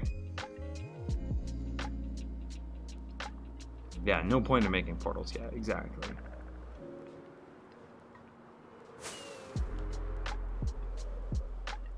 There's a big village right next to the Guardian farm, like gigantic. And so that's what I'm looking for right now.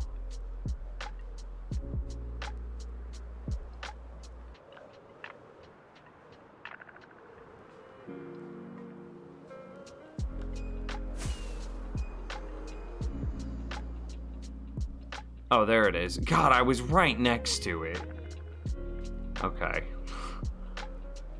So here's this giant village. This is a big boy village. Look at that, dude.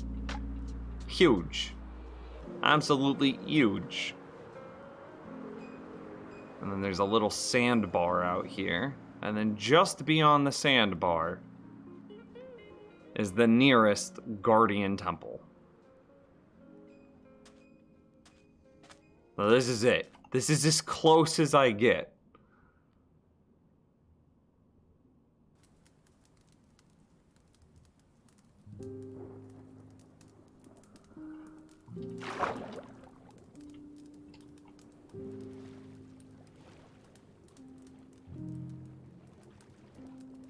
I really shouldn't be doing this unless I had all of my armor on.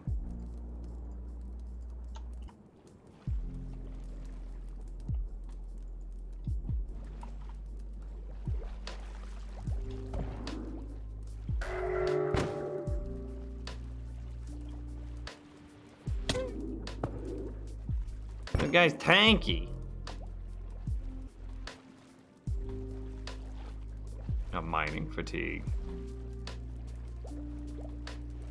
Are you sure that this is the closest? Yes. We checked, what is it, Amidst, which is the mapping tool for world seeds. And yeah. Yeah, this one's the closest.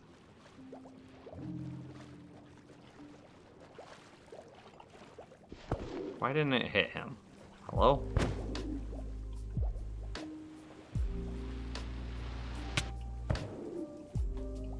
Where'd he go?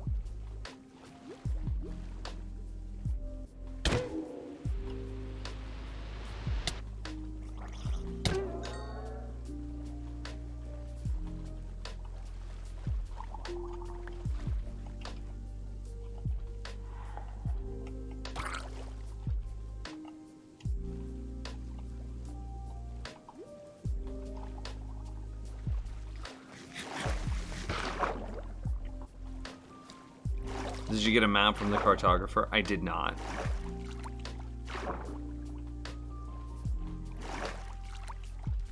No monument nearby, that base is worthless. Better abandon it. Yeah, pretty much. So, in order to get here to reliably build a guardian farm, I need a nether portal. I just need one. That's not even a question, right? This is so far away from my base. If I needed to travel to bring any resources with, and let's say I forget one thing, the travel without nether is like 5 minutes.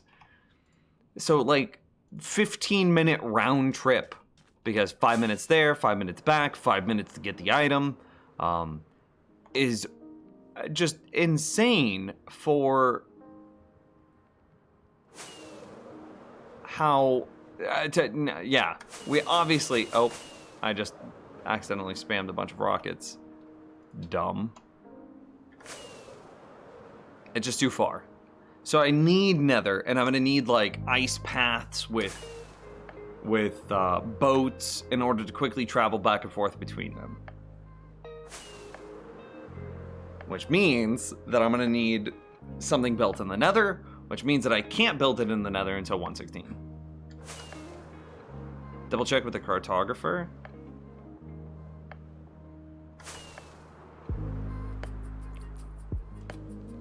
I mean, I don't need to though, right?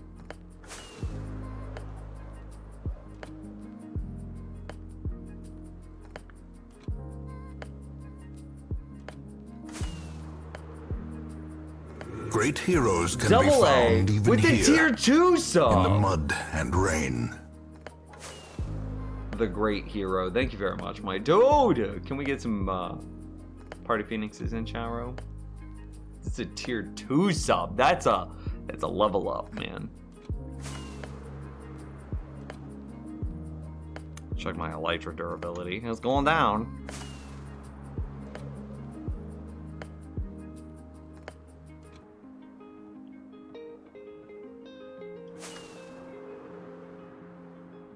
Glad you're having a low-key stream day. Gotta head out and feed my kid. Well, have a good time, man. Thanks for stopping by, Broke Eye. I appreciate you.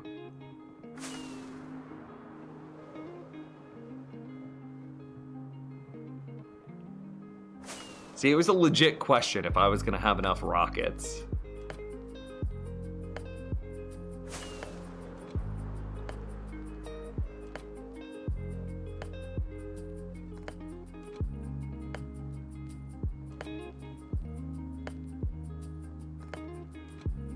What is up with, like, all of this?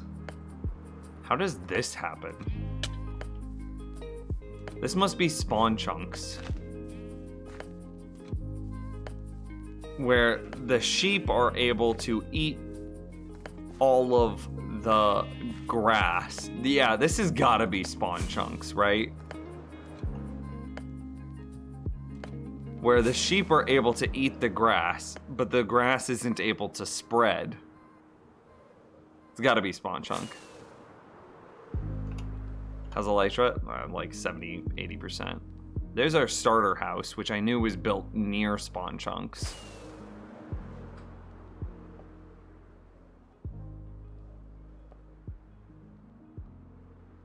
And there's the slime farm.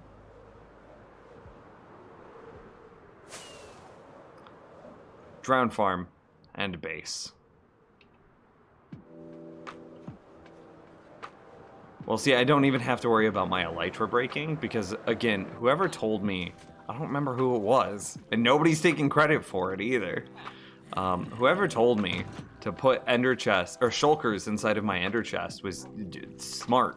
So one of the things I've done is I've been working on filling a shulker with bottles of enchanting, so that way if I ever run into a situation where my elytra is about to break, I'll just bottle of enchant it, repair it back up. You'll take credit, all right.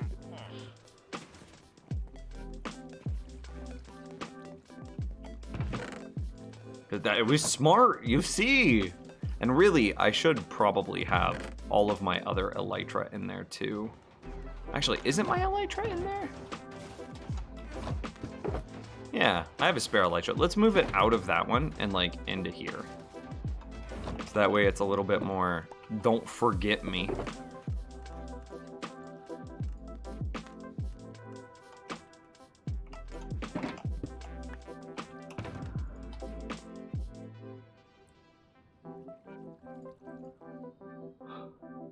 Yeah, this was just, it's clever. It's super smart. Wait, you didn't store shulkers in your ender chest? Not until somebody told me to. And now I just keep ender chests on me all the time. So all of this stuff is right here in my inventory. My shovel has Curse of Vanishing. My world has Curse of Vanishing. What if you die? It'll be gone forever. Oh no! This sarcasm, chat room. What happened to all of the other tools that we had?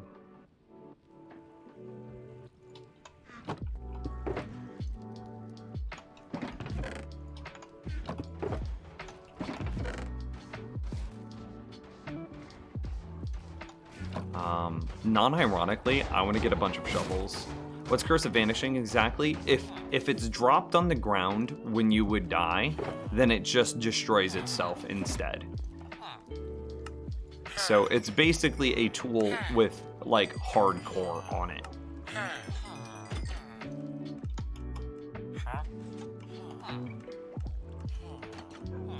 Efficiency 2 with unbreaking. Okay, well, we probably should have worked on making his trades a little bit cheaper, but it's a little late now. Let's go get 1 billion emeralds. What if you die? Oh, yeah, if you die, the item disappears. Exactly!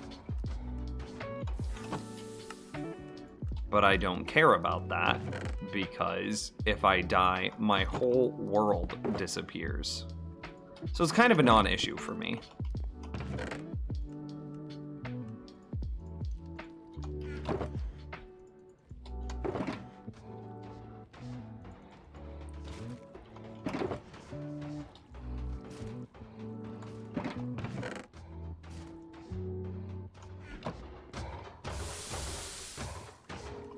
I dare you to put on a dragon head with Curse of Binding. I'm good. I know some of those tricks. Dragon heads or, what is it? Pumpkins? Carved pumpkins, I think, can do it too. Really? He only traded with us 3 times for that before he... Oh, God.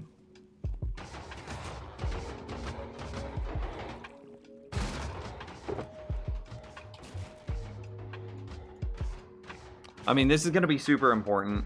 Oh, yeah, we also need to buy a bunch of pickaxes. So we need a bunch of shovels to get all the sand that we need. And then we need a bunch of picks in order to go through... the nether. That makes sense? Yeah, that makes sense.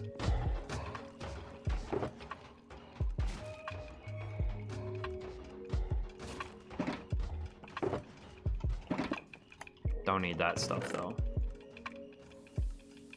Nothing else in these shulkers. Yeah, we're good. So I think we need to sleep to reset those villagers, because they're definitely past their trade windows. What if you accidentally drop it to a zombie and the zombie dies? The horror. What would you do if you accidentally Curse of Binding did? I mean, that's a fair point. Shouldn't I just instantly check all of these? Okay, Vanishing doesn't concern me. Vanishing doesn't concern me. Vanishing. Vanishing. Binding. Right there. Shouldn't I just destroy this out of risk of accidentally putting it on?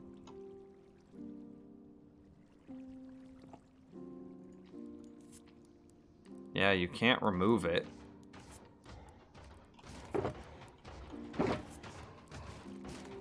Vanishing. Vanishing, vanishing. I did miss another binding. So don't we just destroy these? I mean, those Curse of Binding legs are basically the same legs I have on. But then we would never be able to put on netherite gear, right?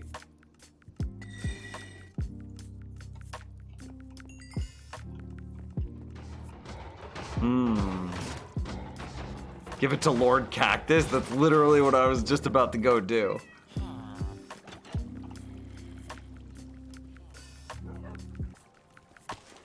You can combine it in your inventory to remove it. Oh, really?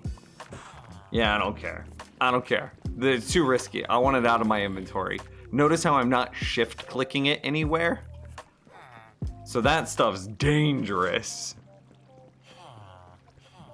You get Cactus binding the pants until they break. That Eyebrows got it. So what I would do is I would set up like a regen resistance beacon, and then I would stand on Cactus until it broke.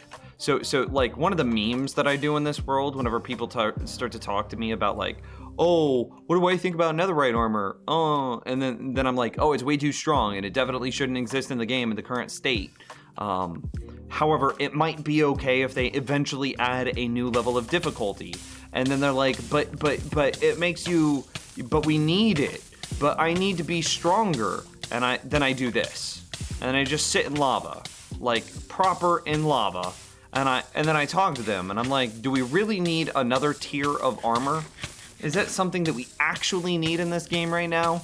Is full diamond with only protections? It's not fire protection. Do we really need another tier of armor that's going to make this even stronger? Come on. Anyway, I would basically do this to destroy, and you can see the durability is decreasing. I would do this to destroy the diamond legs or diamond helmet. Not in lava though. But you're a phoenix, fire doesn't damage you. That's true. I do have an unfair advantage built in my nature. I have advantage on saving throws against fire damage.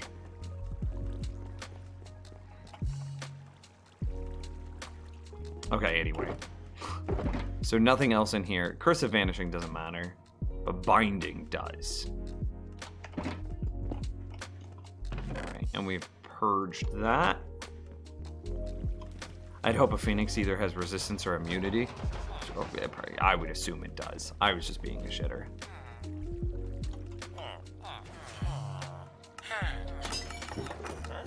Oh, I have to like... That's weird. Okay, still went faster. Probably should be trading iron at the same time. Just to try to keep supply of emeralds up.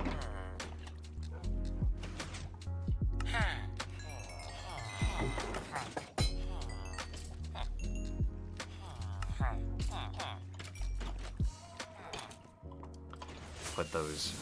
I should bring this... I should just bring this shulker with us. So we're going to need the shovels to go mine for sand and the pickaxes to go mine through netherrack. And that's what this is.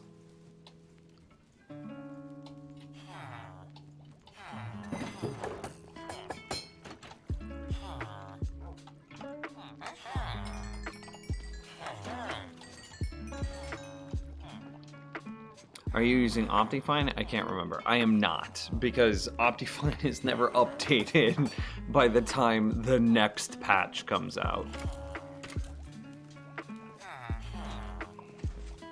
What villagers do you need for a trading hall?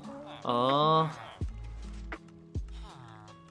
mean, that's subjective.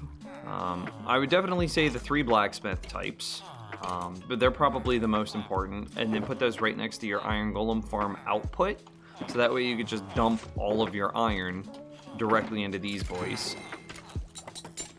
The next most important set, I would say, is some farmers, because you can sell potatoes, carrots, pumpkins, melons, and then you could turn around and buy golden carrots from them. And I would say that that's probably the next most important set. The third most important is librarians with relevant book trades. So infinity, mending, unbreaking, stuff like that. And those are probably your... With a set of farmers, a set of librarians, and a set of the blacksmiths, you should have everything that you need. Maybe you also want some Fletchers, so that way you can buy the power bows that you would use to replace your infinity bows if you prefer infinity bows like I do. So those 3, blacksmiths into farmers into librarians, with maybe some Fletchers, depending on if you use infinity bows over mending. But Nims 115.2 had come out before 116 was announced. That's not even a little bit true. Yeah, they're not Phoenix Wings. I would love to get an Elytra skin that changed them to be roughly the same as my skin. I would love that so much. What are the 3 blacksmiths? I mean, it's just toolsmith, weaponsmith, and armorsmith. So this is a toolsmith, this is the weaponsmith, and this is the armorsmith. Are all of your villagers cured from zombie villagers? Yeah, basically. So I have a villager breeder of my own design right here. You can see that I still have some of the rail up, and we still have some villagers down here that aren't cramming. So you can see that we would send a minecart through, we'd pick him up, and then we would bring him all the way around till under here. And then you can see that there's some rail here, and we'd zombify him against Eyebrows, the zombie villager, or the zombie, and then we would cleanse them and then re-zombify him. Eyebrows has eaten so many brains, it's ridiculous. But in a villager trading hall, that's unnecessary. You don't need to do that. It just, you basically spend some time on the front to save some more time on the back. So, you know, this guy has never been zombified, but these guys were. So their iron trades are 1 per 1, where this guy's iron trade is 3 for 1.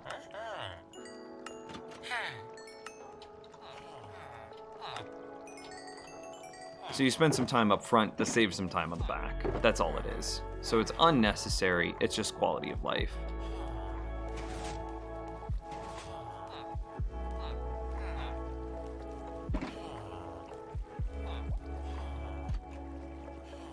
If you're going to use Optifine, I would think it would be cool if you got and somehow made a Phoenix Wing cape or a resource pack. I'm pretty sure we can use a resource pack to reskin the Elytra. Pretty sure there's a texture pack for Phoenix Wings. If you can, hang on. Texture pack Minecraft Phoenix Wings. Okay, here's just a random YouTube video. Okay, I don't care. I don't care. I don't care. I don't care. Green Wing Macaw. Okay. Eagle Wings. Okay, let's take a look. Wait, stop flying with them. Okay. Maybe we could retexture the eagle wings, red and green dragon. No, we're not a dragon or phoenix. Fried chicken. I mean, maybe, right? But no. Oh! Oh! Yes, I want that. Wait, where is this?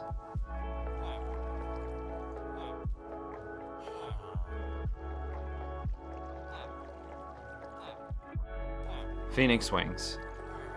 Meaty Fire. Dude, please. Please. Okay, Phoenix Wings. What do I do with this? Is this a texture pack? So do I just put this inside of my resource pack folder?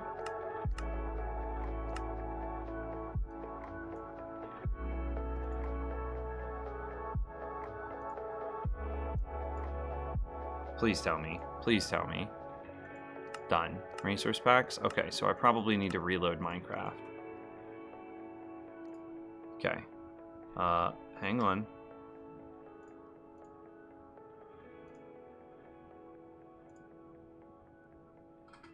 Dude, I would be so hyped! Your base is goals? Oh, wow, thanks for the kind words, man. I'm not able to do everything you do in such farms since I play on PlayStation. I think it's Bedrock. It stinks.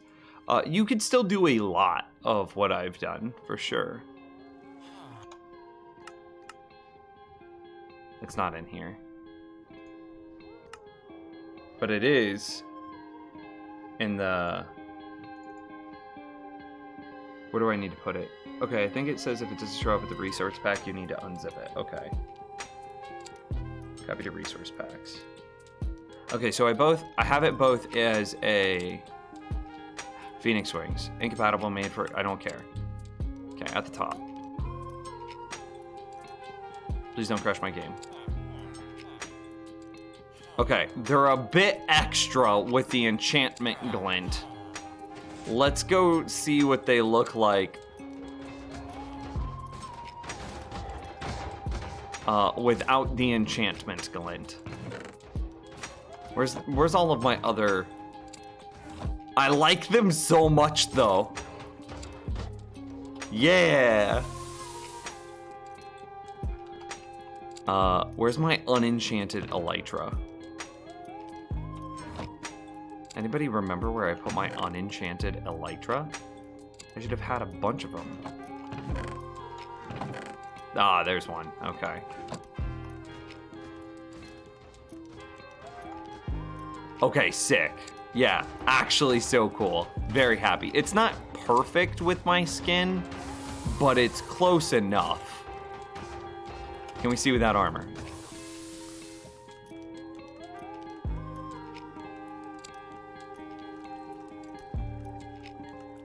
I mean, it's not perfect, but it's pretty damn good.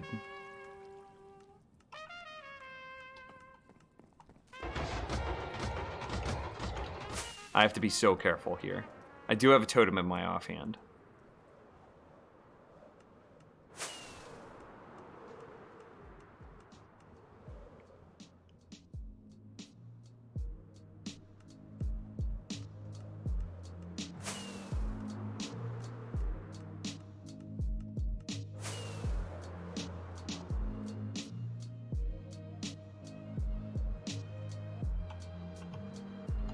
Just checking the durability on this one. It's not enchanted, so...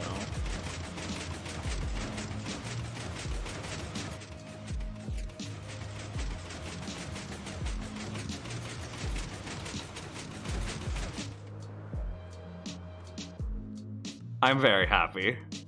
I'm very happy.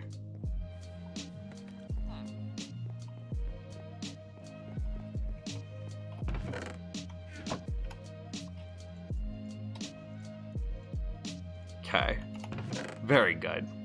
Much wow. Such impressed. Was waiting for the totem pop on that drop. Ye of little faith! I knew exactly what I was doing. I was in complete control 100% of the time. I like it. I like it. I am happy. Yes. Told you, well, apologize, thank you very much. You're never in complete control. That's kind of true. Also, I just noticed that we got another patron today, Restful Griffin. My dude, if you send me a message on Discord, I can get you whitelisted on the server right after the stream. Yeah, and then, yeah. Oh, that's awesome. I'm hyped. See, so there you go, Clawley. They were talking about how sometimes they're on by themselves. You're gonna have Restful Griffin. You're gonna have Candy Bacon now. I'm hyped. I'm super hyped.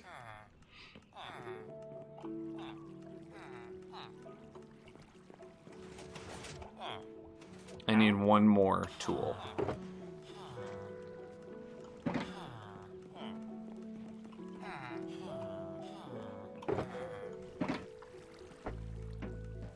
I'm so excited. I'm so excited. No, not that. Yes, that. But he's not reset. I'm not a fan of like the purple enchantment glint on them. That's the only thing. Like, I think it detracts from the coloration, but it's still very good. Like, okay, no memes, chat room. Let me show you something. Let me see if I can find this photo on my computer.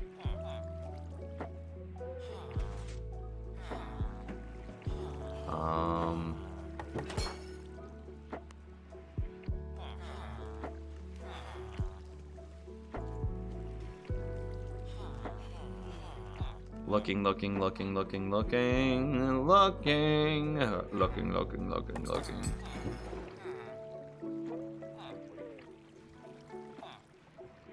Found it. This is like no jokes. This is no jokes.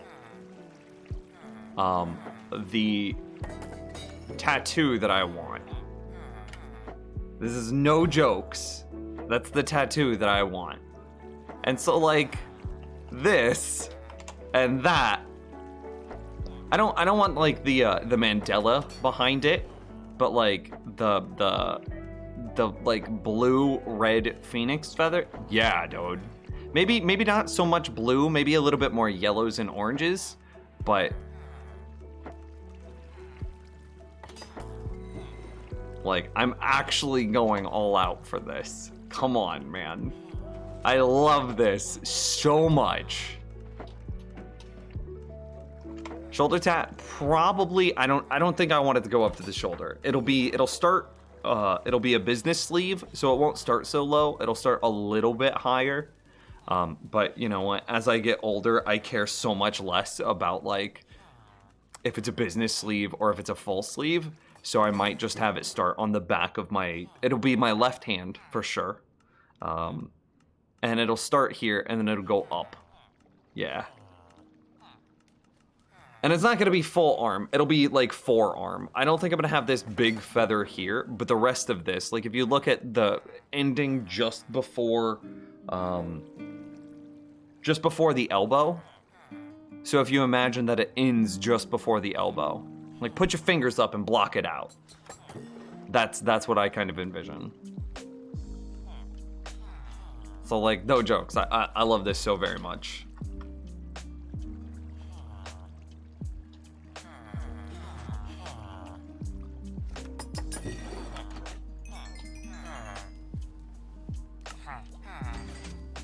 Oh, maybe that was too many shovels.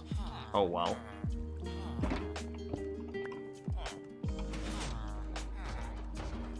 Have any now? Nope, it's gonna be my first and only. I don't really have any other strong affiliations with any other things that I would want permanently tattooed on my body in any sort of artistic sense. I have the one, and that will likely be it.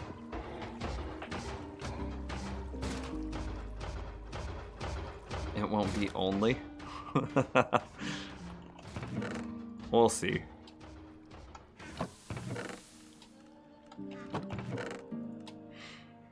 Okay, and with that, I now have a shulker box that is just completely full of tools, ready for me to go mining in the desert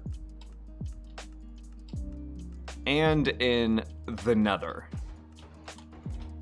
Does an Unbreaking 2 pickaxe insta-mine... Does like an unenchanted pickaxe insta-mine netherrack? I really hope it does. It does not. It needs some level of efficiency. Okay, we might be playing around with that, trying to figure out how to do it. How to upgrade these pickaxes.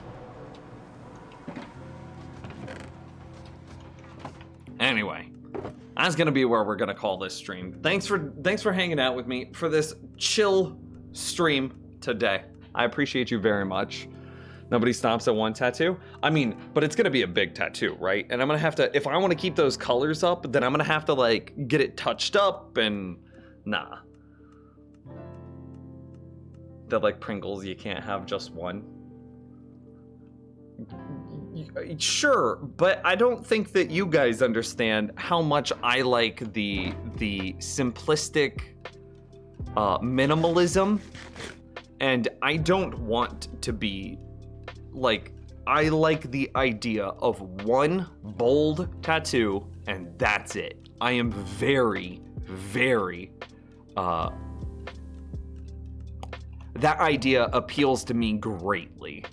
So we'll see. We'll see. One of us will be right, one of us will be wrong. Anyway, I like the new elytra texture we found. It's good. Thanks so much for hanging out with me today, guys. We did get 2 new patrons. If you guys could send me some messages so that way I can get you whitelisted on the server. Eyebrows, if they message you instead. Restful Griffin and Candy Bacon. I think Candy already got me a message though. And then I also want to shout out to Double A with the tier 2 sub for 3 months. With also 1,100 freaking bits. Clawley, Lucky Puppy, Clawley again, Echo Company. You guys are wonderful. Thank you guys for the love and support today. I really appreciate it. We will be back same time and same place tomorrow night. Take care, chat room. I'll see you around.